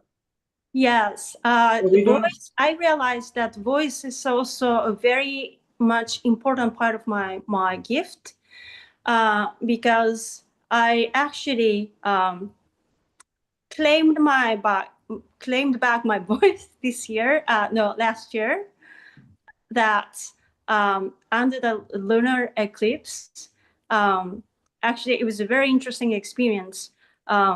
Friends were giving me massage. It was an intimate group of friends we were gathering, and they gave me massage. And this human touch by hands is so powerful, and this activated something very deep within me. And then I started to channel in the past life. And then I remembered what happened at the time. Like everything clicked, and I was silenced. Like I was killed because of my superpower that I can channel the voice of Mother Earth and the cosmos. And so I started channeling that emotion that was stuck in my womb through my voice. And this was the awakening and the remembering. And so it had to be me channeling through my voice in order to claim back my voice, not other shamans or any healer. So that's why I'm aware that what does my voice do. So Eri, I'm aware of it, and also channel this different sound frequency and light languages. Yeah. Eri, music and voice is very powerful because it soothes people. I'm going to go on your Facebook. Is every music yours? It's not copyright. You've not got any copyright music, is that right? Not really. So I found one reel. Uh-huh. You can tell me whether that's it says Happy New Year 2025. I wish all of us to grow and expand. Is that your own music? No, that one has a copyright. Okay, so There we is should a never most play. recent. Tell me from your Facebook, which is yours? So the most recent video, that's the first one that comes, that I'm playing violin. That is me channeling. The first video is Buena Karma. Is that the one? January 25. No. Okay, Eri, look at your own Facebook and you will see which is the order, okay? Go to your Facebook, look at the reel, then tell me. I might be able to play from there. Meanwhile, if you landscape your video as we are talking, you are Okay, I am opening Facebook now. Yeah, go to your reels, landscape your chat right now. So we all look like landscape and maximum. And then we do that. Go and select and let me know. Sharon, you love music, you love singing, you love dancing. As does Wai Ching, because I remember the first movie during pandemic, you guys used to play from Quantum Chi. Wai Ching came with a long hands waving them about, and there was Roger Yankee and all the other people, and it was so beautiful. It was, in fact, when Wai Ching first approached me and mentioned about you, and you came and told me that you did. And ever since, we have shown it many times on Healing Our Earth, and it's quite motivational and inspirational because music is very powerful. Eric, go and landscape your screen, please, and then tell me which video you like. I'm just going to remove your spotlight for a while. So we are here. Yes. I just had to. Yes. It's fine. Just tell me which one it is. Take your time. Yes, I'm on it. Thank you. I would like to share the link with you so that. No, just tell me which video. Look, it's got So this is from September 26th, 2025. Okay, Eri, it doesn't work that way. I'm on your Facebook page. Just tell me how many views and I will see. There is 247, 405, 226. Just tell me, it will tell me. So it's from September 26th, 2025. Eric? And I'm playing the violin. In the background, you see the green. Okay, it doesn't tell me. I can't see it over here. I'm on your Facebook. It's Just tell me, from my. tell me how many views. How many views has it got? Look, you go to your Facebook page on a reel, it will tell you 51, 412, 267. It doesn't give me date here. You don't have to tell me now. Take your time and do. We will just chit chat. And when you come and tell me, I'll be able to locate that. Okay? Yeah, it should be in in the front, because this is relatively recent. Okay, Harry, don't worry about it. Just let's chit chat, okay? Okay. Let's come and chit chat. Bring here. You are now just landscape your video and Wai Ching and Yes. everybody can chit chat with you. Yeah, Okay? that's fine. That's fine. I've also posted the Instagram on in the chat group, Instagram, and it doesn't matter. It's this nice flow that we have with everybody. And so that's also important in having good health and us women taking care of ourselves. It's tapping into the feminine ability to flow.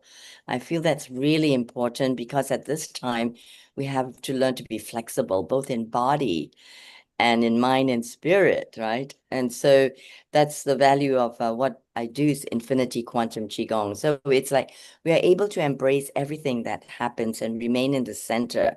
I think that's really important in these changing times, in any changing time. And that's one of our challenges is that. And so, you know, Fiona talked about like she needs her place and her structure. I mean, I'm traveling, I'm always in different hotel rooms, hosted by different people.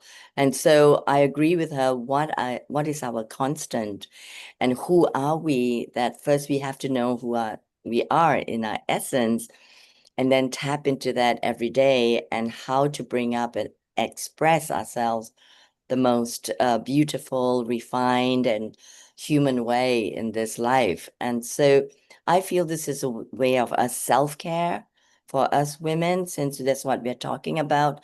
It's like to really take care of our needs first, whether it's just contemplation and breathing and taking time.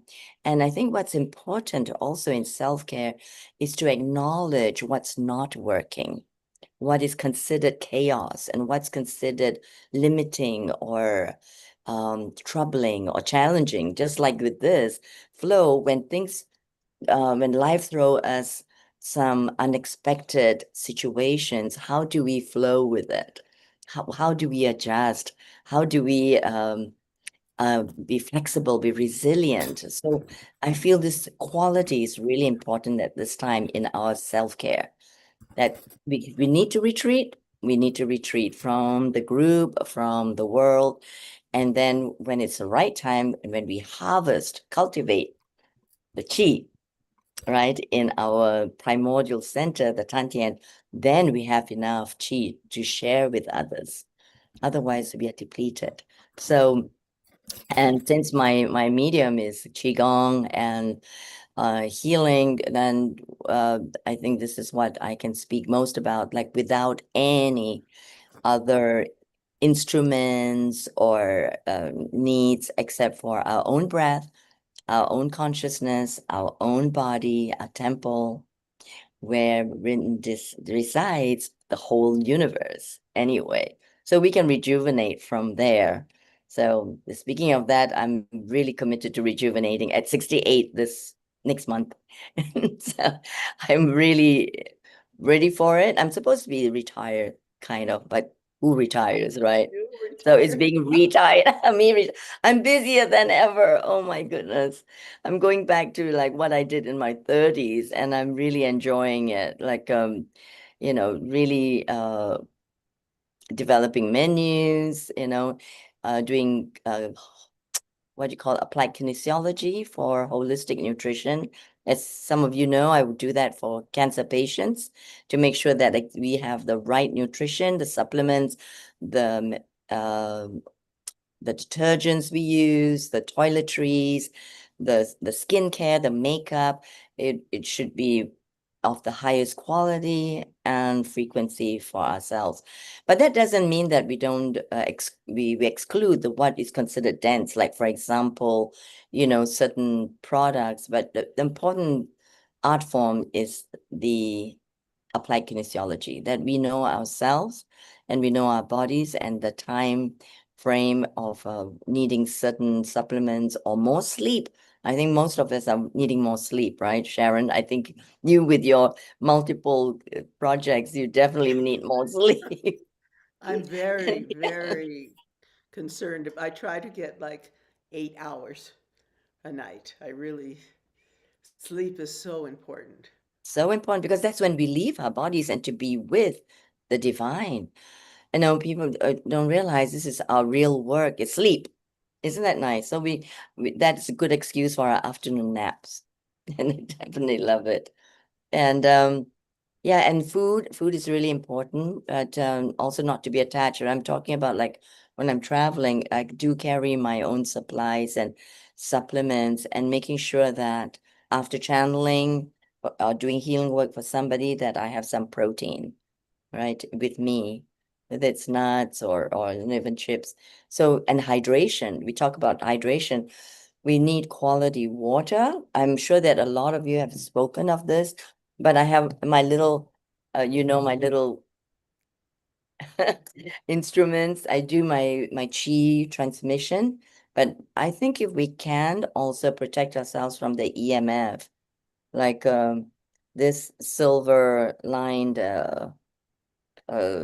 hat that I use for sleeping, or this shawl that can protect me from EMF, and any kind of stickers. That I'm just sharing this in general, so that people can just go and explore and see which ones suit them the best. And I'm happy to do the muscle testing for you to see which of these instruments and devices are good. That we live in a modern world unless we are always out there. And I travel a lot on planes, so if we live in this world, we have to take care of ourselves. And especially if we are working with groups and people with different personalities, it's important to maintain one's center and integrity. And so I feel the quality of water is really important, because we are water. And if we can also travel with a shower unit that can transform the water into really, truly healing waters of a molecular structure that is bioavailable on skin, which is the largest organ of detoxification, and as well as absorption. So I really feel that in the self-care aspects, to really take time for oneself. Don't you think so, Sharon? I keep reminding us. Oh, of course. We're very fortunate here in Crestone. We have some of the purest water on the planet. It tastes so sweet there, it is true. And with the crystalline spectrum, right?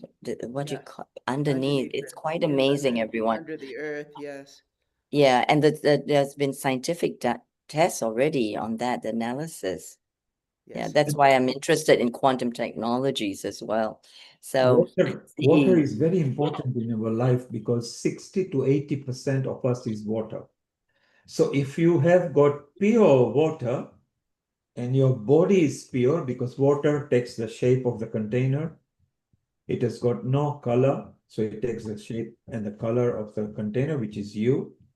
You are a pure person. So Sharon, is beautiful that you are in a unadulterated water area over there. I think Eri feels that she can share the reel now. So Eri, you can try one more time. Otherwise, we just continue talking. It's beautiful. Yes. I Sharon, think I can stop. yes, go ahead. Go ahead. Now I yes. That's it. You are sharing now. Now join the audio as well. Yes. Yeah. And then I need to go. Okay, you haven't got your video. Is there your video is on now? No, not yet. It's the internet is somehow very slow. So okay, you can stop screen it share. really Eri, let me tell you the trick. Stop the screen share now. Stop the screen share. Stop. okay. Stop the screen share. Yes. Yes. Before you screen share, Yeah. let it play on your desktop, not your Okay. full desktop menu and everything. Once it plays there, that means it is buffered, then it will play here as well. If your internet is poor, then it will not play and it will lock you and me both out, okay? So don't rush. Play it on your desktop with your volume off. Once it's played there, it is buffered, then it will play, okay? I found one nice one, you giving a message on your Facebook. Just a moment back, you were just enjoying yourself. Yeah, now it's the video is playing, but I don't hear the sound. Yes, it does. So first, let it work correctly. There's no rush. We will keep on chatting.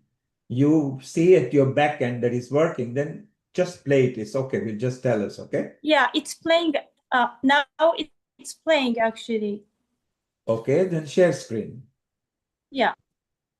And join the audio as well. When you share screen, you tick the audio box, okay?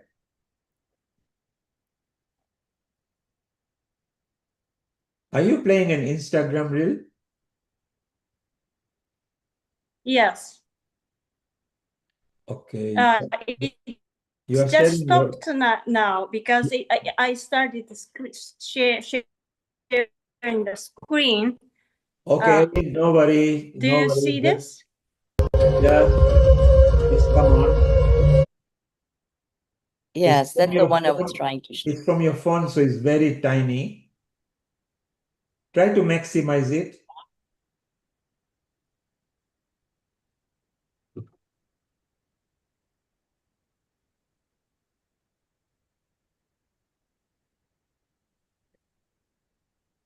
Eri, everything has gone But quiet. I don't think you're hearing, right? Eri, stop screen share. Don't worry. Let's keep on chatting. Okay. Thank you. Everybody has her Instagram anyway, right? And Facebook. Yeah. So just go there. It's a beautiful. Yeah, Eddie, thank you so much. I know that it's put Thank you in a you. bit of a spot here, trying to listen to you, but we all did want to listen to you. But everybody just connect with Eri as you wish, and we hope that you come back on sometime, Eri, and play with us, dance with us, and sing Yes. with us. Yeah, the next one. When is that? The next one with that, we'll do that. Neil, Music and Amrita? dance. Yeah. So I think it's a good idea. Let's tell people about our diary. Sharon, let me bring our diary and you can tell us. And I think Music Fest, I will just quickly tell you where it is. Bear with me. Let me bring in the future sessions. I've got it now, and I'm going to share screen with you. And Sharon, we can tell people so that they can join us over here. So these are our future episodes. And here we go, starting from next Sunday, Sharon. Next Sunday, the 18th January 2026. Yoga and meditation for body, mind, and soul. Join us for this free global online session. These are going to be really good foundational practices to kickstart 2026. We'll do some big kicks. Then, Happy Republic Day, One Nation, One Vision, One Identity. Free global online session Sunday, the 25th of January.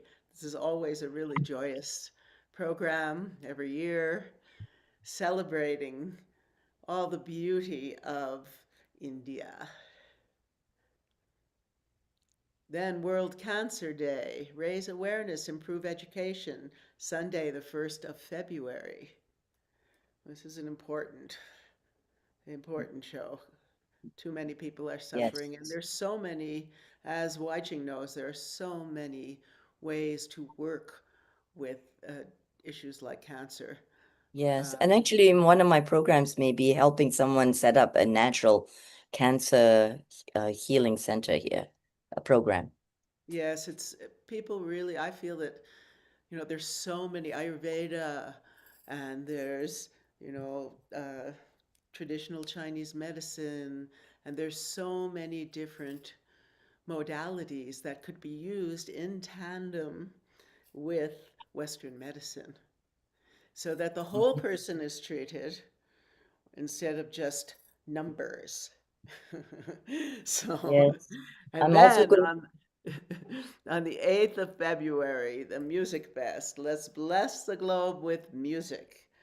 We're going to bring some beautiful, extraordinary musicians and dancers onto this show. It's going to be very lovely. So please join us. And this is where Wai Ching and Eric can join as well because they love music and they can bring lots and lots of flavor of music. So it'll be beautiful over there. Noted 8th of February. Yes, 8th of February. And the following week is Valentine's Day. Again, there'll be music, poems, song, love, harmony. So always the topics end up doing matters that builds better communities. And that's what we like creating. And So, maybe we can just give a hint, Neil, a little preview that we'll see whether the Quantum Cacao Cafe and the farm is ready to do a presentation on the St. Valentine's Day one because of the absolutely. chocolate, the theobroma, and how it affects our well-being, you know, as they open up the centers and create the flow of the high hormonal energies.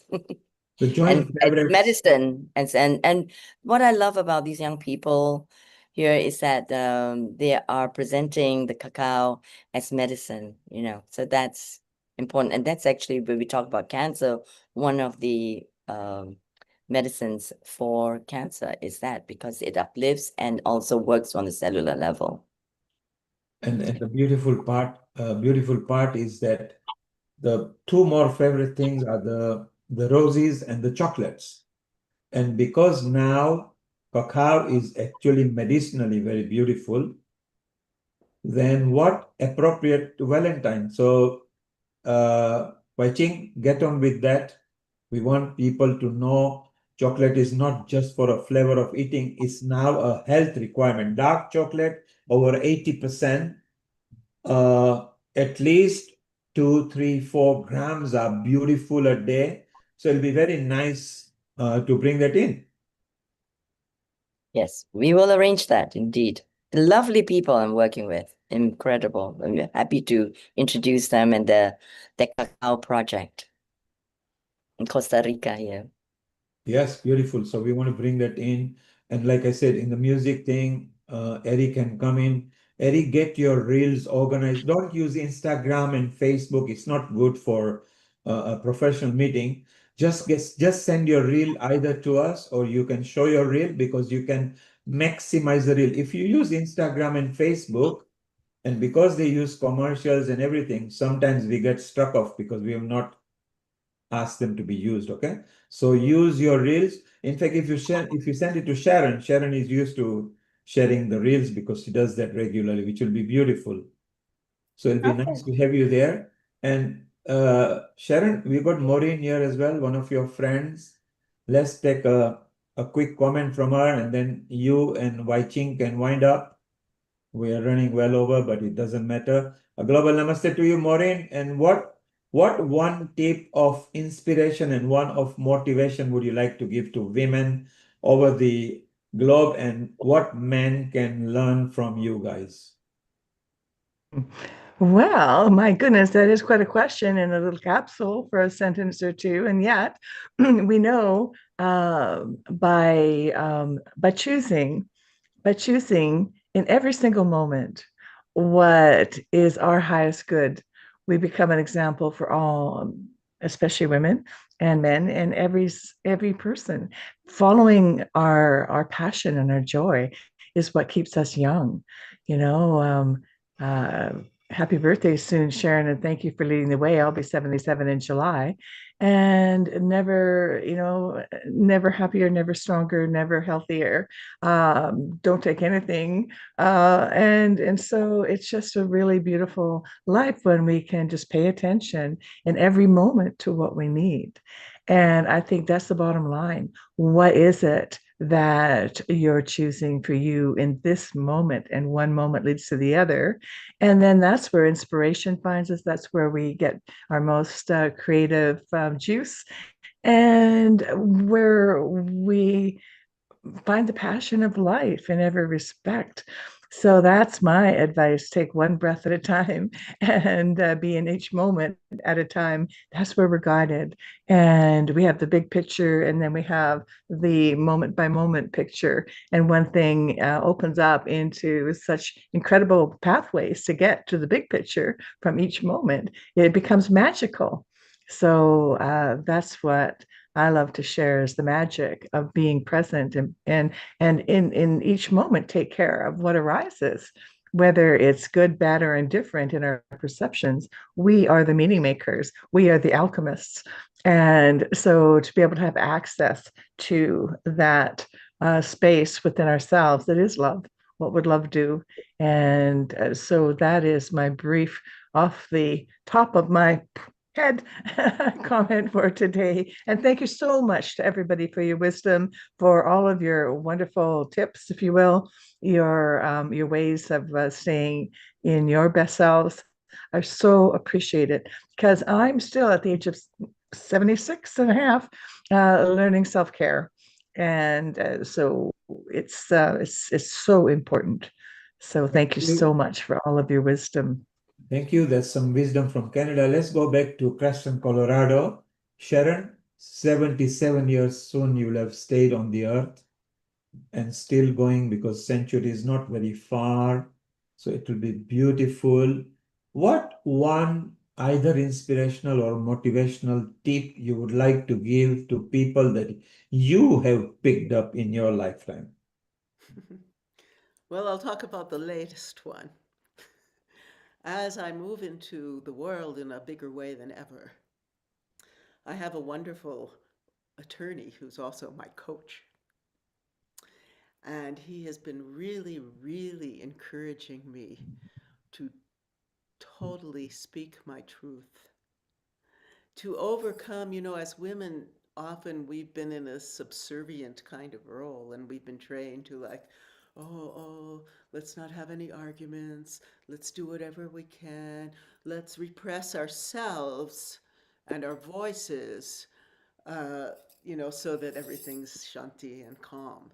And he's really encouraging me now to be incredibly straightforward with, especially as I go into the business world at a new level, and clear with my insights and my needs and my expectations. And so I encourage you all, and looking at why I haven't been doing that. That fear of exposing yourself, that fear of being rejected, it's time to overcome all that and be your true, authentic, powerful, I think of Durga self. So from Canada to USA, shortly we'll go to Costa Rica. Let's go to Croatia. Yeah. Alexandra, what wisdom or tip you would like to pick? Before you say that, Eri, see, I'm going to share the screen. We're going to have it live as well. Live, better.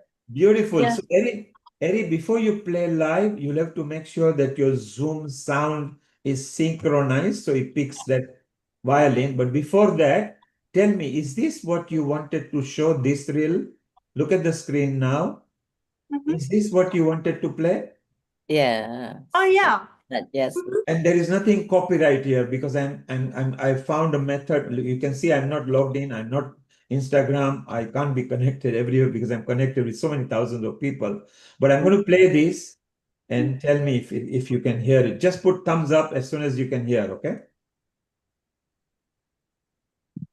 Okay, nobody's putting thumbs up. Can you hear the sound? No. You can't hear the sound? Okay, thumbs down. So this is a problem. Let's start again. Give me one moment. And thank you. You're amazing, Neil. I just want to also acknowledge all the beautiful men who support us, just and their feminine self. the divine feminine in the men. That's what we do at Healing. Women share tips with each other and men get educated and the other way around. See if you can hear the sound and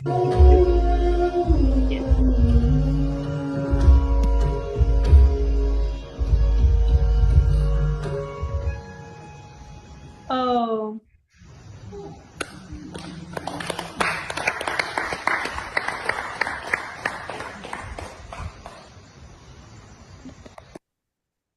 I could only pick that much from there. That was the end of it. But Yeah. Yes, Thank you so much. I really appreciate it. Unfortunately, when you go to watching. Instagram and everything, you need a full reel. Yes. The account holder can do that. But no worry, let's bring it in. You have brought it live, so it'll be beautiful. So if you're going to play that violin now, make sure your Zoom recognizes that voice, okay? Try it. Give us one or two. Just play one or Okay. two.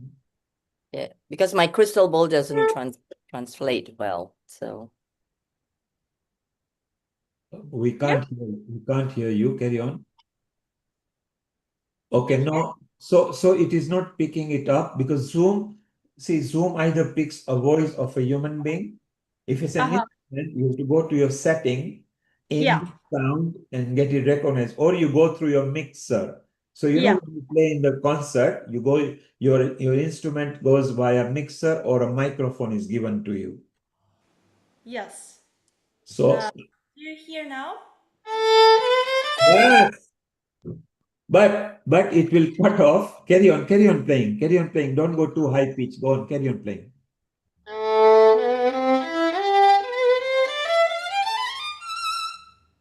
Beautiful. Go and play a full. Go and play a full ballad if you like. You know, even 1 minute, 2 minutes. Go ahead. go ahead. And the beautiful tones that you played at the kirtan, that was amazingly harmonizing.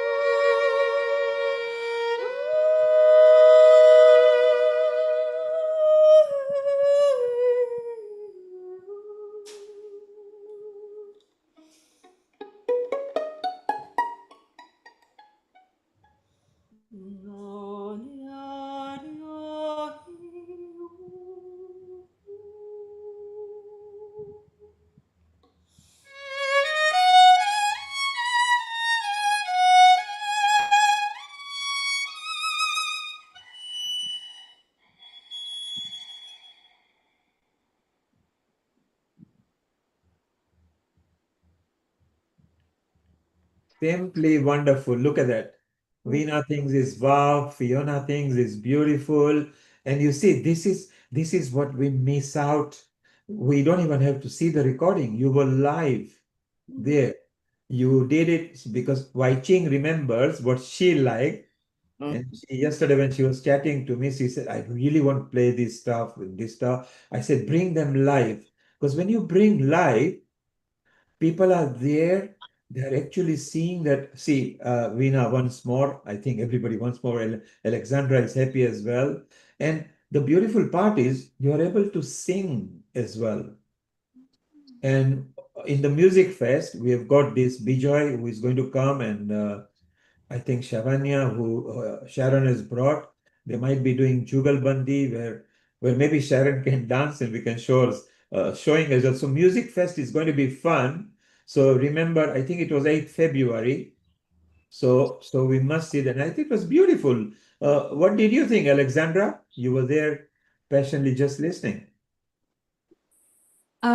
Yeah, I just can't believe this sacred circle. I mean, like a Japanese woman playing in Costa Rica, you know, discovering her new combination of talents, and like just yeah, I just the sacredness of this circle is just I can't believe it. I'm speechless. And Thank Eri, you, Eddie. Eri, you got the sound right. So remember this setting. Next time you go on any platform, because we are not webinar and we are not private, because we are out there in social media on the website, YouTube, Instagram, people are listening over there as well. So since it's an open media, and if there's no copyright, you are fine. If there's copyright, then we the main controllers, we get struck off. So this you are playing your, if you play any music from any film or any copyright, you've got to be careful. But any of your composition, you can play live here. And you brought the bit of teasing through your bits as well, and then singing. So I think it's beautiful. You are very talented. Well done. And thank you, Wai Ching, for introducing Eri to us. Oh, Eri, my stay pleasure. around. It's, Eri, you know, while it's you're here, it, in your, it really uplifts me, you know, to yes. to support other people. And that's what we do at Healing Our Earth, isn't it? We work, Yes. we thrive and work to bring contributors so that uplift. Healing Our Earth is our chill out room, you know. We come on a Sunday, we chill out. Sharon loves chilling out at Healing Our Earth. It doesn't matter whether there is heavy snow or thunderstorm or President Trump has done an attack some country or something. Sharon loves coming on a Sunday and just enjoy over here, which is beautiful. Eri, while we are at it, Yes. one tip of inspiration or motivation you like to give to women and for men to understand? Oh, unconditional love, compassion, and the voice of the circle, that women are innately know to sit in circle and sing, and the voice of the tribe that they bring to the society. I feel that that is very important this time of the world that we are in. And this, I feel that this can change the how we operate in a society. That's what I would like to share. So I feel called so much more than ever before to connect with women and support each other, and also welcome the men. Well done. Unconditional love. Once you master unconditional love, which means without judging, without prejudice, without, basically you like all the bad habits of the person you are with, then you are a winner. And it's a very good idea. Let's go to again stick to Costa Rica with our international traveler, Dr. Wai Ching Lee. And in your lifetime, what have you picked that you can share with people that can help life and ease and bring peace in the mind? Well, you know, in between speaking our truths and with unconditional love and full compassion, we can embrace everything. That is everything in life. And when we can do that, we come to that still point, right? The 0 point to the quantum field.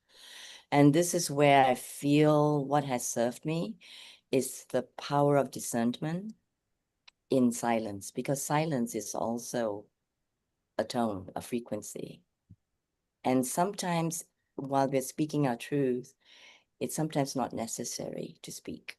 It's just to send out the love from the heart to whoever is going through the dissonance or our own dissonance, is to tap into that power of silence of the soul.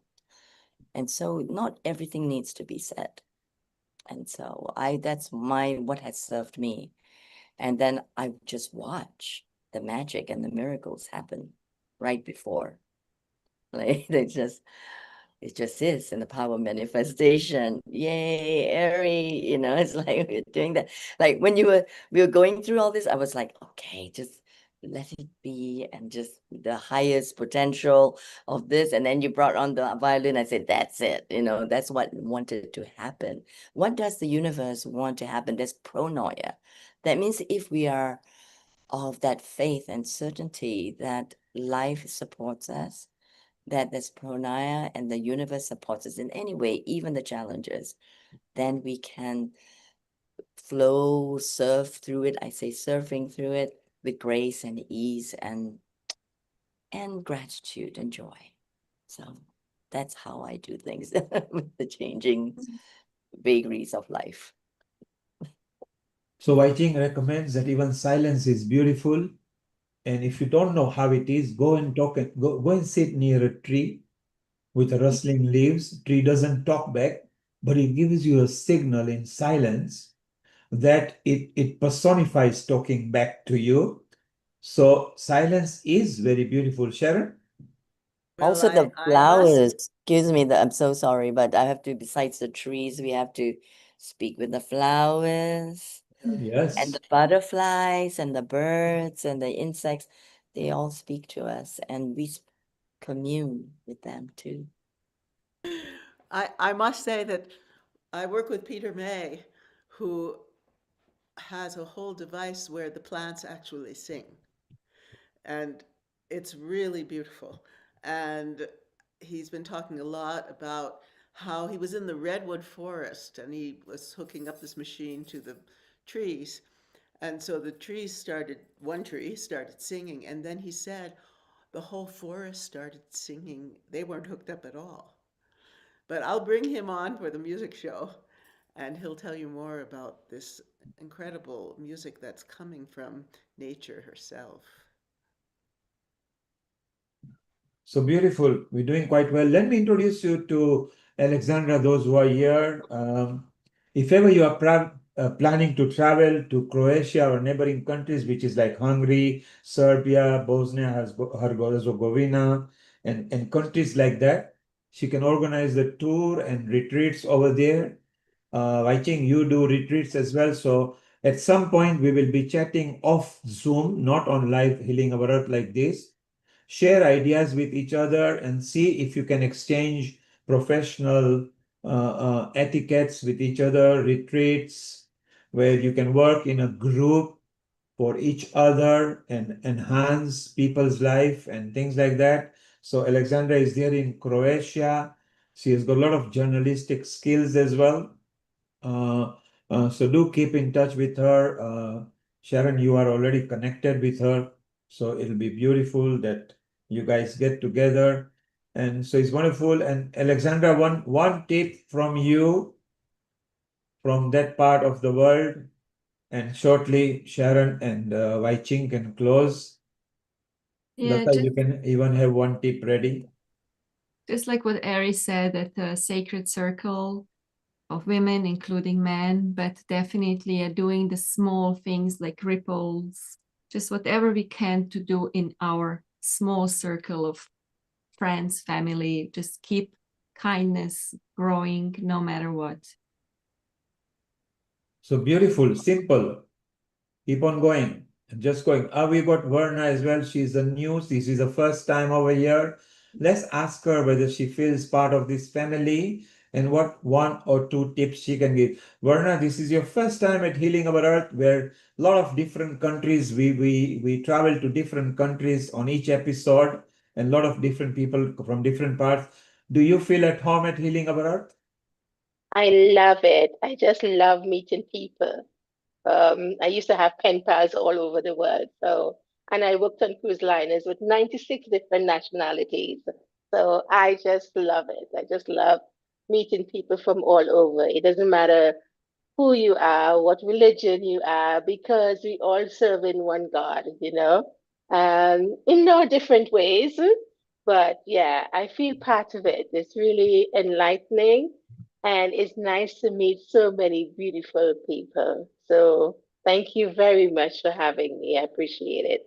Brilliant. And you will see in every episode, Sharon is a senior host and a producer here. Wai Ching used to be co-producer. She brought so many people from Southern South Americas because she travels there and Far East countries over there. So you will see her in episodes. Eri is a new member of Healing Our Earth over here. So let's ask her. Eri, do you feel at home? Does it feel like your family? Yes, I'm really appreciating this warmth that I feel, and I'm seeing the circle in my mind eye, and I feel the resonance. So thank you so much. Beautiful. Healing Our Earth is a dwelling. It's a place with no windows, no doors, no locks, nothing. It's open to everybody to come and join and spread love, unity, harmony, liberty to create better communities. So you can come in anytime. Some of the senior members are there always. Otherwise, you're revolving from different countries. We have members in 186 countries. So you will meet different people from different countries at different time and different episodes. Just feel and be part of it and just enjoy. Lata, your one tip or a motivation that you have picked up in your life before we go to the closures. Which I've picked up in my life. Yes, any one motivation or inspiration quote that you like to give. Oh, I don't know where to start. I've got so many, Neil. Yeah, one of your favorite one will do at the moment.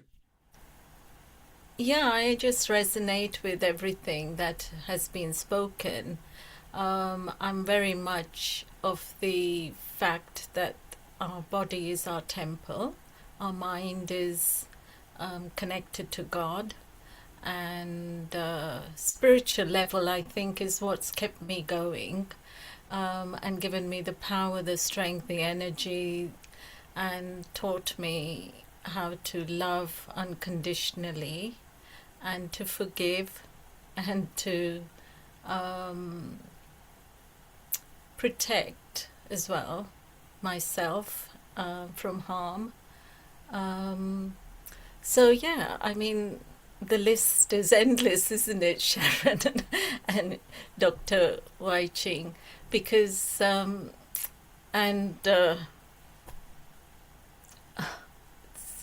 Alexandra. Yeah, we it's lovely to see old and new faces here constantly resonating with people, and I'm just so grateful to you, Neil, for bringing us all together here day in, day out, and your tireless efforts. We're very grateful for that. And you do a very good job, actually. Not many people like you. Lata, what I liked, one of the ones that you mentioned was forgiving. When you learn the art of forgiving, you are very powerful. Forgive, forget, live in the present, and move on. Then you are very light. Once you are light, you glide just like a bird wherever you feel like. So it's so beautiful. Varna, one tip from you before we go to a closure. One tip from me. I've learned to in life how to be unstoppable, to be resilient in everything. And you mentioned the word forgiveness, and that has been one of the things that kept me, but also not to have hate and not to hold grudges because they damage you. So yeah, so those are the things that I know I give more than one, but they are the things that help me in Very life. important, because when you harbor hatredness, grudges, you are vexed with somebody, you're not happy with your partner or your offsprings or your in-laws or whatever it is damaging you and not them. Let it go, move on. Life is beautiful, so much to learn, so much to give. And in giving is a joy. So wonderful. Verna, well done. We got Mita here. Mita, a quick one or two tips of what you think you've learned in life. Everyone, and thank you so much for giving the opportunity, Neil. One of the points which just now Verna mentioned reminded me of we are only here for a limited period of time, all of us humans, we are mortals. And to remember the good things, I lost one of my very good friends a few days ago, just 2 days ago. And she was a journalist working for gender balance and for child abuse and other causes which she believed in. And she was courageous to talk about it. And we also had arguments, but what I remembered is how she touched my heart in little things. So it's the human part of us. And the other point is you mentioned about nature. It's so important to be nature when you want to calm yourself. So you mentioned the rustling of the leaves. No matter what the weather is here in the countryside where I live, children are taken out to play even from the age of 5 so that they can learn from nature. It's so important to connect with nature. And the other important thing which I would like to say is to remember little things which has touched your life from anyone and everyone, because everybody said to give us, some kind of experience and some human attribute which we have to learn from that person. So yes, we will have arguments, yes, we'll have differences, but there's something very very beautiful things which will stay with you when the person is gone. So just remembering the good things in life. Thank you. Thank you. Wonderful. People out in the social media and everything, Eri, they just want to listen one more minute to you. Play any of your favorite tune, which is not a copyright, so make sure that it's yours or something that it doesn't belong to any copyright matters. Just play for 1 minute, please, because people loved it. Okay. I would change the setting. Same settings, yes. What was correct before? Yeah.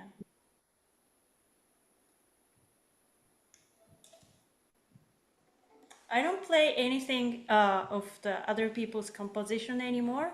I play always in the moment. Beautiful. Go ahead.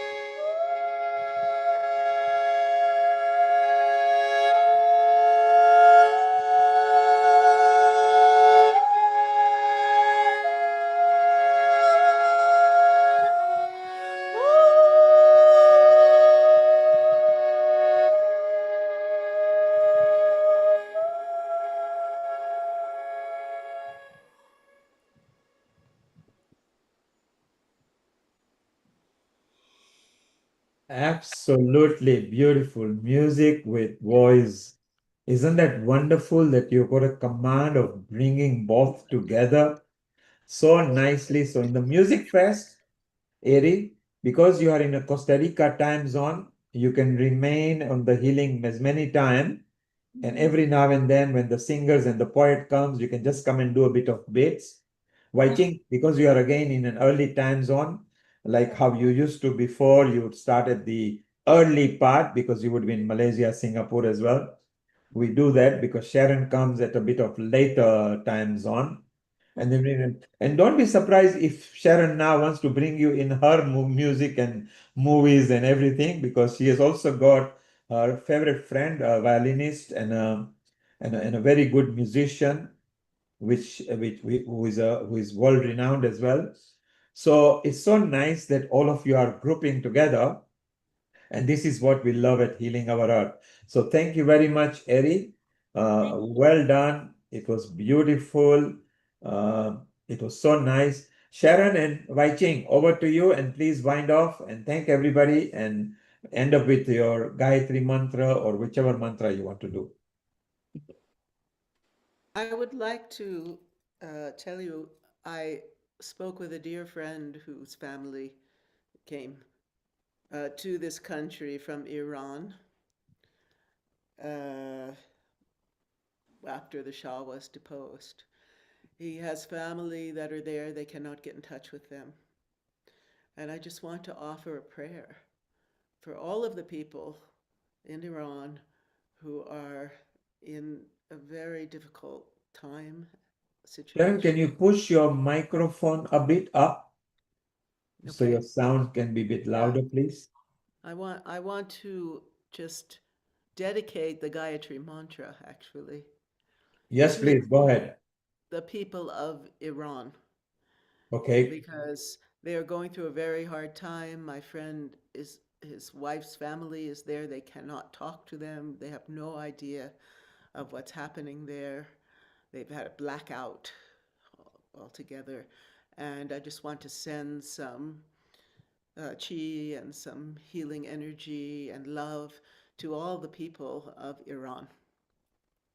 So there we For are. Sharon is saying she yes, wants to chant the Gayatri mantra to bring peace up there in Iran, which is going through turmoil at the moment. Sharon, over to you. And I would like to include also everyone on the planet in all the different countries to heal and to bring peace to the world as much as we can at this time. So I'd like to also embrace, as I do in the mornings and evenings, prayers for everyone, to include them as well, besides Iran. And we know the countries and the people who are involved, the humanity Well, as let's heal the earth in healing whichever our. way we can. Doesn't matter who you are, what race you are, what language you speak, what religion you follow. Just find peace so that everybody can live in harmony, love, and unity. Sharon, over to you.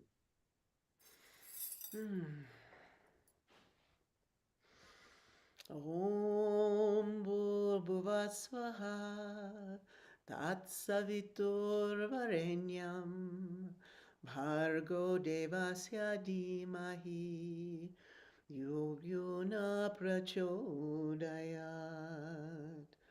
Om Bhuvasvaha Tatsavitur Varenyam Bhargo Devasya Dhimahi Yogyuna Prachodayat.